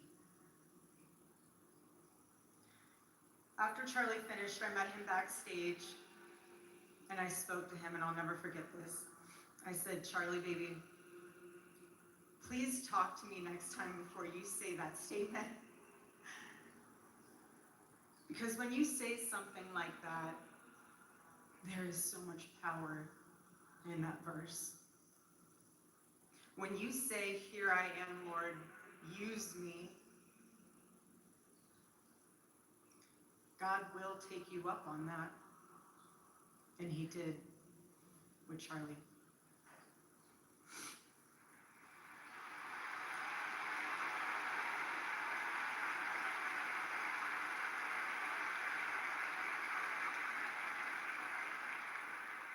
"11 days ago, God accepted that total surrender from my husband and then called him to his side. More than anything, Charlie wanted to do not his will, but God's will. And over these past 11 days, through all the pain, never before have I found as much comfort as I now do in the words of our Lord's Prayer, thy will be done.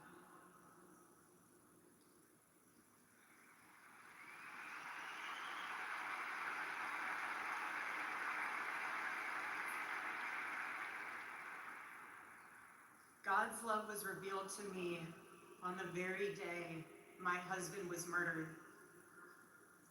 On the afternoon of September 10th, I arrived at a Utah hospital to do the unthinkable, to look directly at my husband's murdered body. I saw the wound that ended his life. I felt everything you would expect to feel. I felt shock. I felt horror. And a level of heartache that I didn't even know existed. But there was something else too. Even in death, I could see the man that I love. I saw the one single gray hair on the side of his head, which I never told him about. Now he knows. Sorry, baby, telling you now, but never told him. Didn't want to.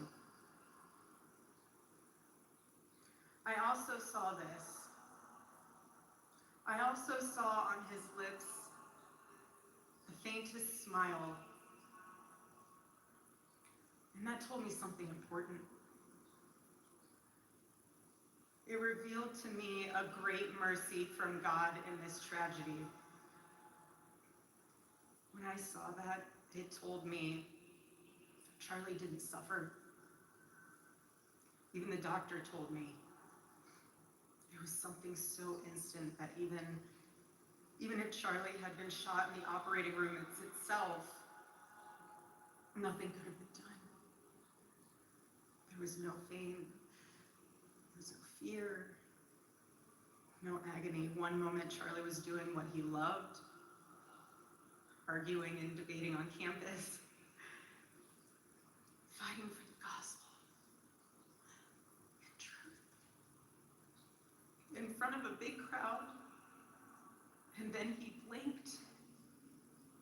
He blinked and saw his Savior in paradise.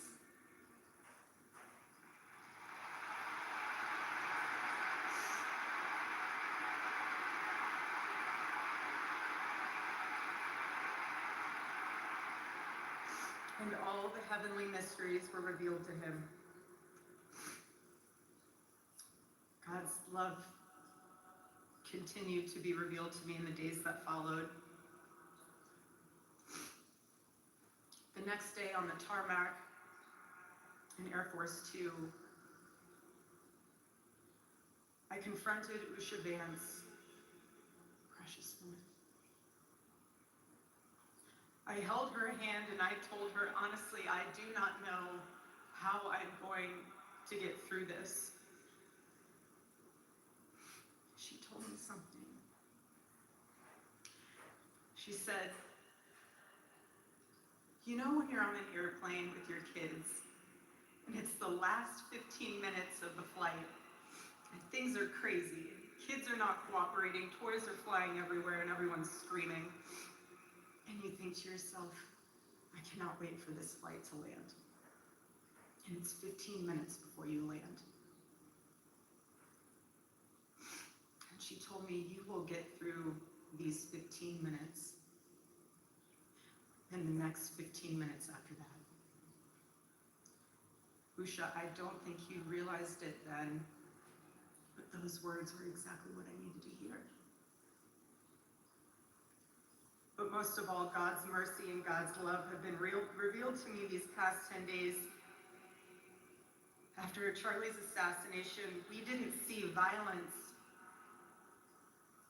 We didn't see rioting.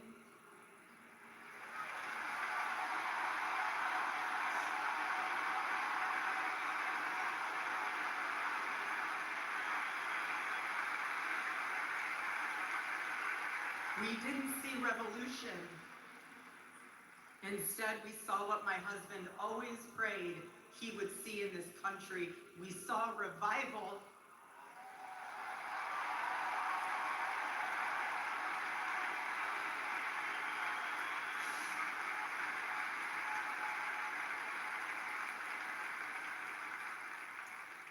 This past week, we saw people open a Bible for the first time in a decade. We saw people pray for the first time since they were children. We saw people go to a church service for the first time in their entire lives.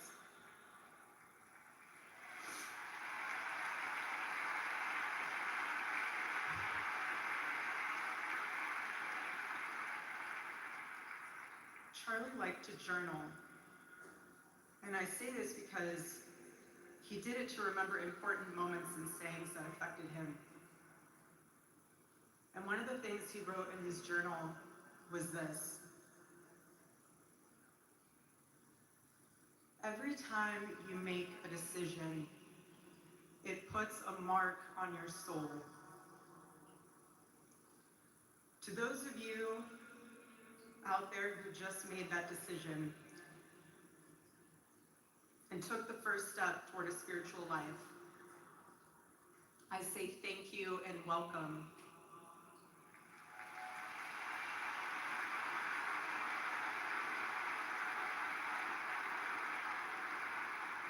One day I hope you look back and realize it was the most important decision of your life, because it is. All of you who are already believers, it is your job to shepherd these people. Do not take that lightly. Water the seed of their faith. Protect it and help it grow. Every day as Charlie rode into the office, he would go through his contact list. And I know there's many of you who were impacted by this. He would go through his contact list and send Bible verses for the day. He knew that faith was a habit. The more you live it, the more it grows. But know this too: the seed has only just been planted. The enemy will tempt you the most in a time like this one. God will always be there for you, but you must choose to mark your soul again and again in the direction of Christ.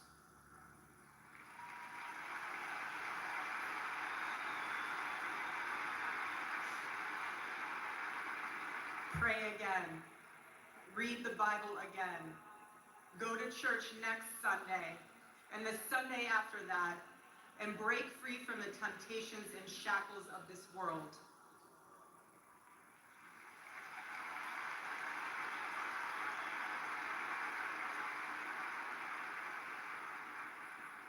Being a follower of Christ is not easy. It's not supposed to be.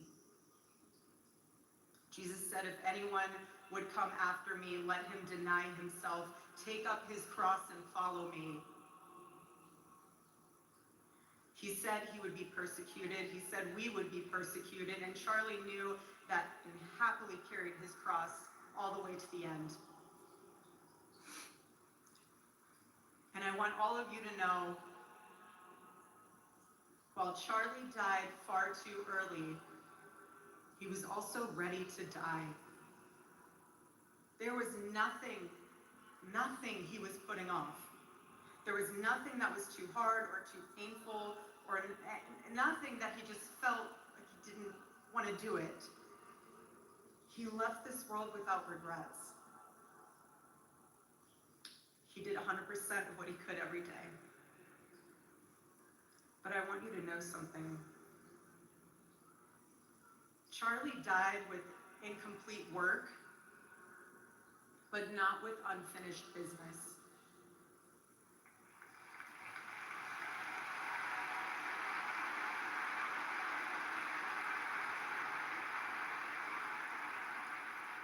But I will miss him. I will miss him so much because our marriage and our family were beautiful. We still are.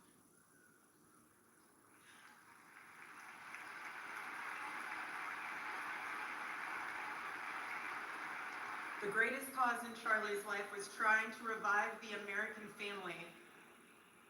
When he spoke to young people, he was always eager to tell them about God's vision for marriage. and how if they could just dare to live it out, it would enrich every part of their life in the same way that it enriched ours.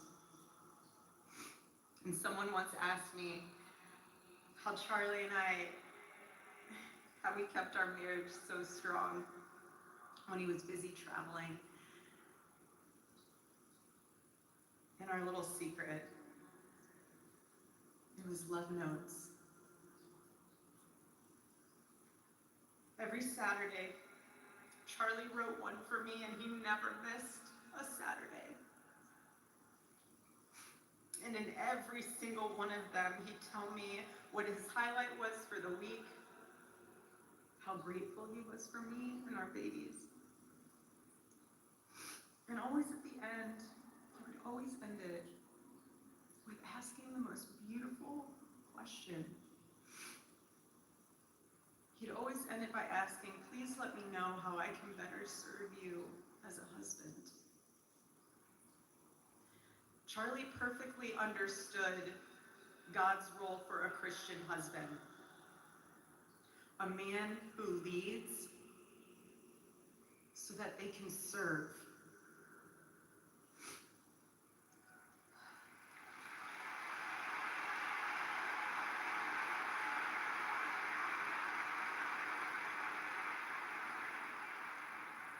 To all the men watching around the world, accept Charlie's challenge and embrace true manhood.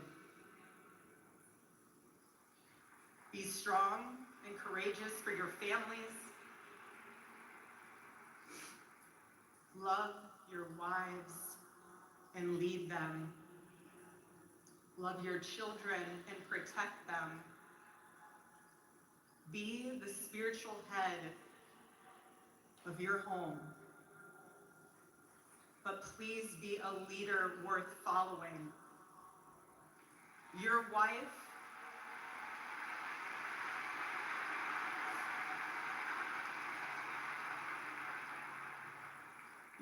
is not your servant. Your wife is not your employee. Your wife is not your slave. She is your helper. You are not rivals. You are one flesh working together for the glory of God.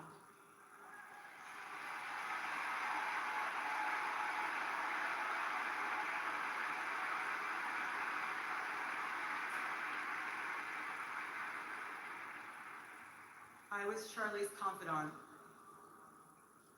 I was his vault. His closest and most trusted advisor, his best friend. I poured into him and loved him so deeply, empowered him, because his love for me drove me to be a better wife. Every day he honored me, and I prayed that I could be the wife that God needed me to be for my husband. Women, I have a challenge for you too. Be virtuous.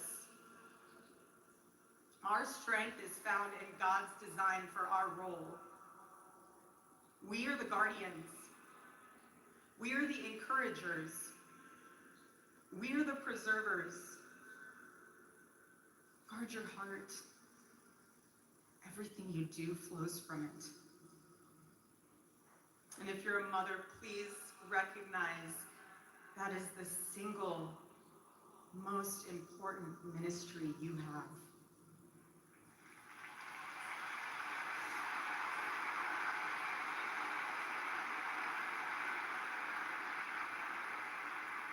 In our home, because Charlie traveled a lot, we tried to travel with him when we could. But I made sure that when Charlie returned from work, it was his sacred landing place, away from the worries of the world.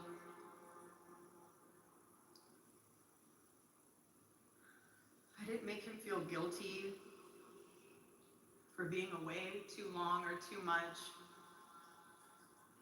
or getting home too late. I always told him, home is here for you, and it'll be ready for you. And I made it into this place where he wanted to be, as soon as possible when he was on the road. There was no keeping score between us. We were a team, working together for the same mission. I never wanted to be the one standing between Charlie and the task that God prepared for him, had set for him. And I knew Charlie would always do his best to help me with the same. My marriage with Charlie was the best thing that ever happened to me.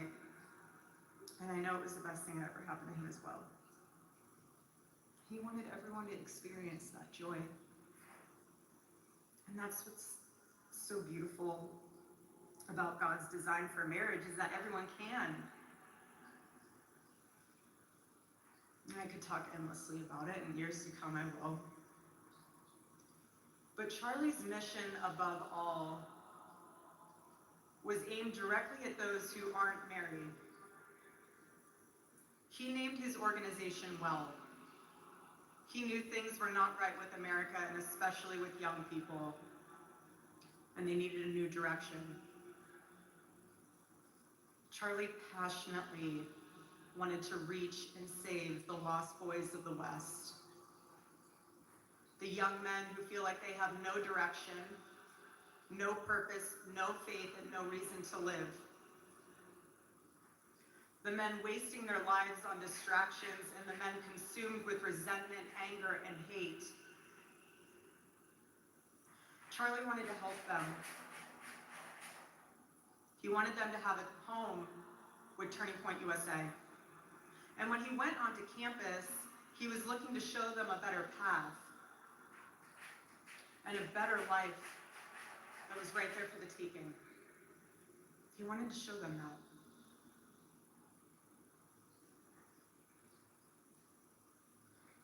My husband, Charlie, he wanted to save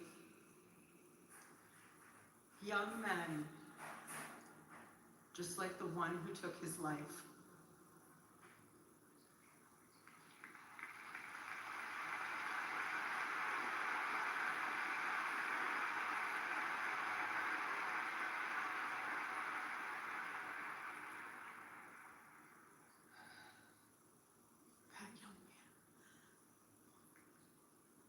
That young man on the cross, our Savior said,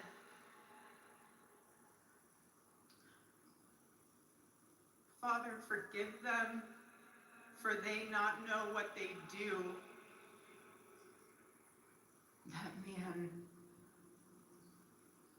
that young man, I forgive him.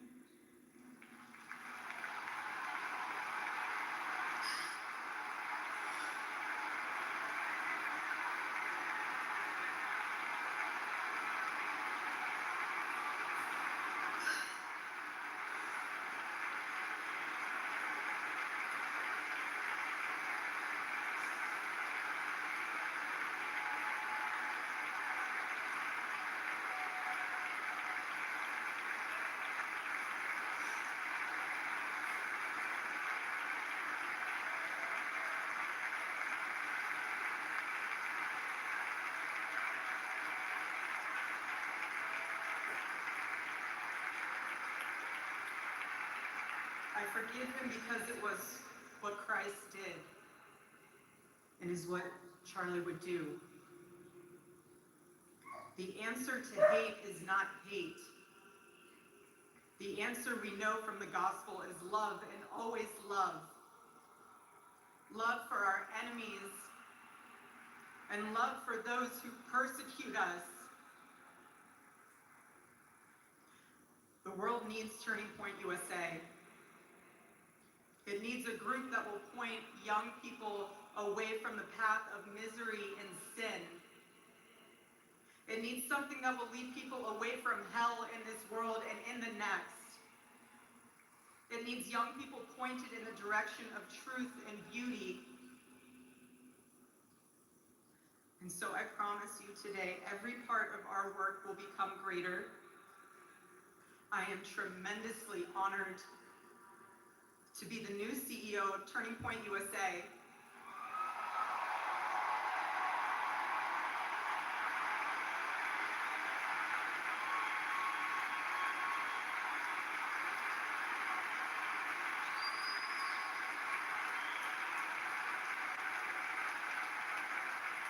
I do not take that lightly. Charlie and I were united in purpose. His passion was my passion, and now his mission is my mission. Everything that Turning Point USA built through Charlie's vision and hard work, we will make 10 times greater through the power of his memory. Chapters will grow, thousands of new ones will be created. TPUSA Faith will add thousands of new pastors and congregations.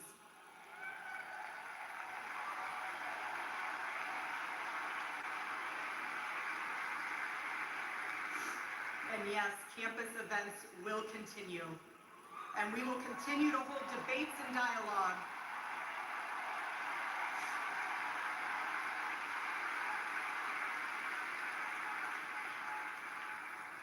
The First Amendment of our Constitution is the most human amendment.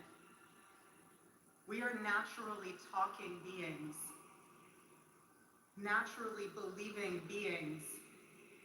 And the First Amendment protects our right to do both. No assassin will ever stop us from standing up to defend those rights, ever.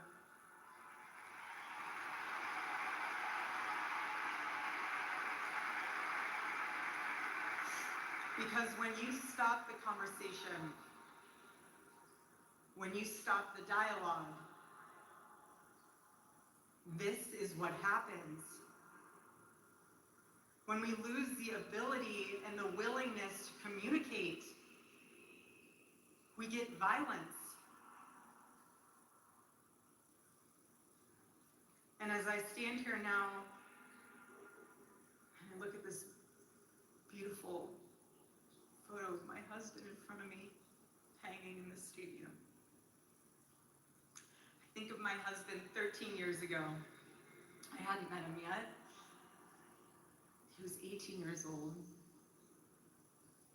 a man barely out of high school, running around the halls of the RNC, without $1 in his pocket and a single contact in his phone. People who saw him said that he didn't know what he was doing, but he did. He did know what he was doing. He knew exactly what he was doing. He was going to change the world, and he did. Charlie's life was a turning point for this country. It was a miracle. Let that miracle, that was Charlie's life, be your turning point as well. Choose prayer. Choose courage. Choose beauty. Choose adventure. Choose family. Choose a life of faith. Most importantly, choose Christ.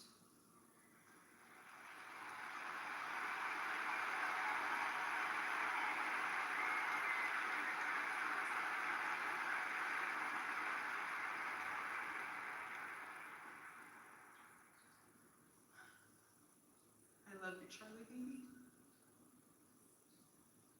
And I will make you proud. God bless you all, and God bless America.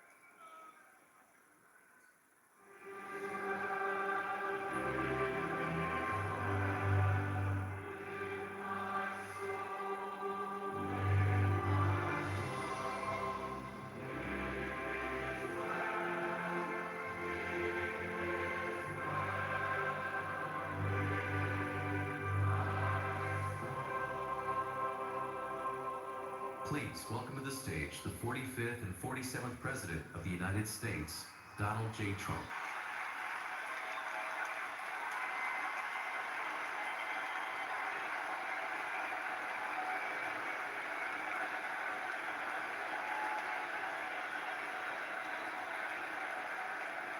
Well, I want to thank you very much, Lee.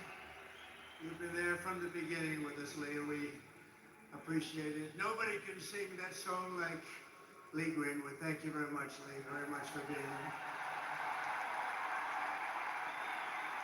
And his voice has not changed, you know? Pretty amazing. And a special thank you to Erica, because today, America is a nation in grief, a nation in shock, and a nation in mourning. Less than 2 weeks ago, our country was robbed of one of the brightest lights of our times, a giant of his generation, and above all, a devoted husband, father, son, Christian, and patriot. Charles James Kirk was heinously murdered by a radicalized, cold-blooded monster for speaking the truth that was in his heart. He was violently killed because he spoke for freedom and justice, for God, country, for reason, and for common sense. He was assassinated because he lived bravely, he led boldly, and he argued brilliantly without apology. He did what was right for our nation. And so on that terrible day, September 10th, 2025, our greatest evangelist for American liberty became immortal. He's a martyr now for American freedom. I know I speak for everyone here today when I say that none of us will ever forget Charlie Kirk, and neither now will history.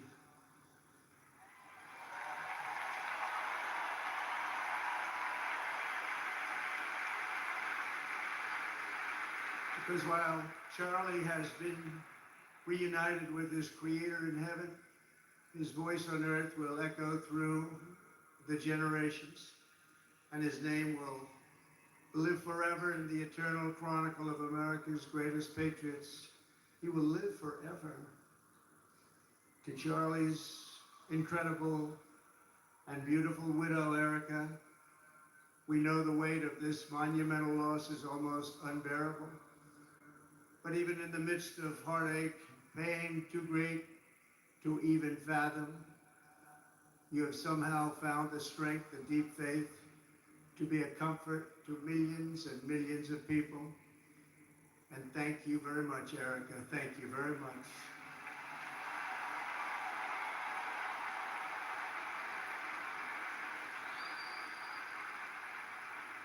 Today, an entire nation wraps its loving arms around you, beautiful children.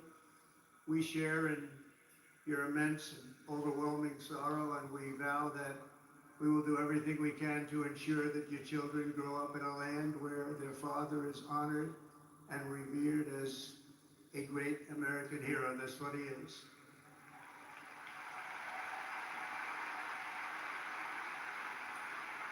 To Charlie's parents who lost their beloved son, and to the entire Kirk family, we know that no words can ever be enough to fill the void he leaves behind. That's a void that just can't be filled.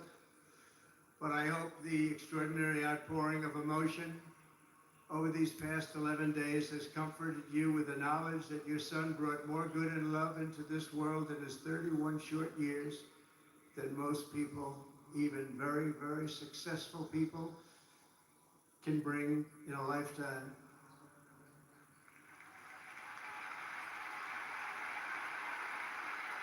Charlie Kirk loved America with everything he had, and as we can see so clearly today, America loved Charlie Kirk.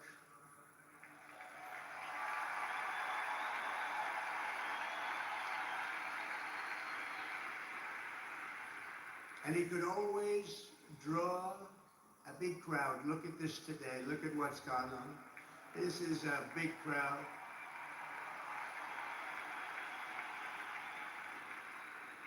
Here today we have the Vice President of the United States, J.D. Vance. We have the Speaker of the U.S. House of Representatives, Mike Johnson. We have countless members of the United States Senate, and I'm sorry I'm not going to introduce you, but I'll be up here. They're all over the place. And likewise, the House of Representatives, they're all over this big stadium. This is not an arena, this is a stadium. Our great cabinet and this stadium packed with rafters of people, not to mention the one across the street that also has tens of thousands of people, and they're watching us on screen right now.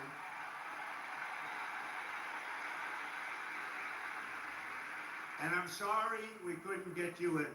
If anybody would like to give up your seat, please walk across the street. But this is like an old-time revival, isn't it? An old-time revival.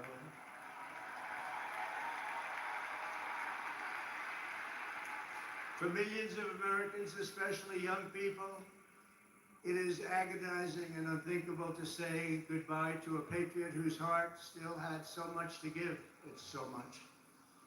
Raised in the suburbs of Chicago, Charlie was filled with a patriotic spirit from his youth, and he was an all-American in everything he did. And one of the last things he said to me is, "Please, sir, save Chicago." We're going to do that. We're going to save Chicago from horrible crime.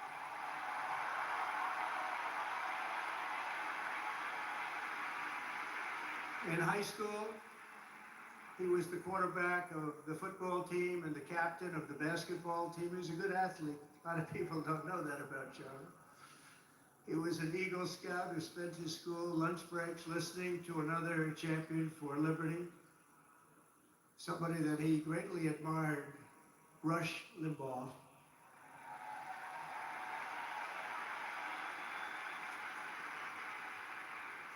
But what was even more important to Charlie than politics and service was the choice he made in the 5th grade, which he called the most important decision of his life, to become a Christian and a follower of his Savior, Jesus Christ.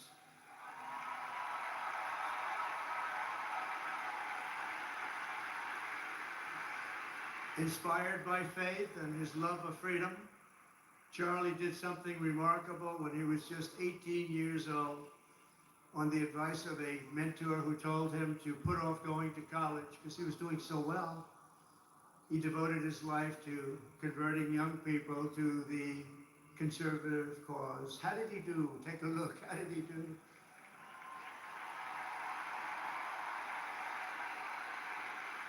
In 2012, 2 days after graduating high school, and with just $1,800 in his pocket, the young man from Illinois, who no one had ever heard of, started an organization whose grand ambitions were captured in its name, Turning Point USA. Great name.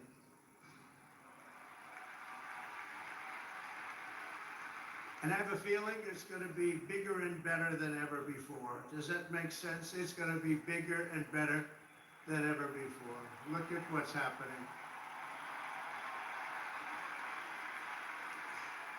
12 years ago, Charlie walked onto his first college campus, the very liberal University of Wisconsin at Madison. He set up a card table and put up a sign with 3 words, "Big government sucks." Can you believe it? That's Charlie. That day, Charlie talked to every student who approached him, most of whom were probably quite a bit older than he was. Finally, after many hours, he found the first ever Turning Point chapter leader. His first year out of high school, Charlie traveled 300 days raising money and taking his message to campuses all over the country. He lived out of his parents' basement, and they actually loved having him there. They loved Charlie. Everybody loved Charlie. And on the couches of friends and supporters, he lived off couches for 2 years, 3 years, then life started getting a little bit different, but he was always the same. For 5 years, he refused to take a paycheck, but Day after day, he worked from 5 a.m. in the morning till 11 p.m. in the evening, always. His staff remembers that he wore Walmart jeans and t-shirts from the Goodwill store. Remember the Goodwill store? It wasn't easy, but Charlie wasn't in it for money at all, never has been. Money was never his thing. He was always in it for the mission. As he liked to say even back then, we have a country to save. This is what he did. He'd call me all the time, sir, we have a country to save. I said, Charlie, thanks very much for telling me that. I appreciate it. Charlie volunteered for my 2016 campaign and traveled the nation with my son, Don, Eric. I got to know him very well and saw immediately that Charlie was actually a master builder of people. It was Charlie who first started organizing young black conservatives hungry for support and leadership. It was Charlie who stood up for persecuted Christians and Jews on college campuses. It was Charlie who helped bring online censorship, free speech, and cancel culture to the fore of our political debate. He was right up there with me. It was Charlie who helped unite MAGA, and you know what MAHA is? That's right, Make America Healthy Again. And tomorrow we're gonna have one of the biggest announcements, really medically, I think, in the history of our country. We're gonna be doing it with Bobby and Oz and all of the professionals. I think you're gonna find it to be amazing. I think we found an answer to autism. How about that? Autism tomorrow. We're going to be talking in the Oval Office in the White House about autism, how it happens, so we won't let it happen anymore, and how to get at least somewhat better when you have it, so that parents can help their child, their beautiful child. That's a big one. I've been bugging everybody over there, get the answer to that.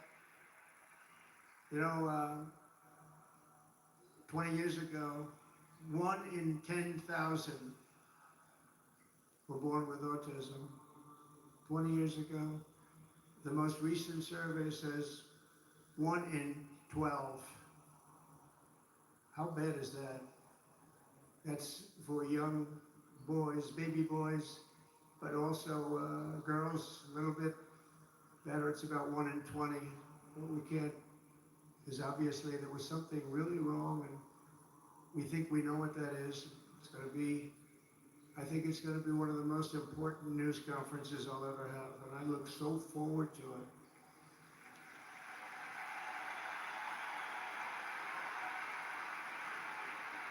And you know who else looked forward to it? Because he knew. I tell him a little bit about what was going on. It was Charlie. He would have been front row center, believe me. We'll be missing him tomorrow. It was such a big deal for him, too. He brought together Donald Trump, Bobby Kennedy, right here in the great state of Arizona 1 year ago. Remember that? What a night, what a day that was. And it was Charlie who was among the first to speak to me about a man from Ohio by the name of J.D. Vance. Have you ever heard of him? He's doing a good job.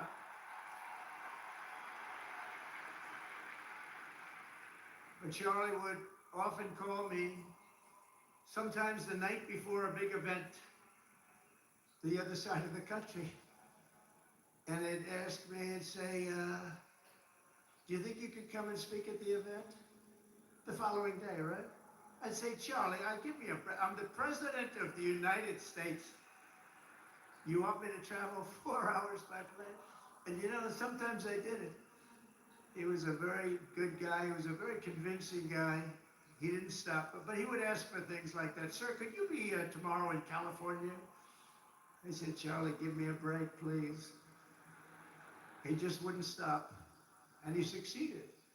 But I almost always went because you never wanted to let Charlie down. He worked so hard, you just didn't want to let him down. I felt guilty. He'd make me feel very guilty. As president, many people asked me for things, but Charlie was one of the few who always gave more than he took. He was a giver, much more than a taker.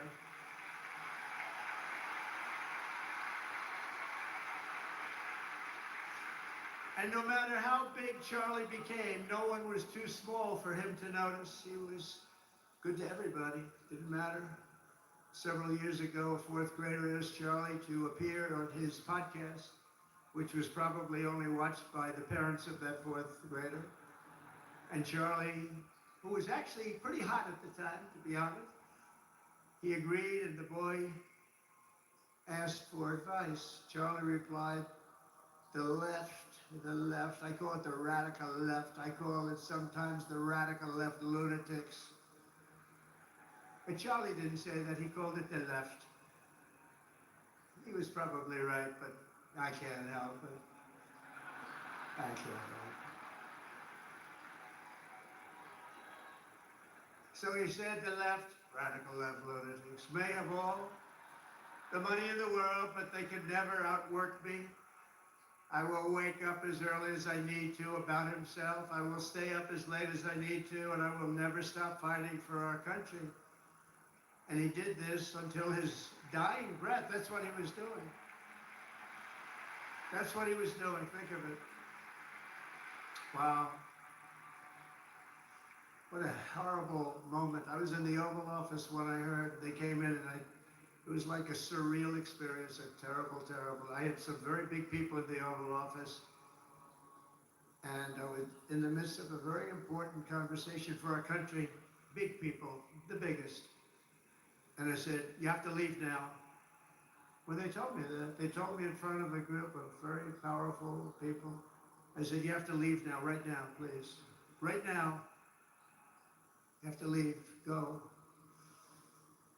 By his own determination and skill, Charlie Kirk built Turning Point from his humble beginnings, the beginnings that nobody believed could ever end up something like this, into a great movement and a juggernaut of American politics. And you know, we have a massive stadium loaded up with people, but he got tremendous crowds before he had this kind of horrible news and before we had to hear what happened so terribly.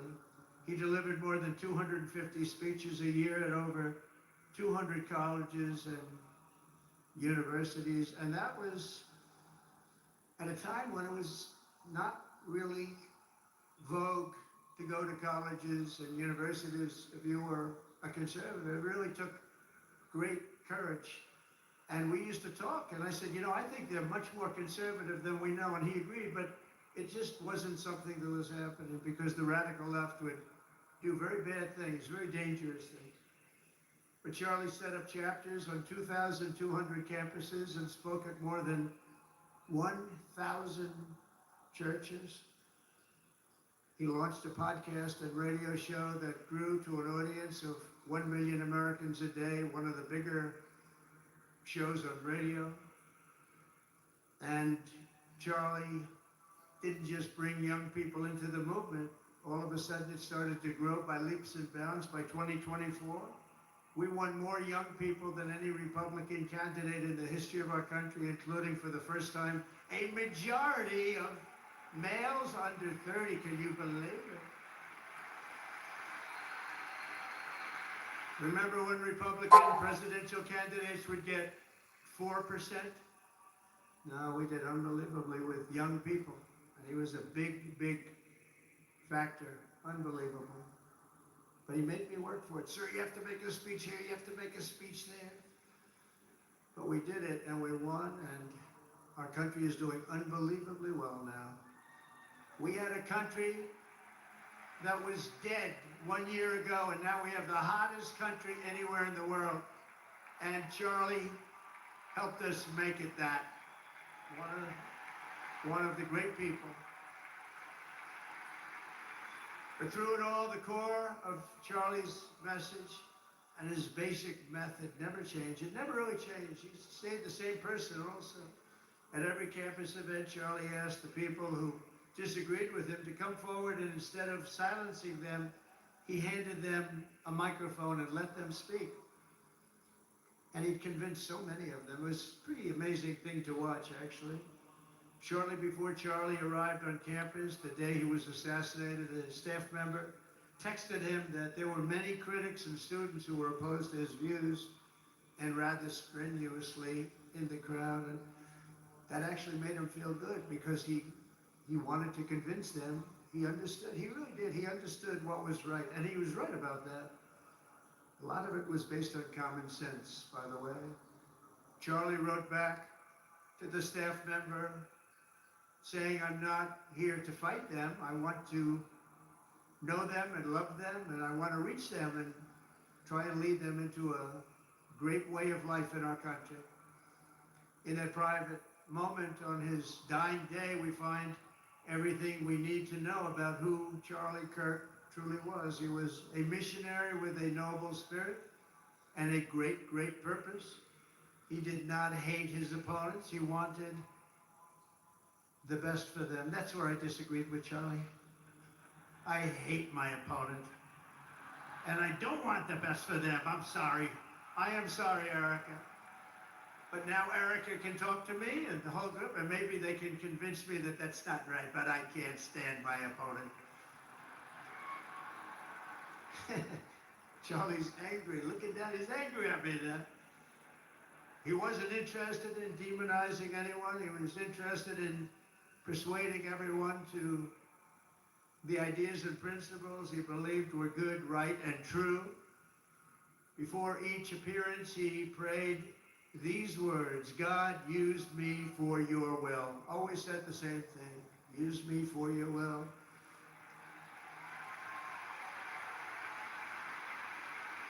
And that is exactly what God did. When you think, that's exactly what he did. The more success Charlie had, and he was getting more and more successful, the more dangerous his mission became. On campuses all over the country, his quest for open dialogue was met with menacing hate. There were bomb threats, pulled fire alarms, and countless rage-filled radicals who tried to shout him down. It was nasty. I used to say, Charlie, this is nasty stuff you're doing. At one event, police had to build barricades to protect students from an angry mob of thugs. Many of these people, by the way, are paid a lot of money to do this. They're agitators. They're paid agitators. Remember that. When you see they all have the same beautifully printed sign, every sign is identical, comes out of a top-level print shop. That's not the signs that are made in somebody's basement. Those are paid for by very bad people, and hopefully we're going to be finding out through the DOJ who those people are.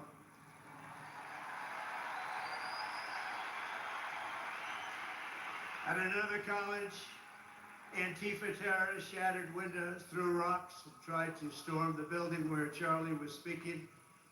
It was a really bad one. Often dozens of police officers were needed to prevent left-wing violence. And the violence comes largely from the left. You don't hear that from too many people, do you? And virtually every day for years before he was murdered, Charlie received these horrible death threats. People don't know. I used to talk to him about it. He said, I got some threats. He always felt that when they actually made the threat, they were not the ones to worry about. The ones to worry about were the ones that don't make the threats. I think you know what I mean. He knew the risk, but he and I shared a certain motto: never back down and never ever surrender. Just don't surrender, never back down. He believed in it so strongly. So strong. And he's right. He's totally right. The radicals and their allies in the media,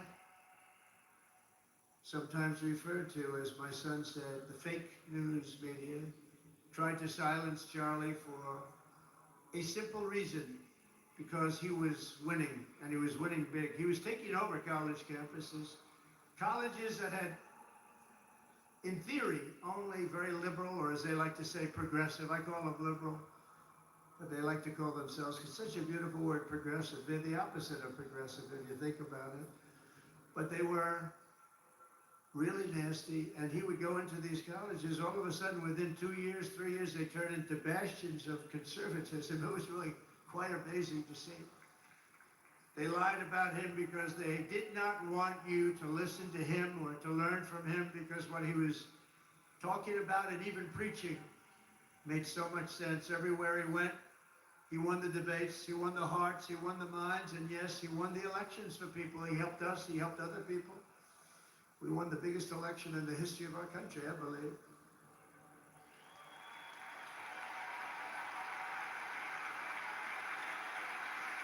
Charlie Kirk was without a doubt among the most influential figures in the most important election in the history of our country. The election of, oh, that beautiful day, November 5th, 2024. Do you remember that day? It was 9 months ago. What a day that was. I mean, we had a pretty good day in the first one. And I must tell you, on the second one, we had a phenomenal day. But a lot of bad things happened. And now that's not even questioned. They cheated like dogs, but we got them back, didn't we, huh? We got them back. But we owe Charlie a profound and eternal debt of gratitude now. Just like Charlie and Erica made Turning Point hot, we are looking at a country that has the chance to attain a level like never before. Tariffs are making us rich again, richer than anybody ever thought was possible.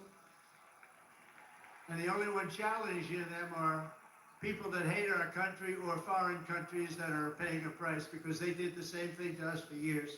They took advantage of us, but we're making money, we're becoming richer and richer, and we're taking care of our people better and better when we do that, and we can take care of other countries better and better, but we're doing unbelievably well. The tariffs have really been a hold. The election was big, but the tariffs, because of the election, came in. And remember, other nations do that to us, and Charlie understood that. He saw the money.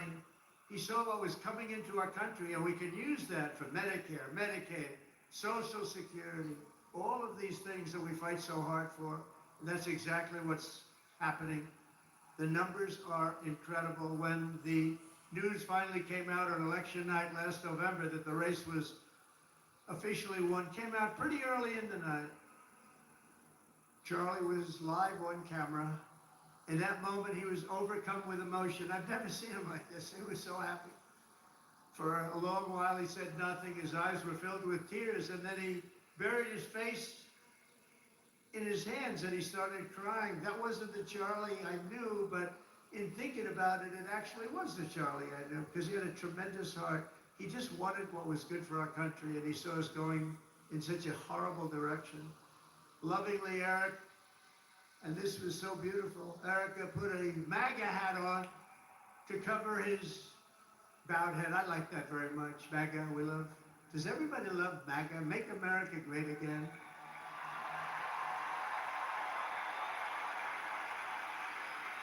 When Joe Biden used to get up, remember the speeches? We will stop MAGA. We will stop MAGA. You know, he could barely get the words out.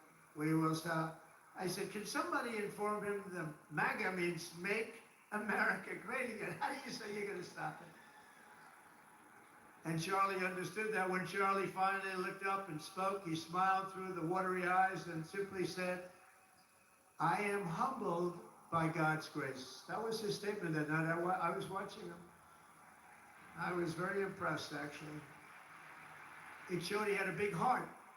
Every single American should take a long, hard look at the twisted soul and dark spirit of anyone who would want to kill a young man as good as Charlie. To kill anybody, but to kill a man like this, he didn't deserve this. He didn't deserve this. Our country didn't deserve this. And anyone who would make excuses for it are just out of their mind. Charlie's murder was not just an attack on one man, on one movement. It was an attack on our entire nation. That was a horrible attack on the United States of America, It was an assault on our most sacred liberties and God-given rights. The gun was pointed at him, but the bullet was aimed at all of us. That bullet was aimed at every one of us. Indeed, Charlie was killed for expressing the very ideas that virtually everyone in this arena and most other places throughout our country deeply believed in. But the assassin failed in his quest because Charlie's message has not been silenced. It now is bigger and better and stronger than ever before, and it's not even close. And it's rare that such a thing happens, but Charlie is bigger today than he was. Think about it. Just 2 weeks ago, he's bigger today than he was 2 weeks ago. Now, that may not help his friends and loved ones, of which there are so many. It may not help Erica and those beautiful children who have to suffer so horribly through this moment, but they know it's true. He's bigger now than ever before, and he's eternal. He's eternal. And I just want to say we love him. And he's looking down on us right now, and he's saying, wow, that's a great crowd. He's saying, that's a great crowd.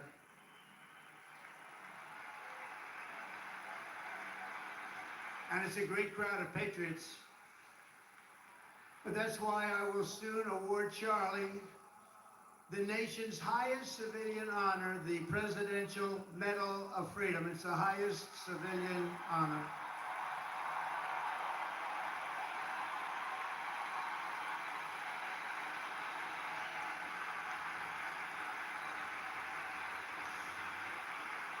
And we will do the ceremony at our beautiful White House in a very safe Washington, D.C., a place that Charlie truly revered. You know, we stopped the crime in Washington, took 12 days. Now you can go to restaurants, you can walk down the middle of the street with your wife. You can have your wife walk alone down the middle of the street. She's going to be in good shape. What a difference. What a difference good management really makes. But it's, I'm so proud of that Washington, D.C. You know, it's one of the worst in the nation, in the world.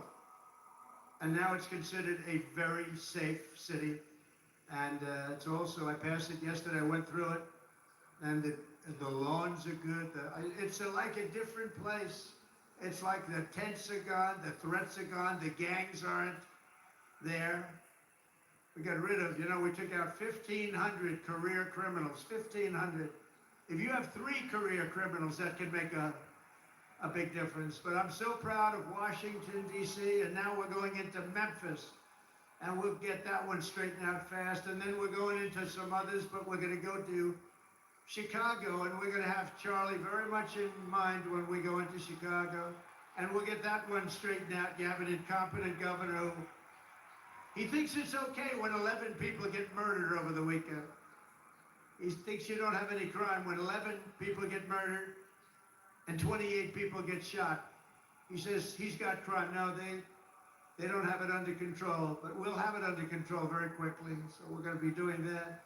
And Charlie loved what we were doing. He was so proud of what happened. He was there to see it. He's so proud of what happened in Washington, D.C. As you know, the depraved assassin who planned and executed Charlie's killing has been arrested and charged with capital murder. God willing, he will receive the full and ultimate punishment for his horrific crime. Terrible thing. Because you can't let that happen. You can't let that happen. Can't let it happen to a country.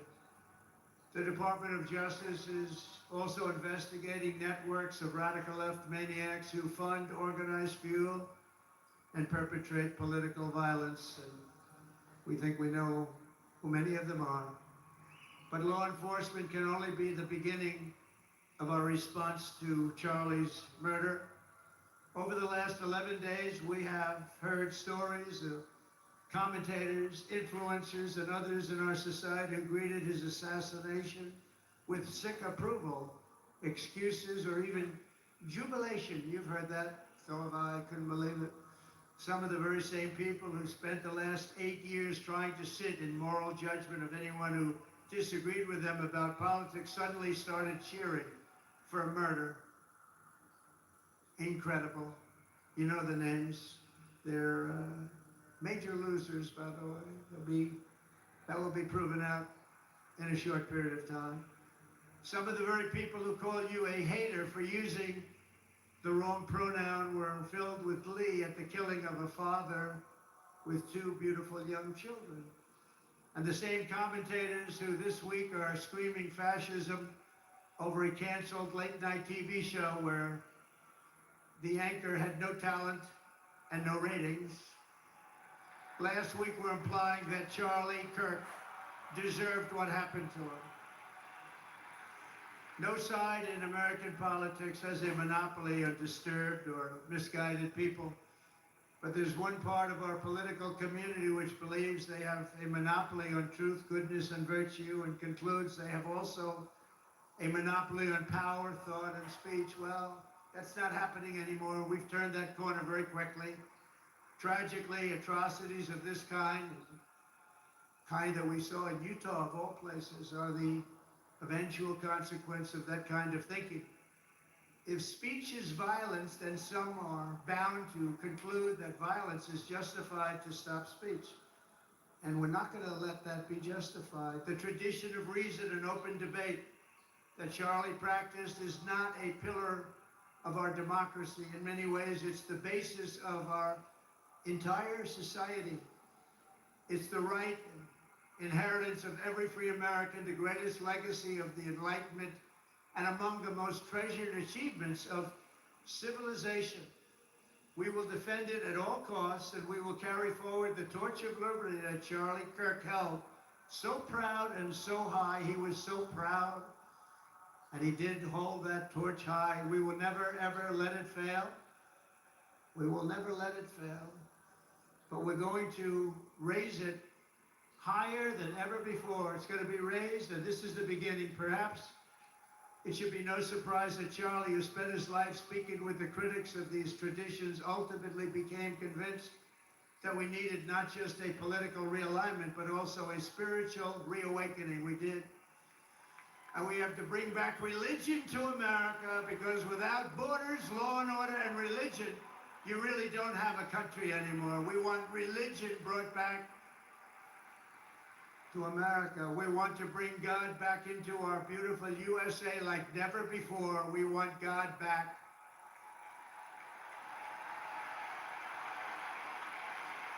Charlie would have been so pleased to hear his friends and colleagues today giving testimony and giving glory to God.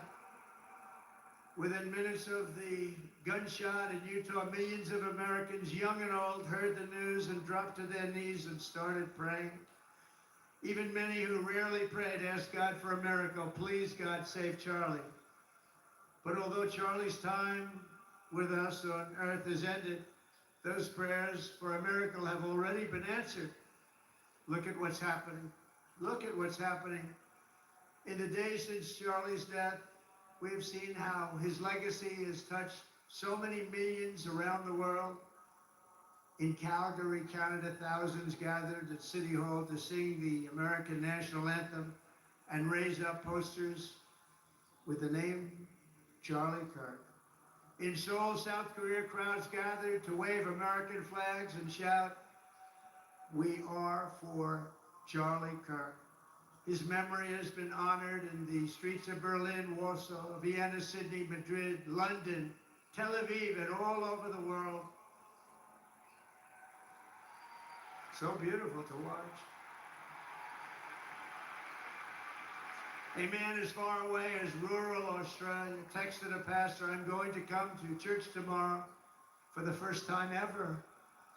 The pastor asked, "Why is that?" The man replied, "Because of Charlie Kirk." Can you imagine? The lesson of Charlie's life is that you should never underestimate what one person can do with a good heart, a righteous cause, a cheerful spirit, and the will to fight, fight, fight. Have to fight. We're saving our country. And Charlie's a big factor, such a big factor. Charlie Kirk started with only an idea to change minds on college campuses, and instead he ended up with a far greater achievement, changing history.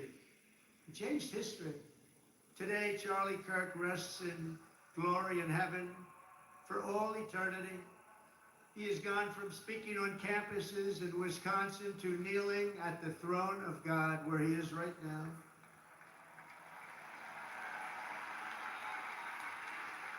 We grieve for the friend and leader that we have lost, but we go forward strengthened by his faith, and bolstered by his courage, and inspired by his example to defend the country he lived for the freedoms he died for, and the values in which he so deeply believed. He believed in values that we should all believe in. Charlie created something very special. It's called Turning Point USA. And under the leadership and love of Erica, it will become bigger and better and stronger than ever before.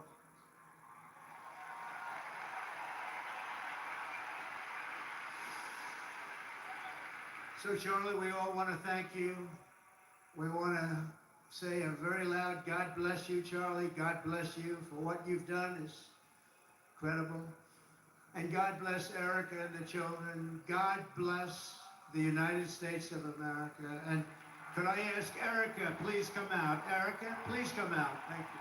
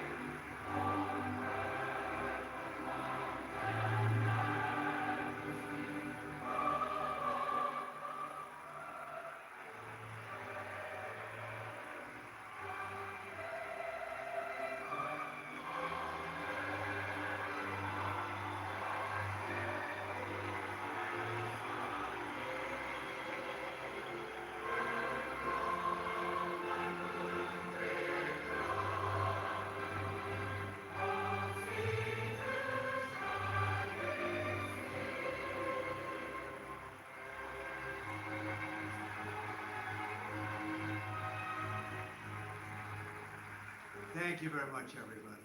Thank you very much, and good luck. God be with you. Thank you.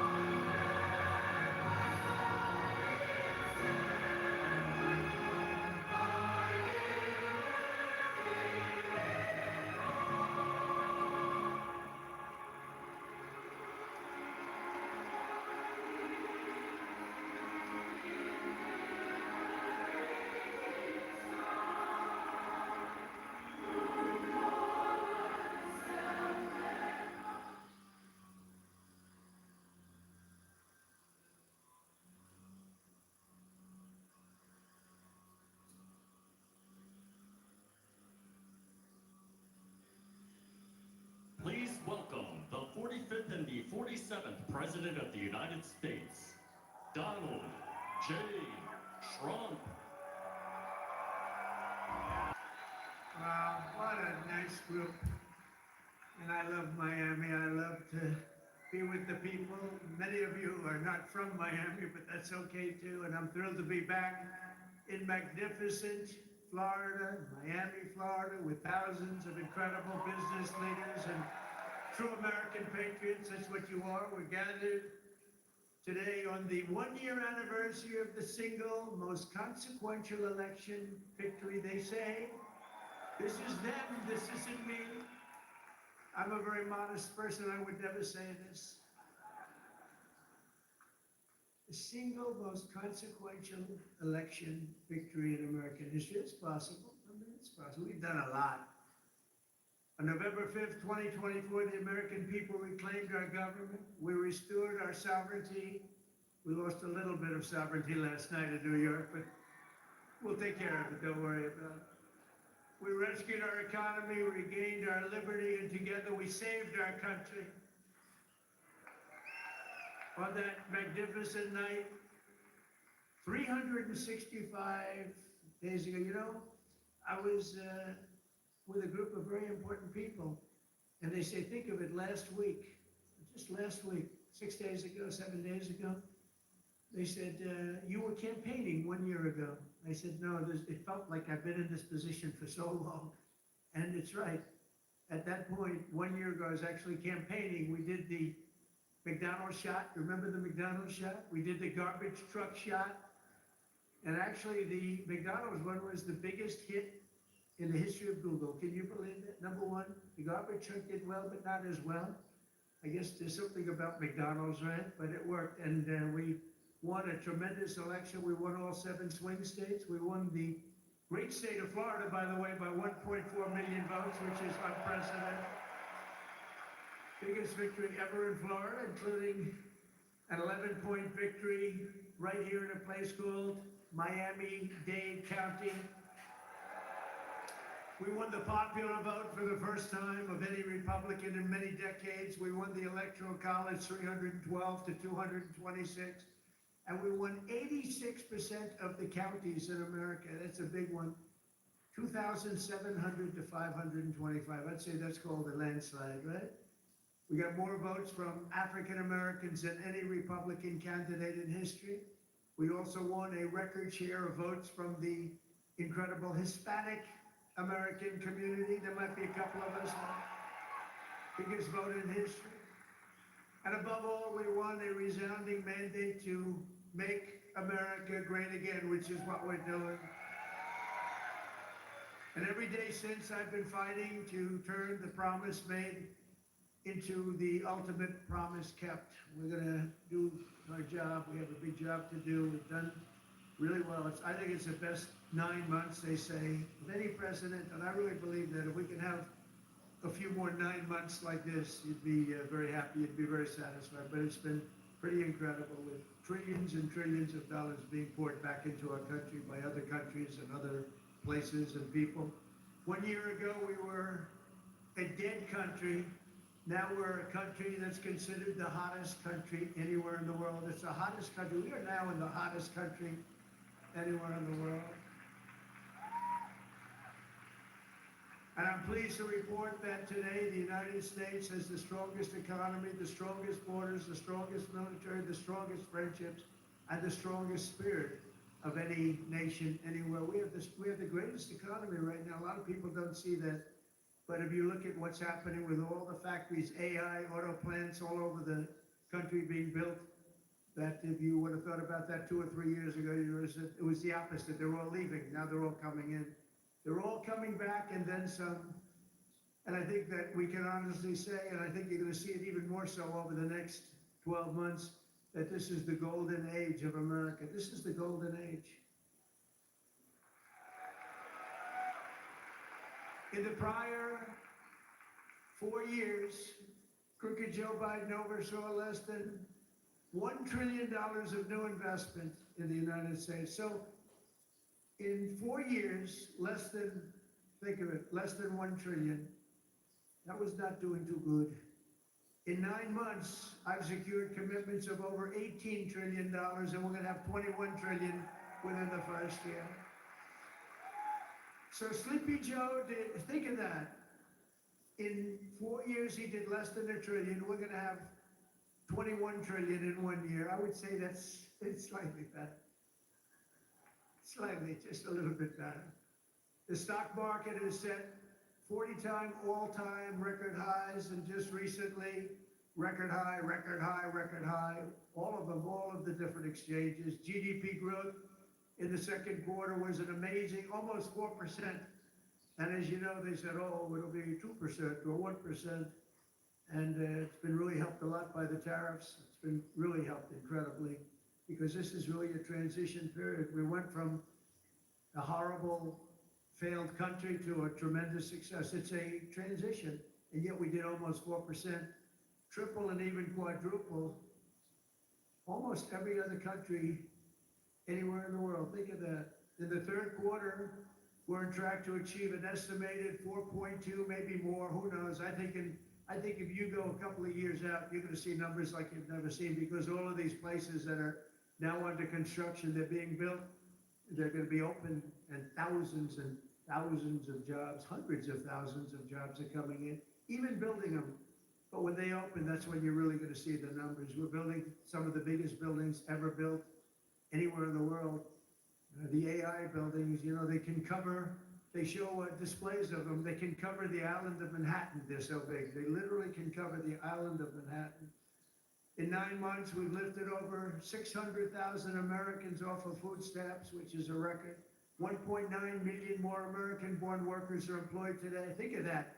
Almost 2 million American-born workers are employed today, more than when I took office. That's 9 months ago. Can you imagine it? And I tell Republicans, you want to win elections, you got to talk about these facts, you know. It's really easy to win elections when you talk about the facts. And we have more people working now than at any time in the history of our country. Right now, we have more people working. These are things you have to talk about. It doesn't just happen. You got to tell them. It's wonderful to do them, but if people don't talk about them, then you can do not so well in elections. Wages for workers are rising at the fastest pace in over 60 years. That's the workers, and that's what we love. We love the workers. Since I took office, wages for the typical factory worker are up $1,300. Construction workers' pay is up $2,200, and miners are up nearly $5,000 this year alone. And that's good, because it's not, you know, such an extra cost to the company. It really isn't. Somebody was, oh, it's going to cost more. The fact is that they're doing such business like they've never done. You're going to start seeing numbers coming out very soon that are going to blow your mind. Under Biden, we had the worst inflation in modern history. We had inflation that was so bad, costing the typical family about $33,000 over a period of time. Their policies sent food prices up 23. They come in, you know, when I first came in, I was in for 3 days, and one of the fake news members, they're all back there, that's a lot of press. Fake news. They said, egg prices are through the roof. I was there for 3 days, and this maniac, this lunatic person, happened to be a woman. Sir, what are you gonna do about egg prices? And they'd gone up like 4 or 5 times. I said, well, you just told me it has a problem. And people weren't buying Easter eggs. You believe it? I said, we're buying Easter eggs for the White House, for the egg hunt, the famous egg hunt. But within a couple of months, we got them down. We have a great Department of Agriculture headed by Brooke Rollins, and we did a great job, and we got them down to the level they originally were a long time ago. And we have that in just about everything. And if we don't have it, we get them down. Their policies sent food prices soaring 23%, the Biden policies. And it wasn't him. It was the people surrounding him around the desk. He didn't know what the hell he was doing. Biden. How the hell did that happen? Well, I know how it happened. A rigged election. That's how it happened. Think of the damage done. Although I must tell you that this is a much more powerful term. I mean, this is a much better term. In one way, it's bad to see how bad people. You're going to see the same thing in New York, by the way. You watch what happens in New York. But you're going to see that same thing. And I hope it doesn't happen, but you're going to see it. Gas prices are surging to $5 a gallon, even higher, and mortgage rates skyrocketed by 152%. But under the Trump administration, all of that is changing. Prices are coming down very fast, and we're bringing them back to the beautiful part where you can have, and you can truly say, we're talking about the American dream again. You didn't used to hear that term. You heard it during my 4 years, and then it disappeared. Now you're hearing it again more than ever. Because we had the most successful economy in the history of our country during my first 4 years. We rebuilt the economy, cut the biggest tax cut in history. We had the biggest tax cut in history, the biggest regulation cut in history. That's why we had the great economy. And now, the only difference is we're doing better this time. Actually, we're going to have a bigger, better, stronger economy than the first 4 years. And that was the most successful economy in history. Gasoline prices have plummeted to the lowest in 2 decades, and we're going to soon see $2 gasoline. Think of that, $2 a gallon. It was up to $4.50, $5 And you know, when you get gasoline and you get oil and gas down, it's so big, it's so massive, the importance of it, that everything else starts to follow. And that's what's happening. Grocery prices are way down, and Walmart just announced that the cost of their standard Thanksgiving meal, this is the greatest. They're greatest, they're wonderful. They come out every year with how much does a Thanksgiving meal cost compared to last year, right? And it always goes up, up, up. It's 40%, 30% more. Is 25% lower than 1 year ago. Isn't that great? That's a big deal, Rima. That's a big deal. I don't know if they care about that in Saudi Arabia, but here it means a lot. We got the princess here from Saudi Arabia. She's got a lot of cash. Serious cash, and she's a great person. Price of a turkey is down a little bit. You know, she doesn't have to work. Since March, the price of eggs is down 85%. Energy prices are down, interest rates are down, despite the fact that we have a total nincompoop at the Federal Reserve that was recommended by one of my real great people, who I've never spoke to again. And the cost of the typical new mortgage is down by nearly $3,000 a year. Day by day, we're making America affordable again. It's going to be affordable again at a really record pace. And, you know, other people are going to take credit. All the mayors and all the governors, they're going to say what a great job. They didn't do a damn thing.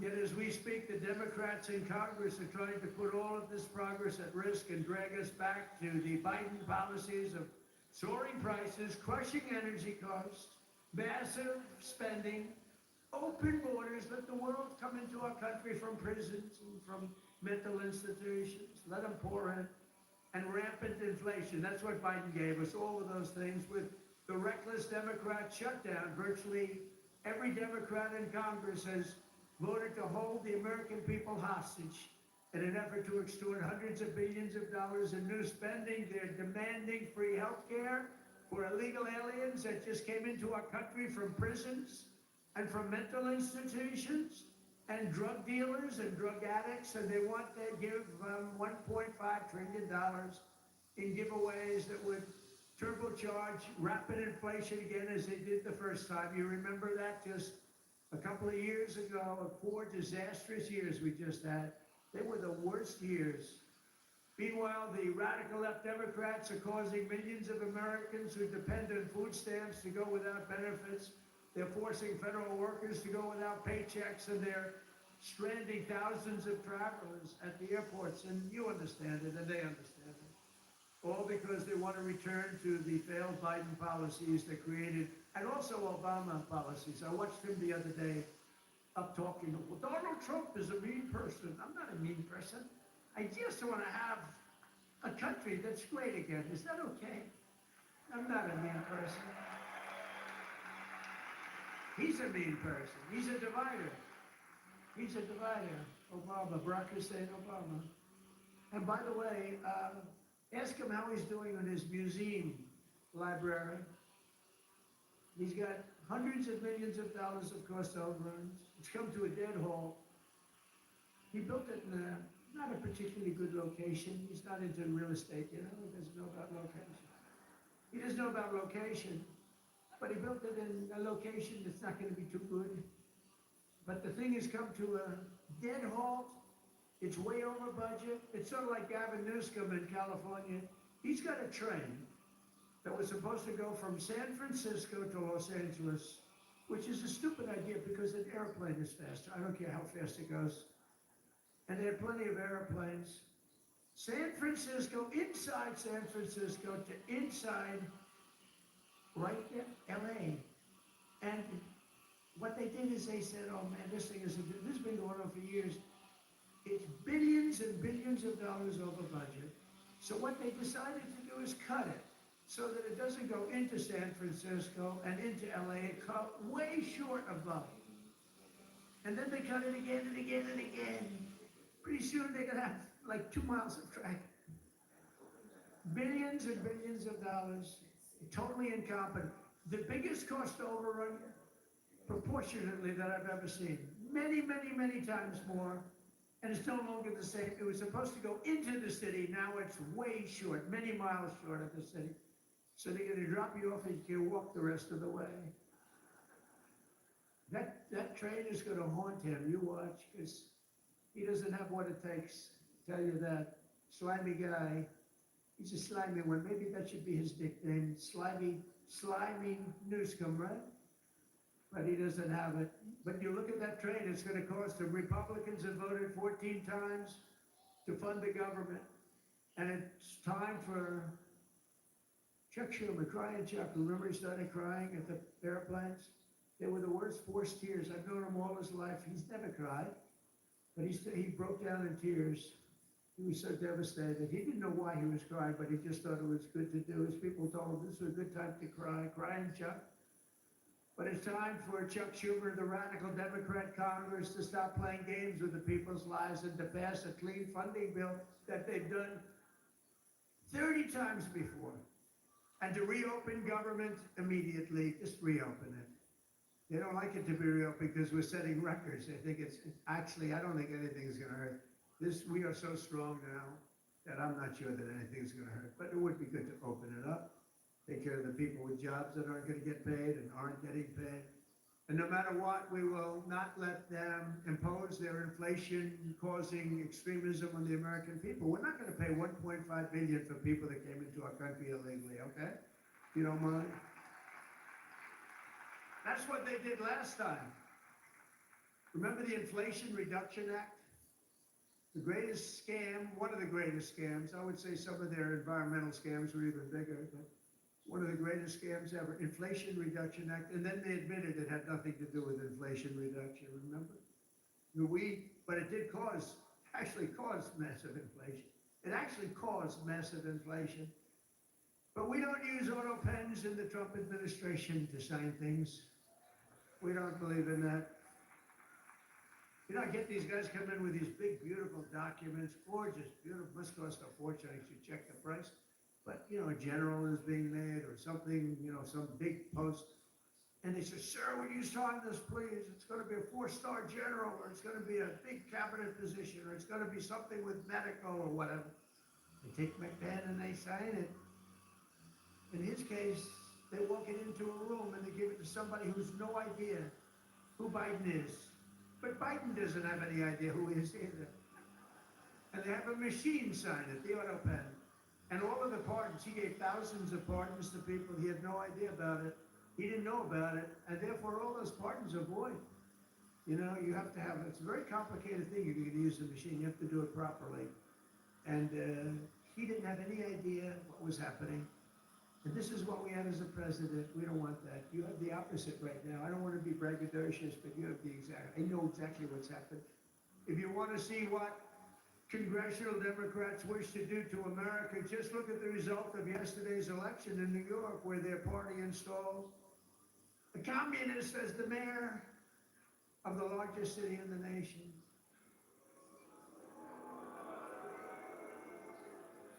Remember, I said, we will never have a socialist elected to any post in our country. I used to say that, and I was right.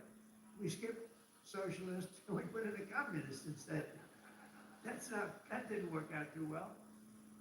But as I've warned for many years, our opponents are hell-bent on turning America into a communist Cuba, a socialist Venezuela, and you see what happened to those places. For generations, Miami has been a haven for those fleeing communist tyranny in South Africa. I mean, if you take a look at what's going on in parts of South Africa, look at South Africa, what's going on. Look at South America, what's going on. You know, I'm not going to, we have a G20 meeting in South Africa. South Africa shouldn't even be in the G's anymore, because what's happened there is bad. I'm not going. I told them I'm not going. I'm not going to represent our country there. It shouldn't be there. Take a look at what's happening in different parts of South America. Take a look at what's happening in different parts of the world. But now the Democrats are so extreme that Miami will soon be the refuge for those fleeing communism in New York City. They flee. They flee. Where do you live? New York City, but I'm trying to leave because I don't want to live in a communist regime. I hope it works out for New York. I love New York. I love New York. When I left New York for the White House, it was good, except we had, you know, the telltale signs of trouble because we had a guy named de Blasio. Do you ever hear of him as mayor? He goes down as probably the worst mayor in history. Then he went to Harvard to teach government. You believe it? They took de Blasio and they took that mayor from Chicago, the woman, the one that gets her hair done very expensively, right? Beautiful hair. She got beautiful, luxuriant hair. And they took her, and she's teaching at Harvard. They're teaching government. And then you hear about Harvard. We're trying to work a settlement with Harvard right now for about, like, a lot of money. I won't tell you what, but you'll be reading about it pretty soon. Because what they've done to Jewish people and what they've done to others is pretty bad, okay? It's pretty bad. But it cost them a lot of money. After last night's results, the decision facing all Americans could not be more clear. We have a choice between communism and common sense. Does that make sense to you? Common sense. It's common sense or communism. And you know, you take a look back 1,000 years, it hasn't worked. If it worked, we'd be using it, I guess, but it hasn't worked. Our opponents are offering an economic nightmare. We're delivering an economic miracle. We have delivered in 9 months. This is an economic, the biggest investment of funds in a country in history by many times. That's good. They want higher spending for government and illegal aliens. We want bigger paychecks for American workers and American families, and that's what we're delivering. You see that? They stand for crime and chaos and corruption. We stand for law and order and justice. Also strong borders. Boy, do we have strong borders. They put America last. We put America first. We put America first.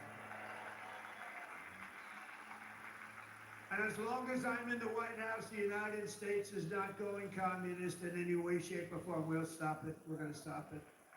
Stop this nonsense. You know, I said they were voting last night. You could have a communist or a thug. A communist, and they took the communist, you know. It's pretty amazing, isn't it? We could have done a little better in terms of candidates. From day one of my administration, I've been fighting every single day to turn around the catastrophe we inherited to make America the best place on the planet Earth to do business. And that's what it is. Right now, we're the #1 place. I'm getting plants approved in 2 weeks. It used to take 20 years before they got rejected. You'd have young people start off. Their whole business was getting a certain plant accepted. 22 years later, they're ready to retire and they haven't gotten it. And then they go to a vote and they get rejected after 22. They wasted a whole life looking for an acceptance. We do it in 2 weeks. We make sure it's good. We make sure it's great and proper, environmentally sound. Takes 2 weeks. My goal is to have the best tax rates, the lowest energy costs, the lowest regulatory burden, the most advanced technology, and the fairest trade deals anywhere in the world. You know, we're leading China, we're leading everybody by a lot in AI. And this was my idea, so I'm very proud of it. I said, build your own electric. People would come, we need more electric grid, sir. The electric grid's 200 years old. We need more electric grid, it's old. The electricity that the AI plants need alone is double the entire electricity that we have in the country right now. Can you believe it? So I had this idea. I said, we can't fix the old grid that much. We'll fix it up. We'll keep it going. A little Band-Aid here, a little Band-Aid there. It's old. And I said, here's what we're going to do. We're going to let these geniuses build their own electric generation. So they are building their own electric utility plants. They're becoming a utility, if you think about it. They're building the utility and the electric right alongside. This is where they have their transformers and everything. They're building the most expensive electric plants you've ever seen. Generating plants, some by nuclear, some by oil and gas, some by coal as a substitute. They're building them right next to their plant. And they're incredible. People say they've never seen anything like it because these minds are genius. To them, an electric plant is not complicated. To them, an electric plant is better than the people that produce electricity, although Florida Power and Light is doing a lot of plants for people. They're pretty advanced, I have to tell you. But they're building their own juice next to the plant. Isn't that sort of a cool idea? Now, you know, when I first proposed that, they came into my office with, you know, they have unlimited money, but they were trying to figure out how they can build it because they had no electric of any consequence. And they said, you're gonna build your own plant. I'm gonna get you your approvals in 2 weeks, 3 weeks, maybe a month if I'm slow. We have a great man, Lee Zeldin, in charge of the environment. He's incredible. And he's tough too, he's very tough, but they have their approval in 2-3 weeks. You know, they're dealing with the best experts in the world. They know what they're doing. It's amazing when you see some of the stuff come in, designed by guys with 190 IQs, and then you have an inspector who's not quite as smart as that, inspecting it to see whether or not it's okay, and he has no idea what he's looking at. No idea. But I said, you're designing your electric plant, and they didn't believe it. They come in 2 weeks later, they say, the biggest problem is electric. I said, you can design your own plant, and we're gonna have your approvals within 2 to 4 weeks. And they said, he's really serious. They thought I was kidding. It was so good.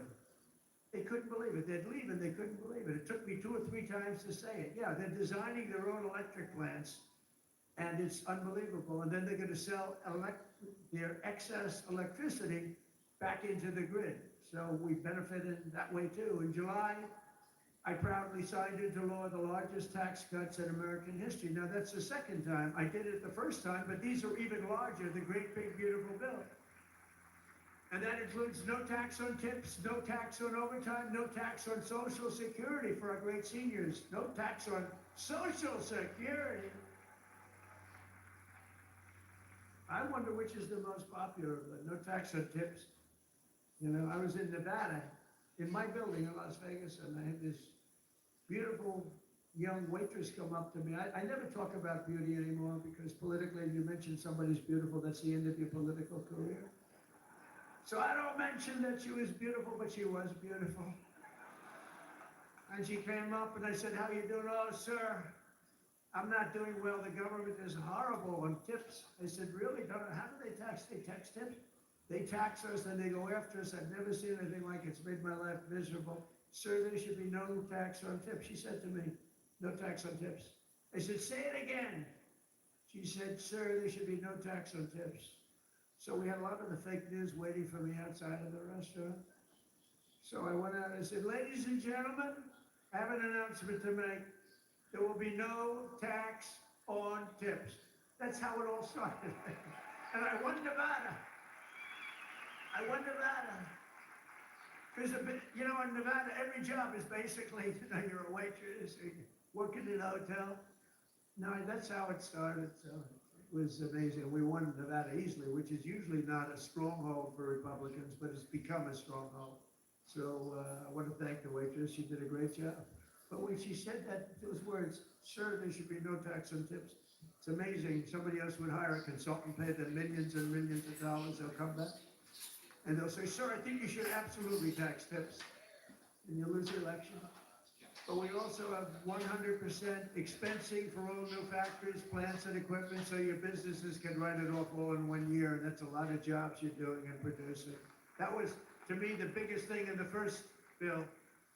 But this is even better because this goes for a 10-year period.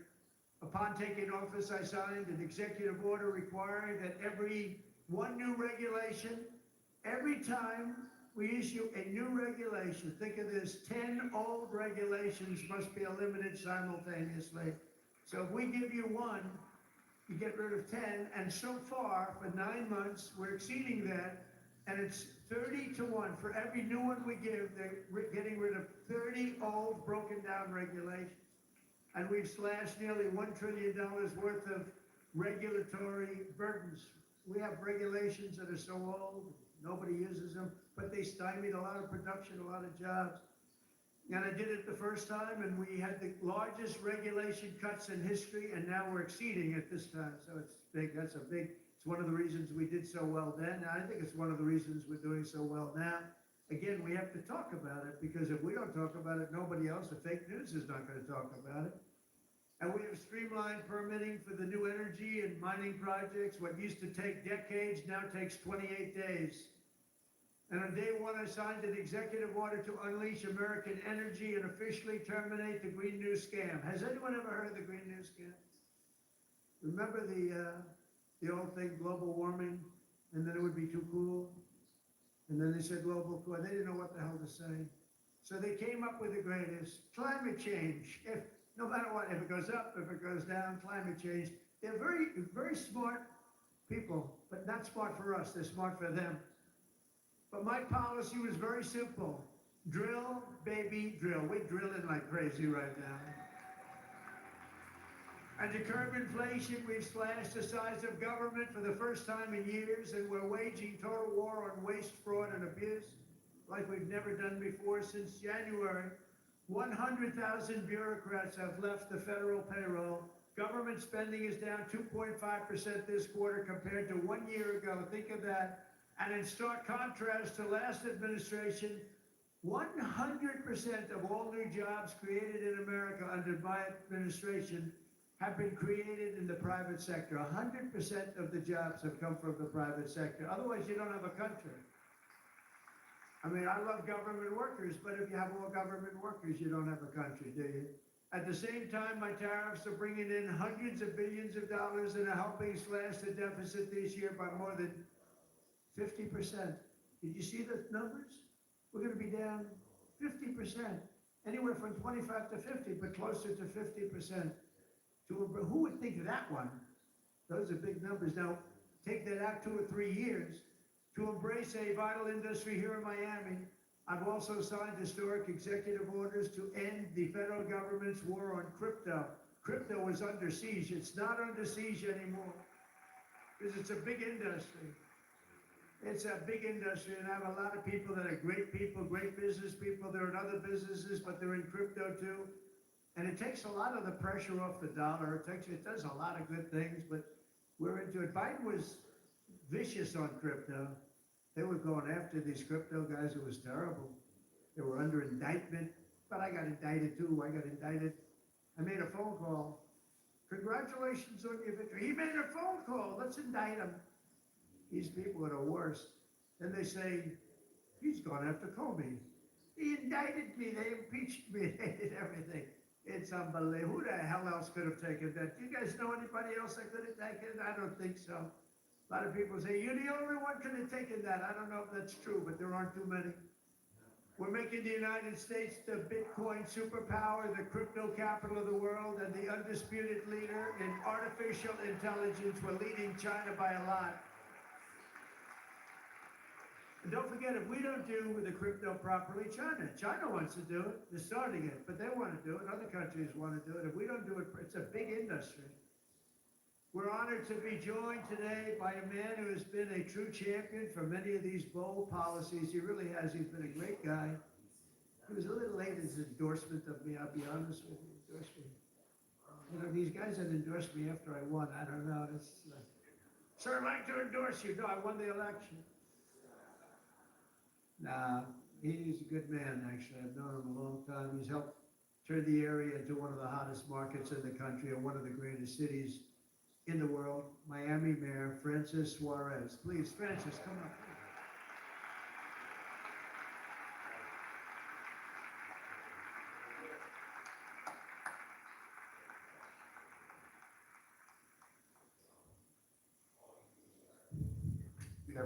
You're never gonna forget that one, huh? Thank you, Mr. President. Just in the front of it.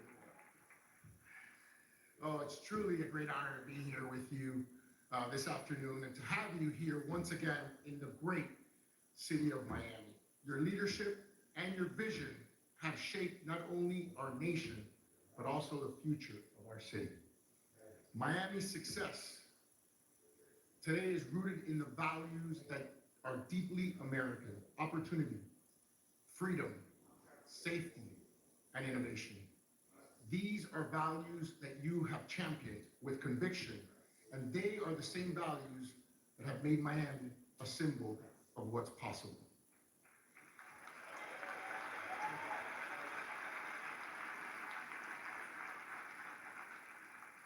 When people believe in the promise of America, Mr. President, I want to personally thank you for the continued support of our vision for this city. It was an honor to stand beside you in the Oval Office when you announced the next year's G20 right here in the city of Miami.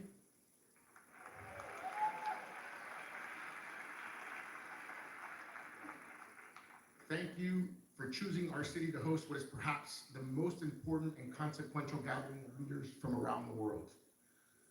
Miami has come a long way, and we will rise to the occasion, Mr. President.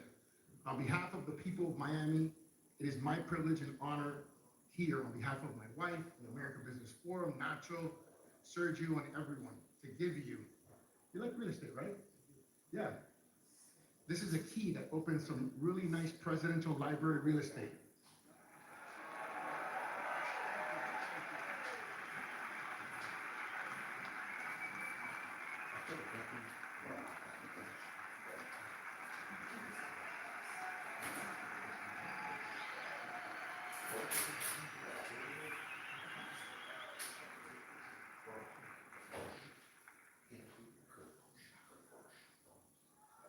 Thank you.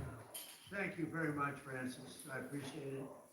And you know, he's really a special guy. I'm going to take this, I'm going to put it in the White House, and then I'm going to move it to Doral in about 3.5 years. We put it right in Doral, right? In the lobby of Doral. A lot of people from Doral. Well, thank you. That's a great honor. I also want to thank a man who's been unbelievable in terms of Israel and so many other things. He was a great real estate developer. He had a great personality.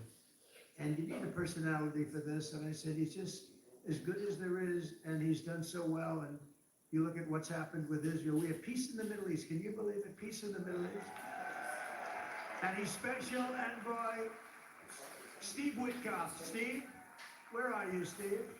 Wherever you may be.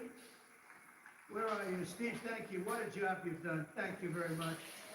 What a job he's done. That guy's got that personality. Now, I wanted a deal maker, but, you know, a lot of deal makers don't have good personality. You end up in a war. They make the deal, but you end up in a war. This guy, everybody loved him for years. I've known it. And he was the right guy for the job. Peace in the Middle East. 3,000 years. They've not had peace in the Middle East. We're going to have it too. We're doing well. This keeps going along. And we just had a meeting. It's even more and more so. And so many people in this room are very much into Israel and the Middle East. And it's been amazing what we've been able to do. And you've done such a big part of it, along with a very special young genius named Jared Kushner, who helped you so much. Stand up, Jared. And he's the father of the Abraham Accords, right? He's the father of the Abraham Accords. And by the way, my granddaughter Arabella, will you stand up, Arabella? She looks so great. I said, how are your marks in school, Arabella? Grandpa, I have all A's and A pluses, you know that. Like it was a stupid question I asked her, right? We're proud of you, Arabella. Jared, thank you. What a great job. And we have a lot of people joining now the Abraham Accords. And hopefully we're going to get Saudi Arabia very soon, but I'm not saying that. I'm not laughing. No, but we have a lot of people. We have a lot of people that are coming aboard. You know, the key was when we took out the nuclear capability of Iran, all of a sudden everybody said, wow, that was nice. They've been wanting to do that for 20 years. Saudi Arabia's ambassador to the United States, Princess Rima, thank you very much. Please stand up. Thank you. Thank you. Thank you very much. Say hello to everybody. Say hello to a great group of people in Saudi Arabia. Thank you. Stephen Miner, Mayor of Miami Beach. Stephen Miner. Where is Stephen? Thank you, Stephen. Thank you. Good job you're doing. Excellent. Thank you, Stephen. The Mayor of Coral Gables, Vince Lago. Vince Lago. Thank you. Thank you. Great job, Vince. The Mayor of Doral. I love Doral. And I like this woman a lot. Christy Fraga. Christy. Where's Christy? Thank you, Christy. I like Doral. We also have Commissioners Damian Pardo, Laura, Doreen Quez, Ralph Rosado, Miami-Dade Supervisor of Elections, Alina Garcia, the President of FIFA, Johnny Infantino. FIFA, where's Johnny? Whoa, Johnny, my boy. I didn't know he was gonna be here, he's big stuff. And the world, look, you know, Johnny and I worked the deal originally, and it looked like I wasn't gonna be president because it was in this term, right?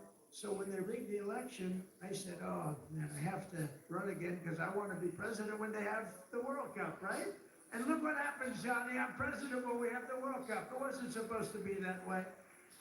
But I can only tell you that the tickets are selling at numbers and record like they've never sold ever before. I heard you just told me that they're doing record business, right? We have the World Cup coming.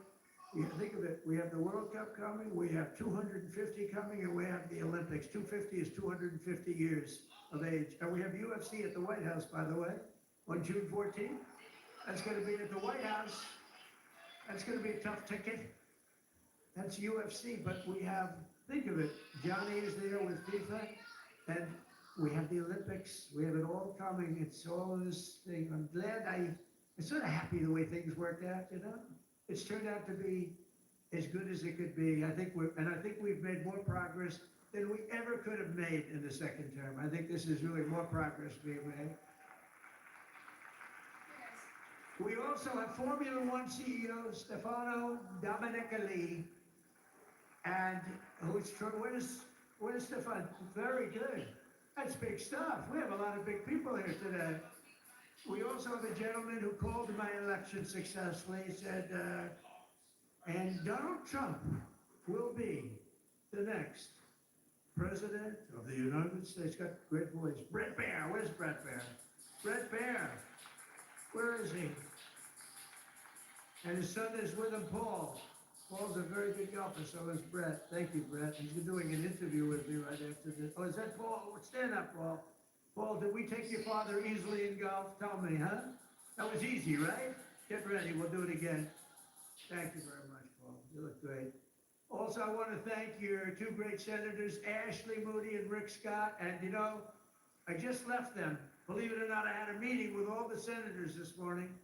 I gave them my vision because frankly, it's always nice to have good vision. And they are two terrific senators, and they're in Washington working hard, and they were going to come, and I said, do me a favor, stay back and work on the things you're working on. They're working on really things, and Ashley is in the election. Rick just won his election. They're two great senators that you have right here in Florida, so that's really good, and they're working to make America great again. So I said, stay back in Washington. Together with many of the people here today, we've achieved more in 9 months than most administrations achieve in 8 years. It's true. We've really done a lot. We inherited the worst border in history, and within a matter of weeks, we turned it into the strongest border anywhere in the world, and they have some pretty strong borders, but we have literally no people coming through. They do come in. They come in legally. You know, we want people to come in. We want to make it real easy for them, actually, but they come in legally. So you have to know that. We just don't want criminals coming in. We don't want people from prisons. We don't want prisons dumped into our country like Venezuela did. They emptied their prisons into our country. We don't want that, right?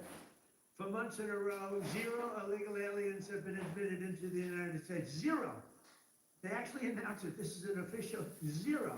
Remember when Biden said, I have no control over the border? Millions of people pouring through, not people that you can look at them, not that we discriminate. You could look at them and say, these are not going to be perfect for our country. They were rough people that they let in. They had 11,888 murderers, 50% of which murdered more than one people. We don't want that. We're getting a lot of them out. Hopefully we're going to soon have all of them out, the hell out of here. Either out of here or we have to put them in jail because they're so dangerous. Some are so dangerous we don't want to bring them out. We'll just make sure they never come back in. But this is what they were putting in our country, and it's a disgrace. On day one, I signed an executive order to designate the drug cartels as foreign terrorist organizations. We had a big strong, positive number come out just recently. The drugs coming into our country are way down. I'll tell you where they're really way down is drugs coming in through water. People say, no thanks, I don't think I want to ride in that boat today, please. We want you to take these drugs into the United States. You know what, I think I'll take a pass, sir. The drugs coming in by border are not much. Every boat that we hit kills, think of this, if it gets through, kills 25,000 Americans plus, but 25,000 Americans. Every time we hit a boat, we save 25,000 lives. Gotta look at it that way. And we're arresting and removing thousands and thousands of dangerous gang members, MS-13, Tren de Aragua, all these gang members are being thrown the hell out of our country. And if you look at Washington, D.C., it's now a safe community. We're in Memphis now, and within 2 weeks, all of a sudden, it's like a safe community. It's really made unbelievable progress. And we're blowing up cartel terrorists, and we're blowing them up linked to the Maduro regime in Venezuela and others. Look, it's not just Venezuela. But a lot of things are coming in. Look, Venezuela emptied their prisons into our country. Nobody wants that. They emptied their prisons into our country. We're liberating our cities from the scourge of violent crime, making our country safe and beautiful again. We're starting in our capital, Washington, D.C., which right now you can walk through the middle of Washington. You have no problem. 6 months ago, that wasn't the case. 1 year ago, it was a disaster. But law enforcement, our military has done an incredible job, actually. It's a safe, very, very safe city again. And it's been beautified. We're putting new medians in. We're covering the roads with nice, clean, beautiful asphalt. We're redoing the grass in the parks. It's really becoming beautiful again, and it's safe. We don't get calls that, think of it, call to the parents, your son, sir, has been killed. He came to see the Lincoln Memorial and he's dead. No, that's not happening anymore. We run it tough. We run it very tough. Sometimes you have to be a little tough to get rid of. These are thugs. These are bad people. We're bringing them the hell out of our country where they came from. We renamed the Department of Defense to the Department of War. And, well, if you think about it, after the Second World War, they changed it to defense, right? So we won the First World War, we won the Second World War, we won everything in between and everything before, never lost a war. We still don't lose wars, sometimes we don't fight to win. You know, we'll stay around the country for 15 years, just bomb the hell out of everybody, make everybody miserable. Nobody knows why we're there, you know, wars that never end. But we made it clear that the days of political correctness in our military, they're over. We don't want to get into wars. I rebuilt the military. We're the strongest military by far in the world. We make the best equipment, the best missiles, the best rockets, the best everything. We redid our nuclear. We're the #1 nuclear power, which I hate to admit because it's so horrible. It's such a horrible situation if it ever has to be. Is Russia's second, China's a distant third, but they'll catch us within 4 or 5 years. They want to catch us, and they'll be able to catch us, and we'll maybe working on a plan to denuclearize the three of us. We'll see if that works.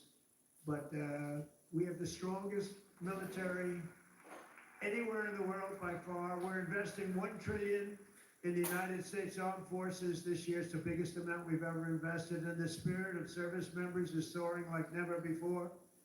We used to have recruiting shortages a year ago. You remember, you couldn't get people to join our military all around the world. You couldn't get them to rejoin. You just couldn't, no matter what you do. That we were way short. Now you can't get into our military. The waiting list, you have waiting lists to get into our military because we have spirit in our country. They're all around the world. America's making peace, and we're really making peace through strength because they know they're not going to mess around with us. Nobody's going to mess around with us. You saw what happened. We made a deal with China last week, and we made a deal with Japan last week. We made a deal with Malaysia. They helped us so much. All great economic deals, all great. Great for everybody. In 8 months, I ended 8 wars, including Kosovo and Serbia. The Congo and Rwanda, that was going on for a long time. Pakistan and India. You know, I was in the midst of a trade deal with both of them. And then I read on the front page of a certain newspaper, I said, I don't know, mention the newspaper because it's usually fake news. But I heard they're going to war. 7 planes were shot down. An 8th was really badly wounded. But 8 planes were shot down essentially. And I said, this is war. And they were going at it. And the 2 nuclear nations, I said, I'm not going to make any trade deals with you guys unless you agree to peace. No way, this has nothing to do. They said, it has everything to do. Your nuclear powers. I'm not trading with you. We're not making any deals with you if you're at war with each other. A day later, I get a call. We made peace. They stopped. I said, thank you, let's trade. Isn't that great? Tariffs did that. You know what? Tariffs. Without tariffs, that would have never happened. Israel and Iran, Egypt and Ethiopia, Armenia and Azerbaijan, and Cambodia and Thailand. All of them were in war, starting war. Some of the wars were 32 years old. One was 38 years old. Amazing. They tried to, President Putin, I spoke to him 2 weeks ago, and he said, on the one, he said, we've been trying to settle the war for 10 years. We weren't able to do it. You got to settle. I got some of these things settled in an hour. No help from the United Nations at all. The only thing I got from them was a blank teleprompter. Remember I went up there, Princess? Ladies and gentlemen, on behalf of the United States of America, President Donald J. Trump, the teleprompter. And I have all my friends, including your family, sitting out there, 158 leaders, some in beautiful silk white robes, others in bad shirts, bad ties, and some in beautiful shirts and ties. But they're all the leaders, 158 leaders. And they're saying, President, and I'm walking up with President Donald J. Trump, and I'm looking at the teleprompter, stone cold blank. They did it on purpose. And I think I gave my best speech. That's what I was told.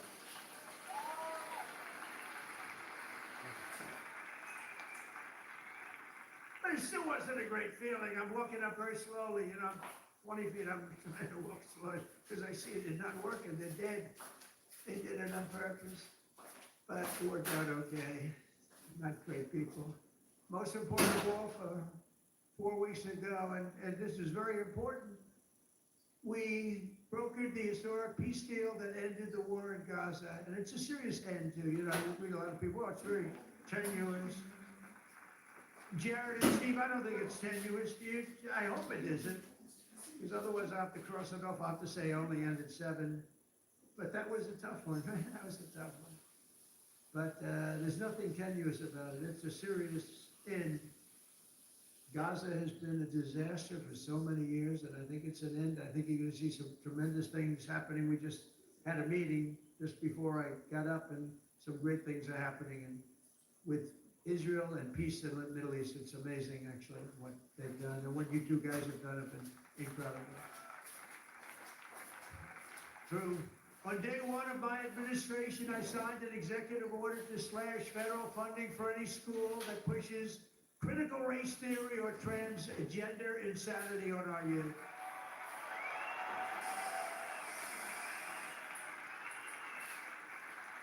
And we completely banned the chemical and surgical mutilation of our children.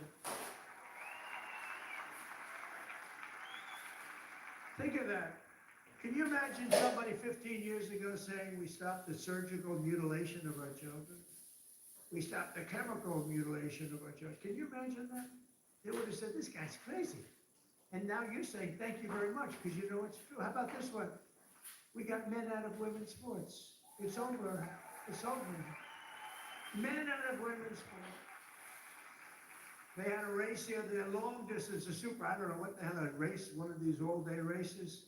They had the top women, the top men. The man won by 5 hours and 18 seconds, okay? What the hell? How about the weightlifting? 218 pounds by a woman. That's a lot to lift over your head, Rima. I don't know, you might be able to do it. 218 pounds or whatever was the record. A man beat the record by 100 pounds. It stood for like 17 years or something. A man beat the record by 100 pounds. He was a failed male weightlifter, but as a female, he did very well. It's a record that, well, this is a thing that stood, they put a quarter of an ounce and a quarter of an ounce on each, 18 years the record stood. Then a guy comes along, ping, ping. This is a crazy, these people are crazy.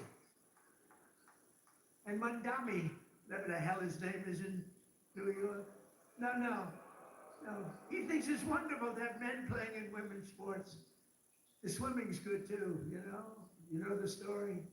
Records are being beaten by numbers that nobody's ever seen, nobody ever thought possible.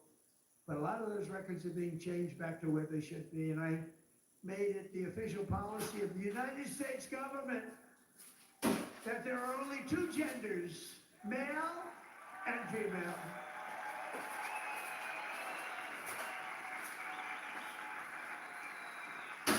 And we're restoring the name of a great president, William McKinley, to Mount McKinley, the beautiful Alaska mountain I renamed. Think of that, they took the name of McKinley. He was a great president. He was assassinated.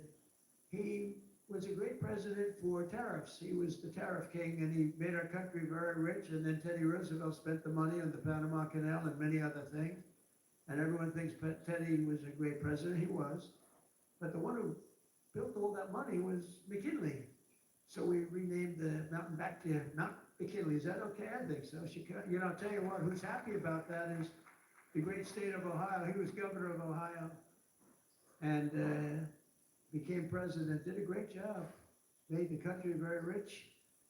He was killed. Mount McKinley was named, and then the name was taken off. And we put it back on. And I renamed the Gulf of Mexico to the Gulf of America. That was an easy one. That was an easy one, Johnny. That was easy. You know, I looked, we have 92% of the show. I used to say when I was a child, I'd say, how come it's called the Gulf of Mexico? It's mostly America. You know, all the way, it wraps around Florida, all the way up. It's 92% of the shoreline. I said, I think to me it's the Gulf of America. Little did I know I'd have the chance to do it. I did it very quickly. For years, our country was run by radical scoundrels and far-left bureaucrats who created one catastrophe after another, wrecking our economy, erasing our borders, and surrendering America's power and standing all over the world. But after just 1 year since that glorious election, I'm thrilled to say that America is back. America is back. Bigger, better, stronger than ever. And in conclusion, jobs are returning, businesses are booming, and America is respected again, perhaps like never before. Our country is respected again like never. They were laughing at our country. We had a guy who couldn't walk up a flight of stairs. Kept falling. It's very embarrassing. You know, at Air Force One, I go, sir, would you like the short stairs or the long? I say, give me the long every single time, please. The short ones, they call them the children's stairs. I don't want the children's stairs.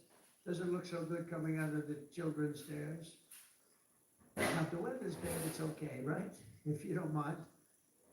But the communists, Marxists, socialists, and globalists had their chance, and they delivered nothing but disaster. And now let's see how a communist does in New York. We're going to see how that works out. And we'll help them. We'll help them. We want New York to be successful. We'll help them a little bit, maybe. For all of these failed and discredited, really discredited, if you think, ideologies of the past, their day is over, their grip is broken, and their time is absolutely done. The golden age of America has begun. And we are just getting started. It's a golden age like you've never seen before. From the steel mills of Pittsburgh to the oil wells of Houston, from the car plants of Detroit, and those car plants are pouring into our country, to the coal mines of West Virginia. Those coal mines are opening up one after another, clean, beautiful coal. You're not allowed to use the word coal unless you say, in my administration, unless you use two words before it, clean and beautiful. Biden would say, unless you use two words before it, and you go, clean. So what happened to the other word? Remember those things? You'd say three words and mean two. But the West Virginia mines are doing unbelievable now. Wyoming is doing unbelievable. It's clean, beautiful coal. And from the bright lights of Las Vegas to right here in beautiful Miami, America is proud. America is confident. America is growing and successful. America is a great nation again. We're a great nation again. It happened faster than I thought. I'll be honest again. We're respected by everybody. We are really, you see the way I get treated. I get treated that way. I guess a little has to do with me, but a lot has to do with the fact that I'm representing this country. America is respected again. America is a great nation again. The American dream is surging back to life, and we will never let the American dream die.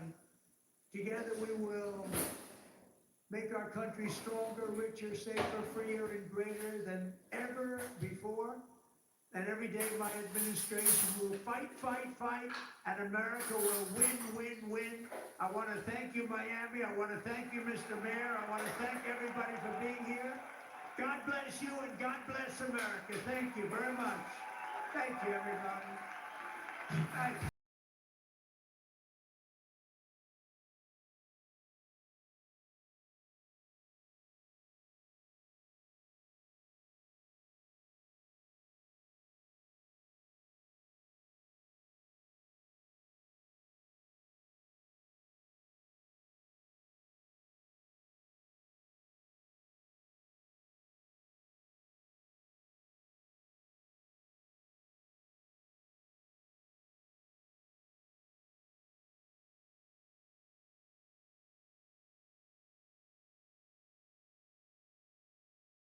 I'm gonna go ahead and cut the live there. Need to cook some dinner, take my dog out, and he's gonna make a lot of noise, man. So he's outside in the backyard, so he's coming in the house, so he's gonna go crazy.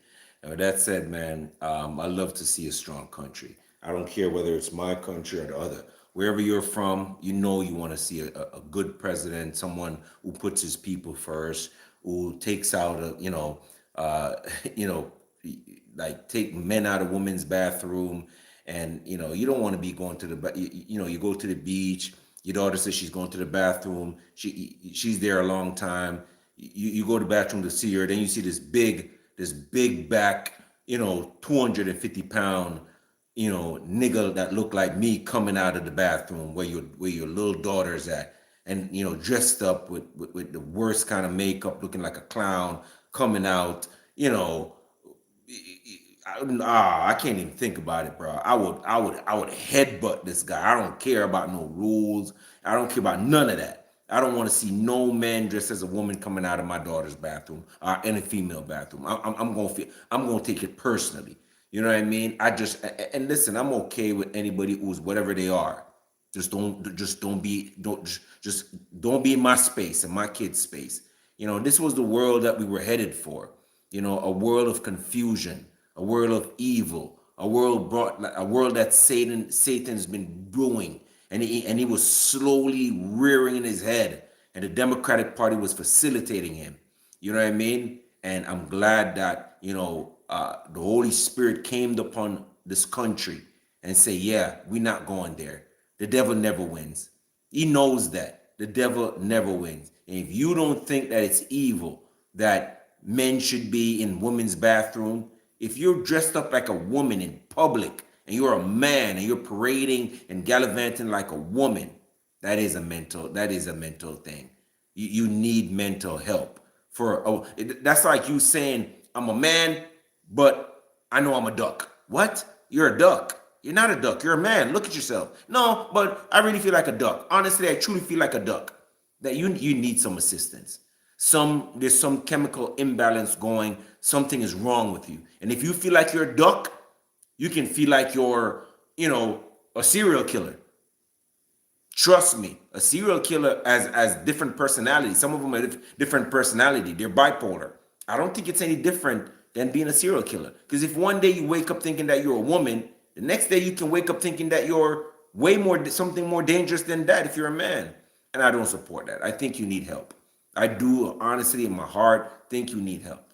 You know what I mean? And I don't mind if somebody's something. Be your thing in your privacy of your own home. If you want to dress up and put on makeup and wear a thong and heels as a 265-pound man with a big gut and put on your makeup and look like a scarecrow, you can do that in your house. That's your private residence, but you don't take that in public. I'm so sorry. And then shove it down everybody's throat. I'm all for a president, who wants to bring back morality back to our country, who wants to secure the border, who wants to, treat people with respect. With that said, guys, thank you guys for watching. Thanks for your subscription. Thank you for always supporting the channel. Thank you for the president, and thank you for our country. And with that said, have a wonderful day, guys. Thank you.